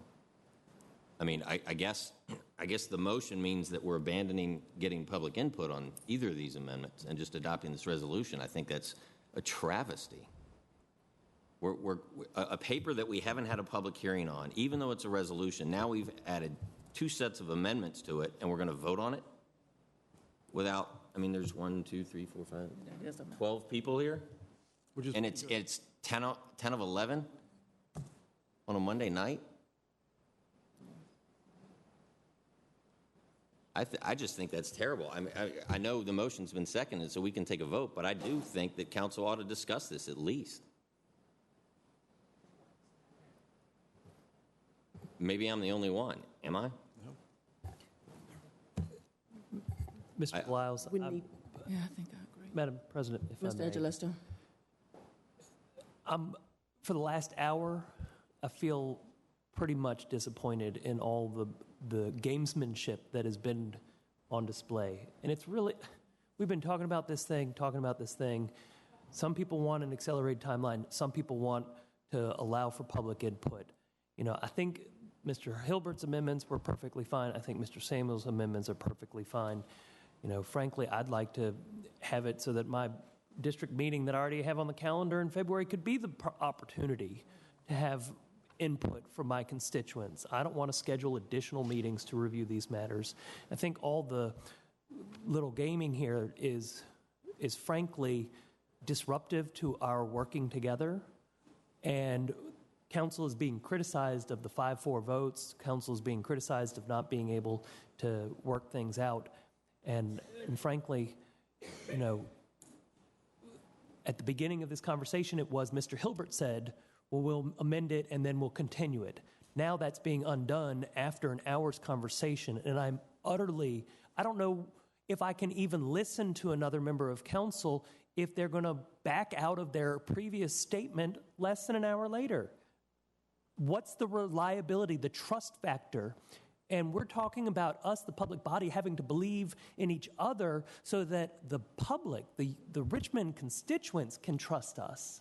And I'm having a real moment right now in this, and I would ask Mr. Hilbert to reconsider, since you had been on the record earlier saying that you were going to make the amendment, it would be continued to January 11th, and I ask that we stay to that schedule since we have just had an hour conversation about it, and now we're right back to undoing it. And I think that is just, I'm repulsed. Madam President? Mr. Samuels? Because motions to continue are, I believe, subordinate to the motion on the table, I don't know if I used the right word there, but basically, you make a motion to continue, and we can't vote on this motion until that motion to continue has been addressed. So if anybody, I've done all the motions for continuing, I think I can today. But if anybody else wants to make a motion to continue before a vote is taken on the actual paper, it has to at least be considered.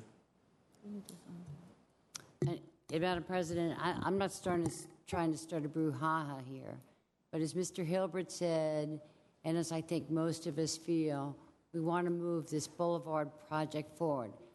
Some people have said we're playing games. I don't consider any of this to be a game or gamemanship. What I'm trying to do, what I think is the right thing to do, is for us to begin to make progress on looking at this boulevard as the economic development driver that it should be. And we have put this off for years. And yes, plenty of people will say, oh, we put it off for years. Why not put it off for another 6 months? Why not put it off for another year? Let's study it. The longer we put it off, the longer we lose the revenue that we should be getting from that property. And my guess is that if we were sitting here with that property in Henrico or Chesterfield, we would not be playing with it for 4 or 5 or 6 or 7 or 8 years. We would be making decisions and moving forward so that we could improve our economic base. However, having said that, if it's too confusing to vote on it tonight, I'm happy to withdraw my motion.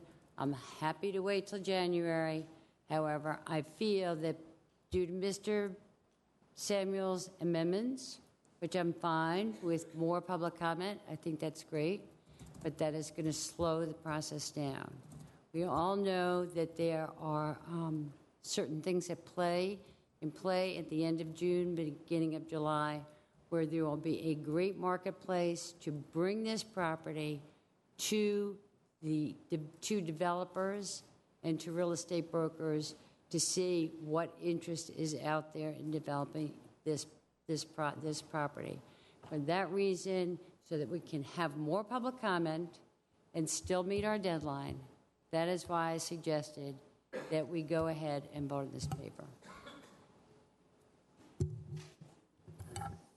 What's your motion? So are we still with the motion on the floor? She was You withdrawing her withdrawing motion. I was not. I said I'd be happy to if that's the feeling of council. But we have the motion and a second, but first, my understanding is we have to need deal with to vote to, There's a motion on the floor? motion on the floor to continue the paper to the January 11th meeting. right. Don't we have to do something about that? I second. Madam Clerk, can you call the vote on the motion to continue? Because that's where we need to start first. Council's voting on the motion to continue item number 39 to the Monday, January 11th, 2016 meeting. Mr. Bilal? Aye. Ms. Graziano? No. Mr. Samuels? Aye. Mr. Agilesta? Aye. Ms. Robertson? No. Ms. Trammell? Aye. Ms. Newbill? No. Vice President Hilbert? No. President Mosby? No. That motion has failed.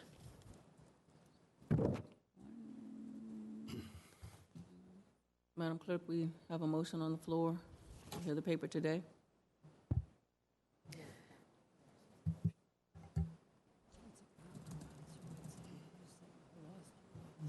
But you've gotten it back to May. Or back to June, I mean. Because we voted on it tonight.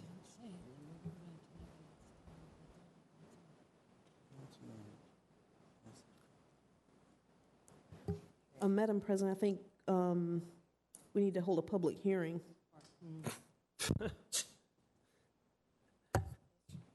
We need to hold a public hearing. Is there anybody that's... Before we actually vote on this paper, because there hasn't been Vote to one. have the paper here today. Okay. Is there anyone in the public who wishes to speak in opposition of the paper? And Harry Warner. This is not a good thing. Is there anyone in the public who wishes to speak in favor of the paper? 5-4 votes for another year. That's insane. That is the wrong. Bring it back to council for discussion. I would like to point out that one person who recently made a proposal for the Boulevard site was here a few hours ago, about 4, maybe 5 hours ago. They may have had a desire to speak publicly about this, but they will not get the chance now because we did this at 5 till 11 at night. Thank you, Mr. Samuels. Madam Clerk, please call the question. Council is voting on item number Can 39. we have discussion? That what? There's no public hearing. Has that question been called? It was. Yes. Mr. And there's been Mr. nobody Samuels, from the just public speak who's up. interested in coming at 11 o'clock. When an hour ago it was discussed that we would in fact be continuing this. Yeah. And so, I'm just going to reiterate, I cannot imagine that this is good government. I cannot imagine that this is representative of the people's interest. What I am truly watching, we just had a 5-4 vote. I said before we had the vote, it was going to be 5-4. If we continue to have 5-4 votes, the direction of this city is not providing certainty. Developers want certainty. That's the number one thing that they want when they put in a proposal to do a project. And if everything that is coming out of this body is 5-4 on this major project, you better believe that developers are going to be wary. The reasons for why we're at this stage now aren't reasons that the council can be held accountable for. A proposal to develop the boulevard before a baseball stadium in Shockoe Bottom was proposed, that's not what this council proposed. That's not our issue. A request for a children's hospital to delay action on this was not council's issue. The delays are not ours, and it's certainly not the public's. And to put that on the public back, I think is just a slap in their face. I'm sorry, but if this is going to be asked to vote forward tonight, I won't vote for it. I'm sorry. I think that this process, and it's not the process of redevelopment of the boulevard, it is the public process of making amendments, doing things at 11 o'clock at night, not advertising what we're doing, I think has a major slap at transparency. Number one thing, when you read about millennials, they want a transparent government. We're trying to attract millennials. The development of the boulevard is supposed to attract more young people. Is that going to be the right signal? I don't think so. And I would certainly ask those who are inclined to support this to continue it again, but that motion has been defeated. And I will allow your constituents to then judge you on your actions. So I will be voting no. Madam Clerk? Madam President? Go ahead. Oh, I'm sorry, Mr. Vice President. Go ahead. Vice President Hilbert? Thank you. I've seen a lot of tragedies around this building, but this isn't one of them. I mean, seriously, we've had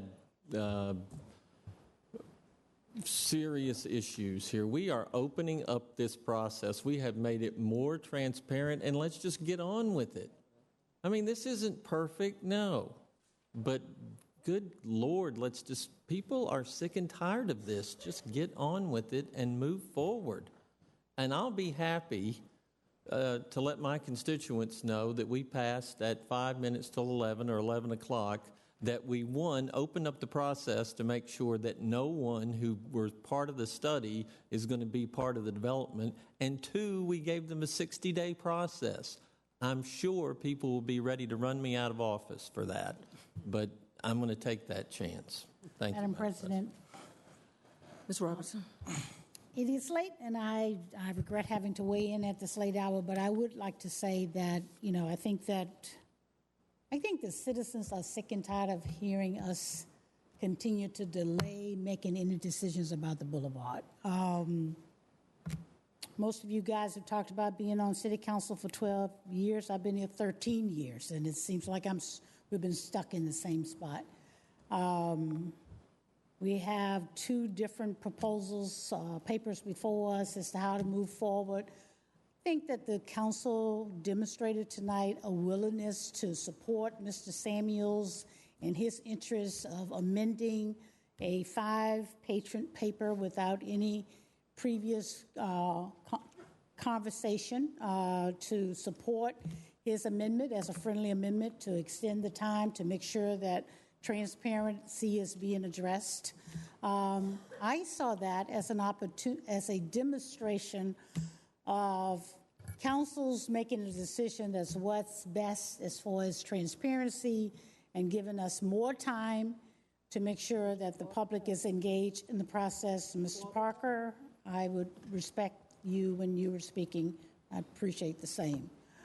And so, I think the citizens will be glad to know that we finally made a decision that we're going to move forward, that we're giving 6 months to put a plan together which is going to be transparent and citizens' participation throughout the entire process. Madam President, I would ask that you call for the vote. Madam President. Mr. Balaus.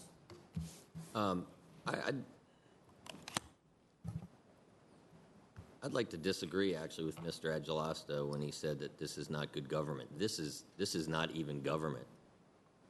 This is an abdication of our respect for the people that put us here, that pay for everybody in this building. This is, I don't know what this is, but 3 years ago when I joined you all, I never thought something would come down to this when we're passing near midnight resolutions with no input. And using the excuse that this has gone on long enough, it's lasted forever. The mayor had a plan to put an RFP out and an RFQ out in April of 2014. He didn't do it. That wasn't our fault. He never did it. When Charles and I put the paper forward for the request for qualifications just to get the topic going again, we were told, can't do it. The Children's Hospital might go there. I got a text message from Mr. Cronenthal saying, you are going to destroy the future of the Children's Hospital if you don't continue this paper. And we continued it out of respect. And we continued it now for a record running, I don't know how many continuances. But we did it because we were asked to. We were asked to be civil. We were asked to give other projects a fair chance. And now we're saying, here's the plan. So Mr. Samuels or Mr. Agelasto was right. A couple of hours ago, everybody said, okay, this is going to be continued. And now at first it was rushed up, then it was going to be continued, and now it's being accelerated again with absolutely zero public input. That is a travesty. And I understand you can say that, well, we're going to have public input for 30 or 45 or 60 days starting in January. But we're approving some, no offense to Mr. Hilbert, I think one of your amendments was brilliant. But I think the public also ought to have a chance to weigh in on them before we approve them. And I think a couple of Mr. Samuels are equally as worthy. And I think the public should have a say. I think all of us, obviously it was confusing as hell. I mean, we kind of got a lesson on the fly. But to be able to get more information from both Mr. Hilbert and Mr. Samuels would be good. And that's just talking about us. We know how this internal process works. It's not always pretty. It's usually cordial. But now we're just telling the public to stick it. It's embarrassing. It's not what I thought or what I think this council or this government or this city should be about. It's definitely not transparent. Madam President, I just want to say one thing, that I think this is wrong, what we're doing tonight by leaving the citizens out. Because that's one thing, we didn't put ourselves up here in these seats. The citizens did. And it's not just the voters in our district. It's just not them. It's people all over that knows us, that helped, I know myself, helped me get back in my seat in 2006. And that's one thing I've always said, I did not want to leave the citizens out when it came to something very, very important as this. And to me, I feel like we have basically slapped them in their face and told them that their comments, or for them to be here tonight, we don't need them, because we're going to do what we want to do. And to me, that is wrong. Thank you, Ms. Trammell. Madam Clerk? Council is voting on item number 39, resolution number 2015-R65, as amended. Mr. Beliles? Hell no. Ms. Graziano? Wonderful, yes. Mr. Samuels? No. Mr. Agilesto? No. Ms. Robertson? Aye. Ms. Trammell? No. Ms. Newbill? Aye. Vice President Hilbert? Aye. President Mosby? Aye. That paper has been adopted as amended. All right, Madam Clerk, are we moving on to expedited papers? I have one more motion to amend for consideration, and that is item number 40, ordinance number 2015-35, to amend the City Code Section 2-221 concerning the city auditor, and City Code Section 2-543 concerning the Department of Information Technology, prescribing that the main internet webpage of each department or other agency include a link to audit reports and information concerning the status of implementations of audit recommendations. The proposed amendment to that paper is as follows. Page 1, line 4, after the section symbol following the word amend city code, strike the section number 2-221 and insert the section number 2-184. After the section symbol following the words and city code, strike the section number 2-543 and insert the section number 2-513. Page 1, line 14, after the word section, strike the section number 2-221 and insert the section number 2-184. After the word Richmond, strike the parenthetical year 2004 and insert the parenthetical year 2015. Page 1, line 16, after the period following the abbreviation for the word section, strike the section number 2-221 and insert the section number 2-184. Page 2, line 11, after the word general reports, insert the text issued since January 1, 2012, followed by a comma. Page 2, line 17, after the word section, strike the section number 2-543 and insert the section number 2-513. After the word Richmond, strike the parenthetical year 2004 and insert the parenthetical year 2015. Page 2, line 19, after the period following the abbreviation for the word section, strike the section number 2-543 and insert the section number 2-513. Page 3, line 10, after the comma following the date July 1, strike the year 2015 and insert the year 2016. I will need a motion to accept the proposed amendment to that paper as follows and to continue it to Monday, January the 11th, 2016. Councilman Aguilesta, will you make that motion? So moved. Councilwoman Robertson, will you second that? Council's voting on the proposed amendment as read for item number 40 and to continue that paper to Monday, January 11th, 2016. Mr. Beliles? Ms. Graziano? Mr. Samuels? Mr. Aguilesta? Aye. Ms. Robertson? Ms. Trammell? Ms. Newbill? Aye. Vice President Hilbert? Aye. President Mosby? Aye. That motion has passed. That paper will be before you on January 11th, 2016. For expedited consideration, we have two papers, starting with Resolution Number 2015-R66 to appoint Richard K. Bishop to the position of Council Liaison. I will need a motion for expedited consideration of that paper. Councilwoman Trammell, will you make that motion? So moved, Madam Clerk. Councilman Beliles, will you second that? Council is voting on expedited consideration of Resolution Number 2015-R66. Mr. Beliles? Ms. Graziano? Mr. Samuels? Mr. Aguilesta? Aye. Ms. Robertson? Aye. Ms. Trammell? Aye. Ms. Newbill? Aye. Vice President Hilbert? Aye. President Mosby? Aye. The paper's before you for consideration. Ms. Trammell? Thank you, Madam President. Well, it's got to be a good liaison. Here it is, 11 o'clock, and he's still here with us. He's still- No, he knows the city, and he knows the 8th District very well, and we welcome him aboard to our district. Thank you. Thank you. All right, we'll now have public comment on this paper. Is there anyone in the audience who wishes to speak in opposition? Anyone who wishes to speak in favor? Bring it back to council for discussion. Madam Clerk, please call the question. Council is voting on Resolution Number 2015-R66. Mr. Beliles? Ms. Graziano? Mr. Samuels? Mr. Aguilesta? Aye. Ms. Robertson? Ms. Trammell? Aye. Ms. Newbill? Aye. Vice President Hilbert? Aye. President Mosby? Aye. That paper has been adopted. Next, we have Resolution Number 2015-R67.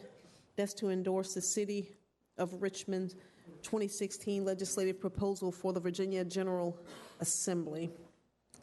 I will need a motion for expedited consideration of this paper. Councilman Samuels, will you make that motion? Councilman Aguilesta, will you second that? Yes. Council is voting on expedited consideration of Resolution Number 2015-R67. Mr. Beliles? Ms. Graziano? Mr. Samuels? Mr. Aguilesta? Aye. Ms. Robertson? Ms. Trammell? Aye. Ms. Newbill? Aye. Vice President Hilbert? Aye. President Mosby? Aye. That paper is before you for consideration. This is a paper that will allow our legislation that we are submitting to the General Assembly to go to the General Assembly. We will now have public comment on the paper. Is there anyone in the audience who wishes to speak in opposition of the paper? Anyone who wishes to speak in favor of the paper? Bring it back to council for discussion. Madam Clerk, please call the question. Council is voting on Resolution Number 2015-R67. Mr. Beliles? Ms. Graziano? Mr. Samuels? Mr. Aguilesta? Aye. Ms. Robertson? Aye. Ms. Trammell? Aye. Ms. Newbill? Aye. Vice President Hilbert? Aye. President Mosby? That paper has been adopted. Madam President, those are all of the amendments and expedited papers and motions that I have for this evening. All right, are we moving on to the approval of the minutes?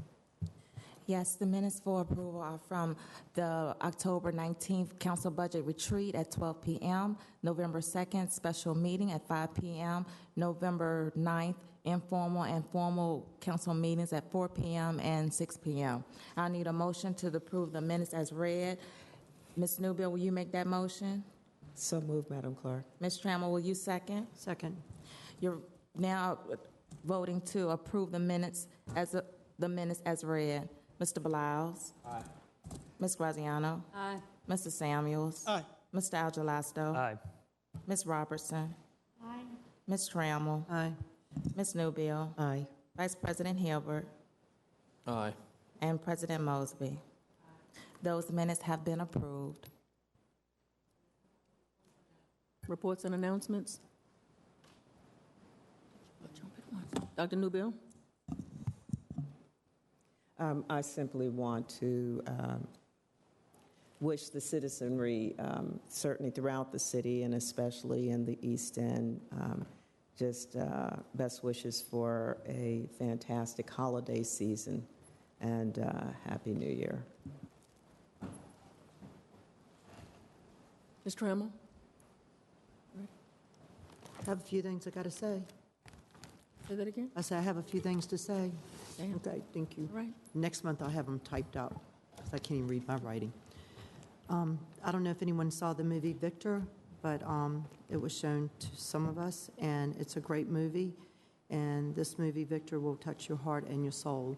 And I ask everyone, when it comes out to the theaters, please go see the movie Victor. Let me see.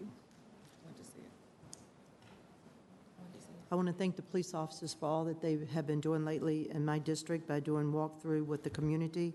We've been going to different neighborhoods where there's been an increase in crime, like burglaries and violent crime.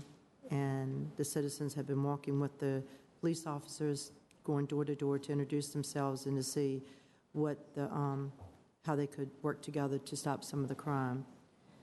So I want to, again, thank the police officers for all their hard work and the community for coming together, even the children that are beginning to trust the police and want to work with them.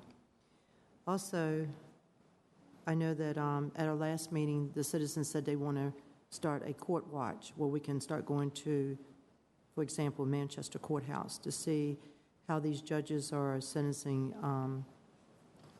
some of the criminal activity that's happening in our neighborhoods. And when the police officers go there, we feel like by the time the police officers get back or get out of the court, before they even get out the courtroom, some of the ones are back out there in the same location where they have been arrested. So we want to start doing court watch to make sure that these police officers know that that we're on their side. Also, on Friday, November the 27th, I had a citizen call me, a senior, who was screaming and crying. She's had heart surgery and all of that, and she was screaming and crying because the deputy had called her and told her that she was being arrested for not appearing in court. And I called Sheriff C.T. Woody, who called me right back and responded that it was not true, that no deputies were going to come to her house and arrest her, especially being a senior. She doesn't even have to do jury duty. So again, I want to thank Sheriff Woody because he called me back, found out that the deputy that has supposedly called her had not called the senior. Also, I want to thank the school board members and my school board member, Derek Jones, for helping to have Summer Hill Elementary School surplus back to the city. I want to thank Selena Cuffey-Glenn for meeting with me and for the citizens that have been filling out those cards to see exactly what we could do with Summer Hill School, how we can turn it into something very, very productive. Also, I again want to thank, at our last meeting, November the 19th, I want to thank the Commonwealth Attorney Michael Herring and Judge Cheek, who took their time to come to the satellite to talk to the citizen and to talk to the children, especially when Judge Cheek took the microphone around and spoke to the children and asked them, about crime and all of that. And as one of the children said, just obey the law. So everybody thought that was right on, just obey the law. And I also want to thank Garland Williams from GRTC. I forgot to thank him last month for attending our meeting. And let's see.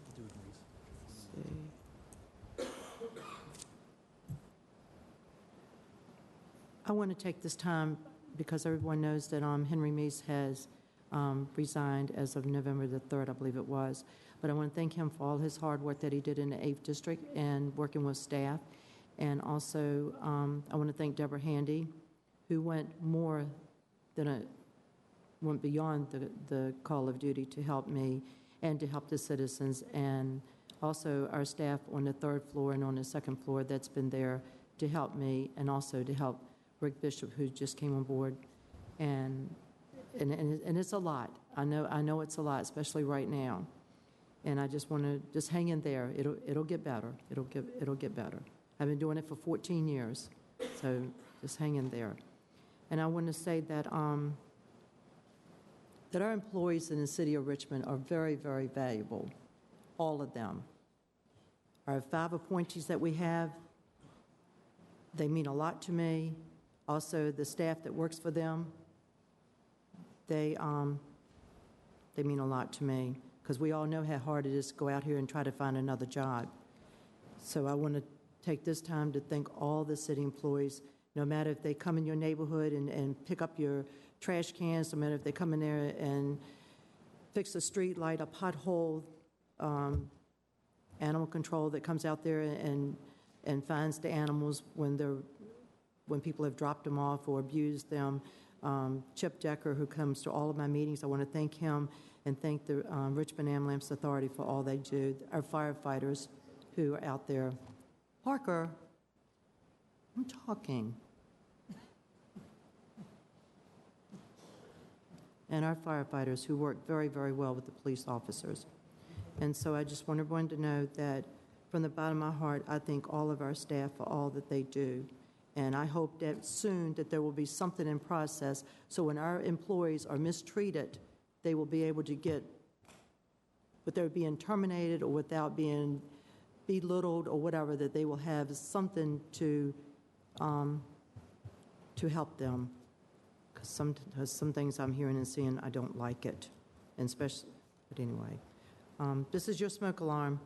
If you call 646, no, don't even call it. Just go to your nearest fire station. Go to your nearest fire station. Get those firefighters to come to your home, and they will install this smoke alarm for you for free. And if it needs a battery, they will put the battery in there for you too. So please, please remember, these working smoke alarms will save your life. And as the President of the United States of America, Barack Obama, has said, everyone should have a working smoke alarm in their home, because they can save your life and your pet. Also, this Thursday, December the 17th, is our last meeting for the year, and is at the Satellite, 4000 block of Jefferson Davis, from 6 p.m. to 8 p.m. Our guest speaker will be Selena Cuffey Glenn. Also, our police chief will be there, because he wants, as him and I have had a conversation, he did not make the statement that we're not locking people up. He did not say that. He just wants everyone to work together and come together, and when you see things, still call the police, call 911, even though we got problems with that 911, that we're going to be talking about that again in January.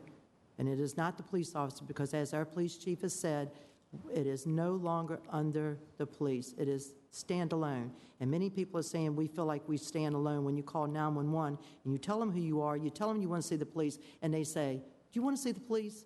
What did you not understand? I just told you I want to see the police. But anyway, other guest speakers will be Gay Strokes, David Green from GRTC, Jack Saunders with fraud, Jen from Dominion Power, and the police officers and the firefighters, and Chip Decker will be there. So again, our last meeting is going to be Thursday, December the 17th, 6 p.m. to 8 p.m. at Satellite. And we will not have another meeting until Thursday, April the 21st, 2016. So if you have any questions, please call my home, 233-7382. Again, my home is 233-7382. My personal cell phone is 240-5050, 240-5050. Thank you. Merry Christmas to everyone in the 8th District. Merry Christmas to the City of Richmond, and Happy New Year. Thank you.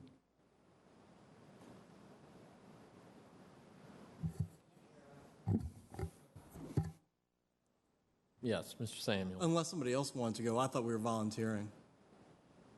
Go right ahead, Mr. Samuels. You have the floor. On Tuesday, December 15th, Historic Jackson Ward Association will be holding its annual holiday party from 6 to 7:30 at U.S.A. Jackson Center, located at 501 North 2nd Street. That same day at 6:30 at 1103 West Marshall will be the Carver Civic Improvement League's holiday party as well. So I look forward to seeing everyone in Carver and Jackson Ward with lots of holiday cheer on the 15th. And on Monday, January 4th, the Fan District Association Board of Directors will be meeting from 7 to 9 at 208 North Strawberry Street. Congratulations to the Fan District Association on another wonderful holiday house tour. My congratulations to all those that volunteered and were involved in what is an amazing undertaking. My thanks to all that went and visited the homes and hopefully got some new ideas for themselves. Finally, in the spirit of Christmas, while we do have disagreements here on City Council, I want each of my colleagues to know I have a warm place in my heart for each of them, especially around this time of year. Thank you. Thank you, Mr. Samuels. Anyone else here? Has everyone made their announcements? Okay, let me, Ms. Robertson, would you like to make your announcements? Yes, please do so. Thank you, Mr. Vice President. I too would like to join my colleagues in saying Merry Christmas, Happy Holiday Season to all of the citizens, residents, business owners, everybody in the city of Richmond, those that are in the city and those that just love the city. Certainly hope we have a great holiday season. I have a couple announcements. The Affordable Housing Trust Fund is moving forward with the awarding of funds for this calendar year. On tomorrow at 1 o'clock at the Main Street Station, there will be a pre-application meeting for anyone who's interested in making an application to the trust fund and would like to know more information about the process. That will be at Main Street Station tomorrow, December the 15th at 1 o'clock on the 3rd floor. The applications for that trust fund are due January the 14th by 4 o'clock p.m., and the city is making a decision regarding the funding of requests by Wednesday, March 30th, 2016. Wow. So I hope that my colleagues would also would be more than happy to send those dates out to you to get the word out to those nonprofits and for-profits that are interested in expanding affordable housing in the city of Richmond. Also, there was an article in the paper this weekend in regards to the funding for Richmond Public Schools, and there are several meetings that are being held throughout the city and by the task force for facilities for Richmond Public Schools on December the 15th, which is tomorrow from 6 o'clock to 8 o'clock. They will be at Martin Luther King Middle School. On Tuesday, January the 12th, from 6 to 8 o'clock, they will be at Benford Middle School. And on January the 14th, from 6 to 8 o'clock, they will be at Franklin Military Institute. We really want to encourage the citizens of the city of Richmond to come out and to be a part of those presentation and discussions. And also the fact that based on the recommendation of facility needs over the next 5 years, there is need. I'm going to continue to put this out there. There really is a need for council, administration, and schools to come together and look at how we're going to be able to meet those budget needs for the year. I hope that we can get in front of the process and not be in the same position on an annual basis. So we're looking forward to having some critical discussions on the budget, but also we want the citizens to come out and hear the presentation from Richmond Public Schools. There are several activities that are being scheduled at the libraries throughout the city during the Christmas break for your children. So I would encourage you to call the Main Street Library and the North Avenue Library for the residents that live in the 6th District. The number for the main library is 646-7223, and for North Avenue, 646-6675. I think that does it. Thank you. Thank you, Ms. Robertson. Mr. Aguilesto? Thank you. Typically, I like to give announcements about our civic association meetings, and we do have many of them in the month of December, but I'm going to spare everybody since it's now 11:30 at night, and I'm not quite sure if any of my civic members are awake. I will simply wish everybody a Merry Christmas, Happy Hanukkah, Happy Holidays, Happy New Year, and I'm going to take the rest of my time to simply say that our council has got to do a better job of consensus building. I thought we went through a very prolonged process tonight. If it was going to be a 5-4 ramrod, then that could have spared 2 hours. And I'm just very disappointed that when I think we were working on something together and we had the expectation that we were under certain principles agreed upon, the agenda was approved. The agenda said that the item was going to be amended and continued to January the 11th. And that is what every single person that was here at 7 o'clock tonight when we approved the agenda heard. And to then have a vote at 11 o'clock after most of the public that had been here thought that it was going to be continued to January the 11th, I've got to honestly say that I'm disappointed. And I would really ask that these 5-4 votes that we're having quickly resolve themselves so that we are more on the same page. And that's a two-way street. I take responsibility for it, but I also look at every single one of my colleagues, pick up the telephone, respond to an email. There's a lot of communication that must occur for us to advance the city collectively. And if it's not an interest of yours to do that, then I will continue to work what I can. But we need to communicate and work better as a team. And I think I've said that a few times. So thank you for indulging that comment. Thank you. Ms. Graziano? Thank you, Madam President. I just want to remind everybody that there's a Finance Committee Thursday, December 17th. And as probably all my colleagues have done, I just want to wish everybody in the city happy holidays, happy and safe holidays, and see you next year. Thanks. Thank you. Mr. Samuels? All right. Vice President Hilbert? Thank you, Madam President. This has been a long evening, and this goes back to the old saying that no one should watch sausage or laws be made. They're both quite unattractive. But nonetheless, I feel like that we moved things forward. Wasn't pretty at times, but I think we're moving forward. And we can't always have 9-0 votes down here. I've been on the losing side of plenty of votes, and we move on to fight another day.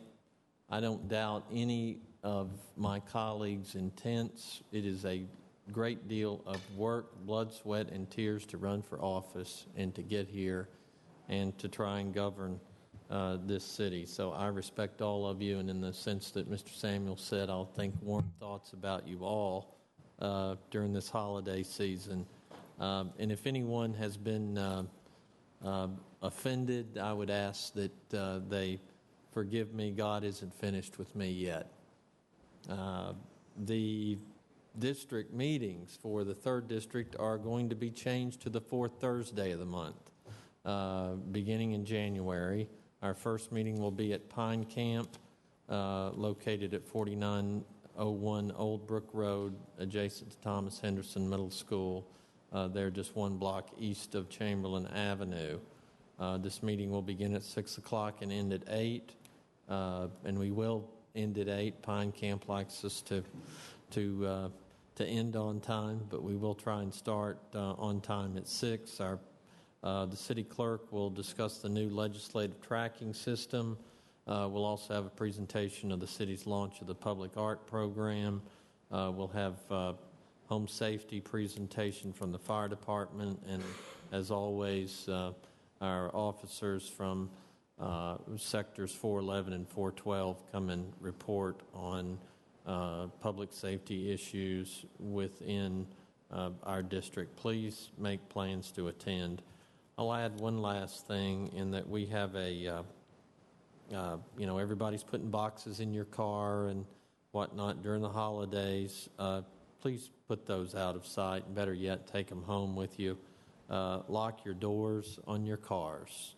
We've had an inordinate number of car break-ins in Northside, and unfortunately, and most disturbingly, most of them were from cars that were unlocked with things in plain sight. So let's do our part to keep our officers out there doing what they do best instead of following petty crimes that we could have helped prevent by doing simple things. Keeping things out of sight, locking your car will go a long way to making our city a safer place. And I would wish everyone happy holidays, and we will see you in the new year. Thank you, Madam President. Thank you, Vice President. I simply want to say Merry Christmas and Happy New Year to all of the citizens of Richmond, and I will see you on next year. Be safe, and we look forward to doing business in 2016. Madam Clerk. Madam President, the introduction papers for this evening are as follows. The following ordinance will be considered for recommendation at the December 17th Finance and Economic Development Standing Committee at 3 p.m. with a public hearing date of January the 11th. Ordinance number 2015-252, and that's to authorize the CAO to accept $381,749 from the State Compensation Board for funding a 2% salary increase for city constitutional officers and their employees. Ordinance number 2015-253, and that's to amend City Code Section 8-7 for excluding any city-owned building leased to a tenant to write the transfer naming rights.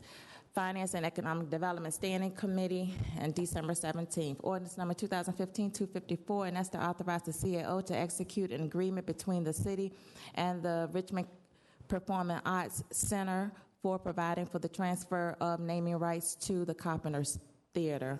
Ordinance number 2015-255, and that's to authorize the CAO to execute an agreement between the city and the EDA and Fulton Hill Properties for providing an economic development grant to facilitate the development of an affordable and workforce housing unit. The following ordinance will be considered for recommendation at the January 4th Planning Commission at 1:30 p.m. with a council public hearing date of January the 11th. Ordinance number 2015-256, and that's to close to public use and travel a portion of Northampton Street. Ordinance number 2015-257, and that's to authorize the special use of 910 and 1000 Gordon Street, 4907 Gordon Court, and a portion of 1000 Carly Avenue, 1000B Carlin Avenue, 1021 Cowley Avenue, and a portion of Northampton Street for authorizing multifamily dwellings with up to 240 units in accessory parking. Ordinance number 2015-258, and that's to amend ordinance number 2000-218-231, and that's to authorize up to 64 multifamily dwellings and commercial use and to remove part of 1021 Carlisle Avenue, part of rear 901 State Street and 10910 Garden Street, and reduce the required accessory off-street parking. Ordinance number 2015-259, and that's declare surplus and direct the sale of 910 and 1000 Garden Street to Fulton Hill property for enabling the redevelopment of the property. Ordinance number 2015-260, that's to authorize the special use of 2112 Montero Street for authorizing multifamily dwellings with up to 18 units. Ordinance number 2015-261, and that's to authorize the special use of 3100 East Marshall Street for waiving the parking requirements of a two-family dwelling and a dwelling unit located in an accessory parking. Ordinance number 2015-261, and that's to authorize the special use of 3111 West Clay Street for permitting a social service delivery use. Ordinance number 2015-263, and that's to authorize and to execute an agreement between the city, GRTC, the Virginia Department of Public Rail and Transportation, VDOT, and the County of Henrico to facilitate the implementation of Broad Street Bus Rapid Transit Project. Land Use, Housing, Transportation Standing Committee, January 19th at 3 p.m. Council public hearing date, January 25th.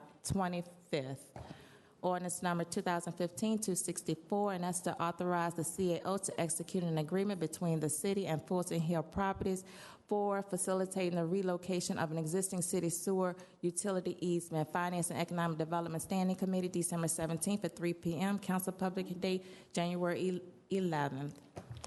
The following ordinances will be considered for recommendation at the January 26th Public Safety Standing Committee at 5 p.m. with a council public hearing date of February 8th.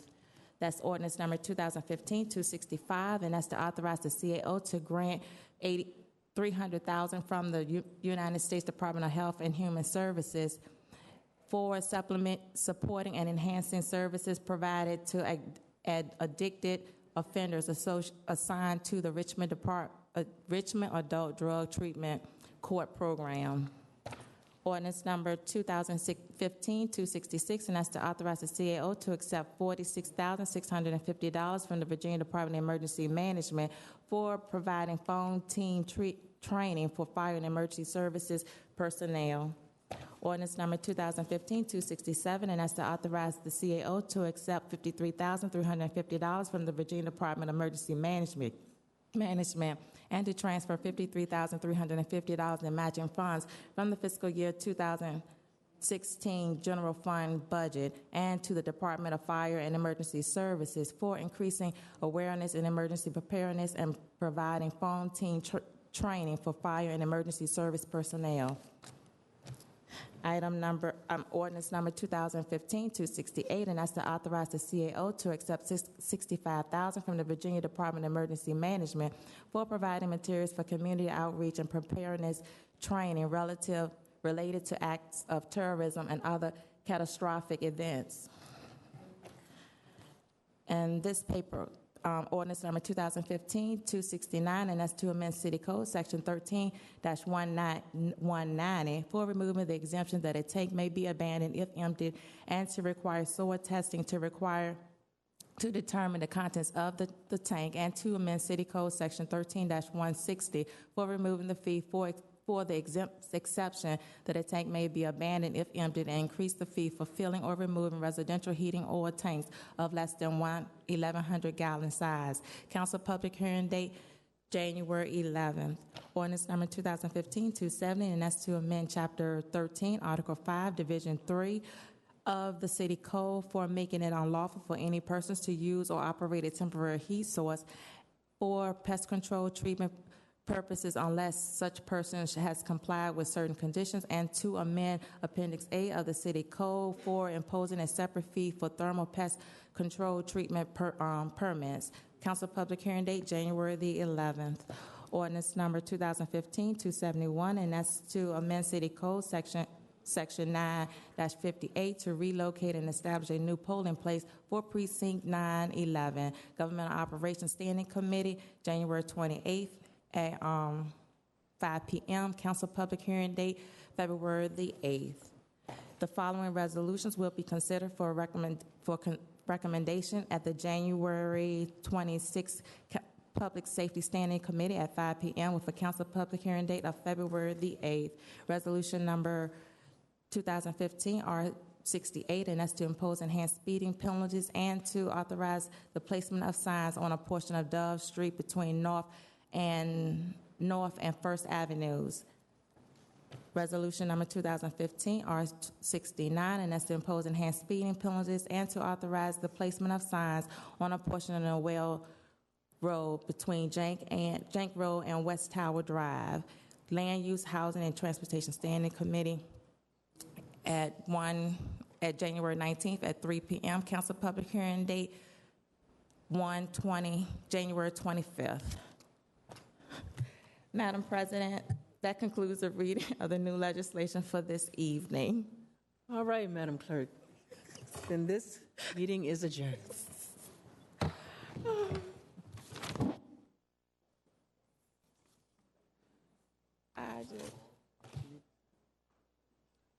Well, quite an evening. A lot of things happening tonight. We got started, they were in an executive session, so we didn't get started out here until 7:04. And we got through the usual, the call to order, invocation, appointments, awards, citizens' comment. Then we got the docket review. Two papers were moved to the regular agenda. One of them was the Maggie Walker statue project, I'm calling it. They moved to continue the paper, but continue the paper, that was voted down, so the paper was being heard on after consent agenda.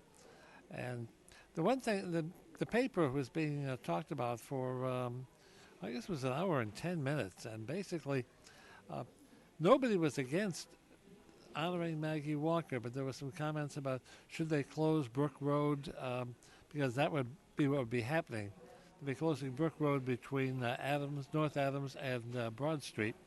There was some opposition to that, but the paper finally passed. 6 votes for, 1 against, and 2 sustaining. The 1 against it was Councilman Agelesto. The 2 abstentions, Belials and Samuels. But this does not mean they're going to close the street tomorrow. It's not going to happen right off the bat. There's a lot of work that has to be done yet on the placement of the Maggie Walker Memorial statue, and they want to make it like a statue in the park. So that one finally got passed. We got to amendments, and then we got to the 2 amendments on the Boulevard papers. Finally approved the amendments, but then we got into, after all the amendments and the back and forth, the amendments were both approved. The papers were supposed to be continued until the 11th of January, next meeting, but that didn't happen. Councilman Graziano made a motion to move the papers forward tonight, and quite a bit of discussion on that. Well, first, before they did that, they had to approve the amendment, or they had to approve whether or not to continue. Well, they voted that down 5-4. Then it came time to vote on the paper as it was before them tonight. That was adopted 5-4. The 5 votes in favor, Councilmembers Graziano, Robertson, Hilbert, Newbill, and Mosby. And that's the way that went. And that one went on for a little over an hour, too. So that's why we're here, and it's almost midnight tonight. And we get ready to close up and go home until next year. Don't forget our next meeting on the 11th of January, and we'll be on the air at 5:45 that evening. So till next we meet, please drive carefully over the holidays. Happy Hanukkah. It's just about over now. But to my Jewish friends, I hope you've had a happy Hanukkah. Merry Christmas, joyous Kwanzaa, Happy New Year, happy holidays, whatever you may be celebrating. Please make sure it is safe as well as happy. And we'll look forward to seeing you next year on January 11th. For Gavel to Gavel, I'm Dick Harmon. Good night.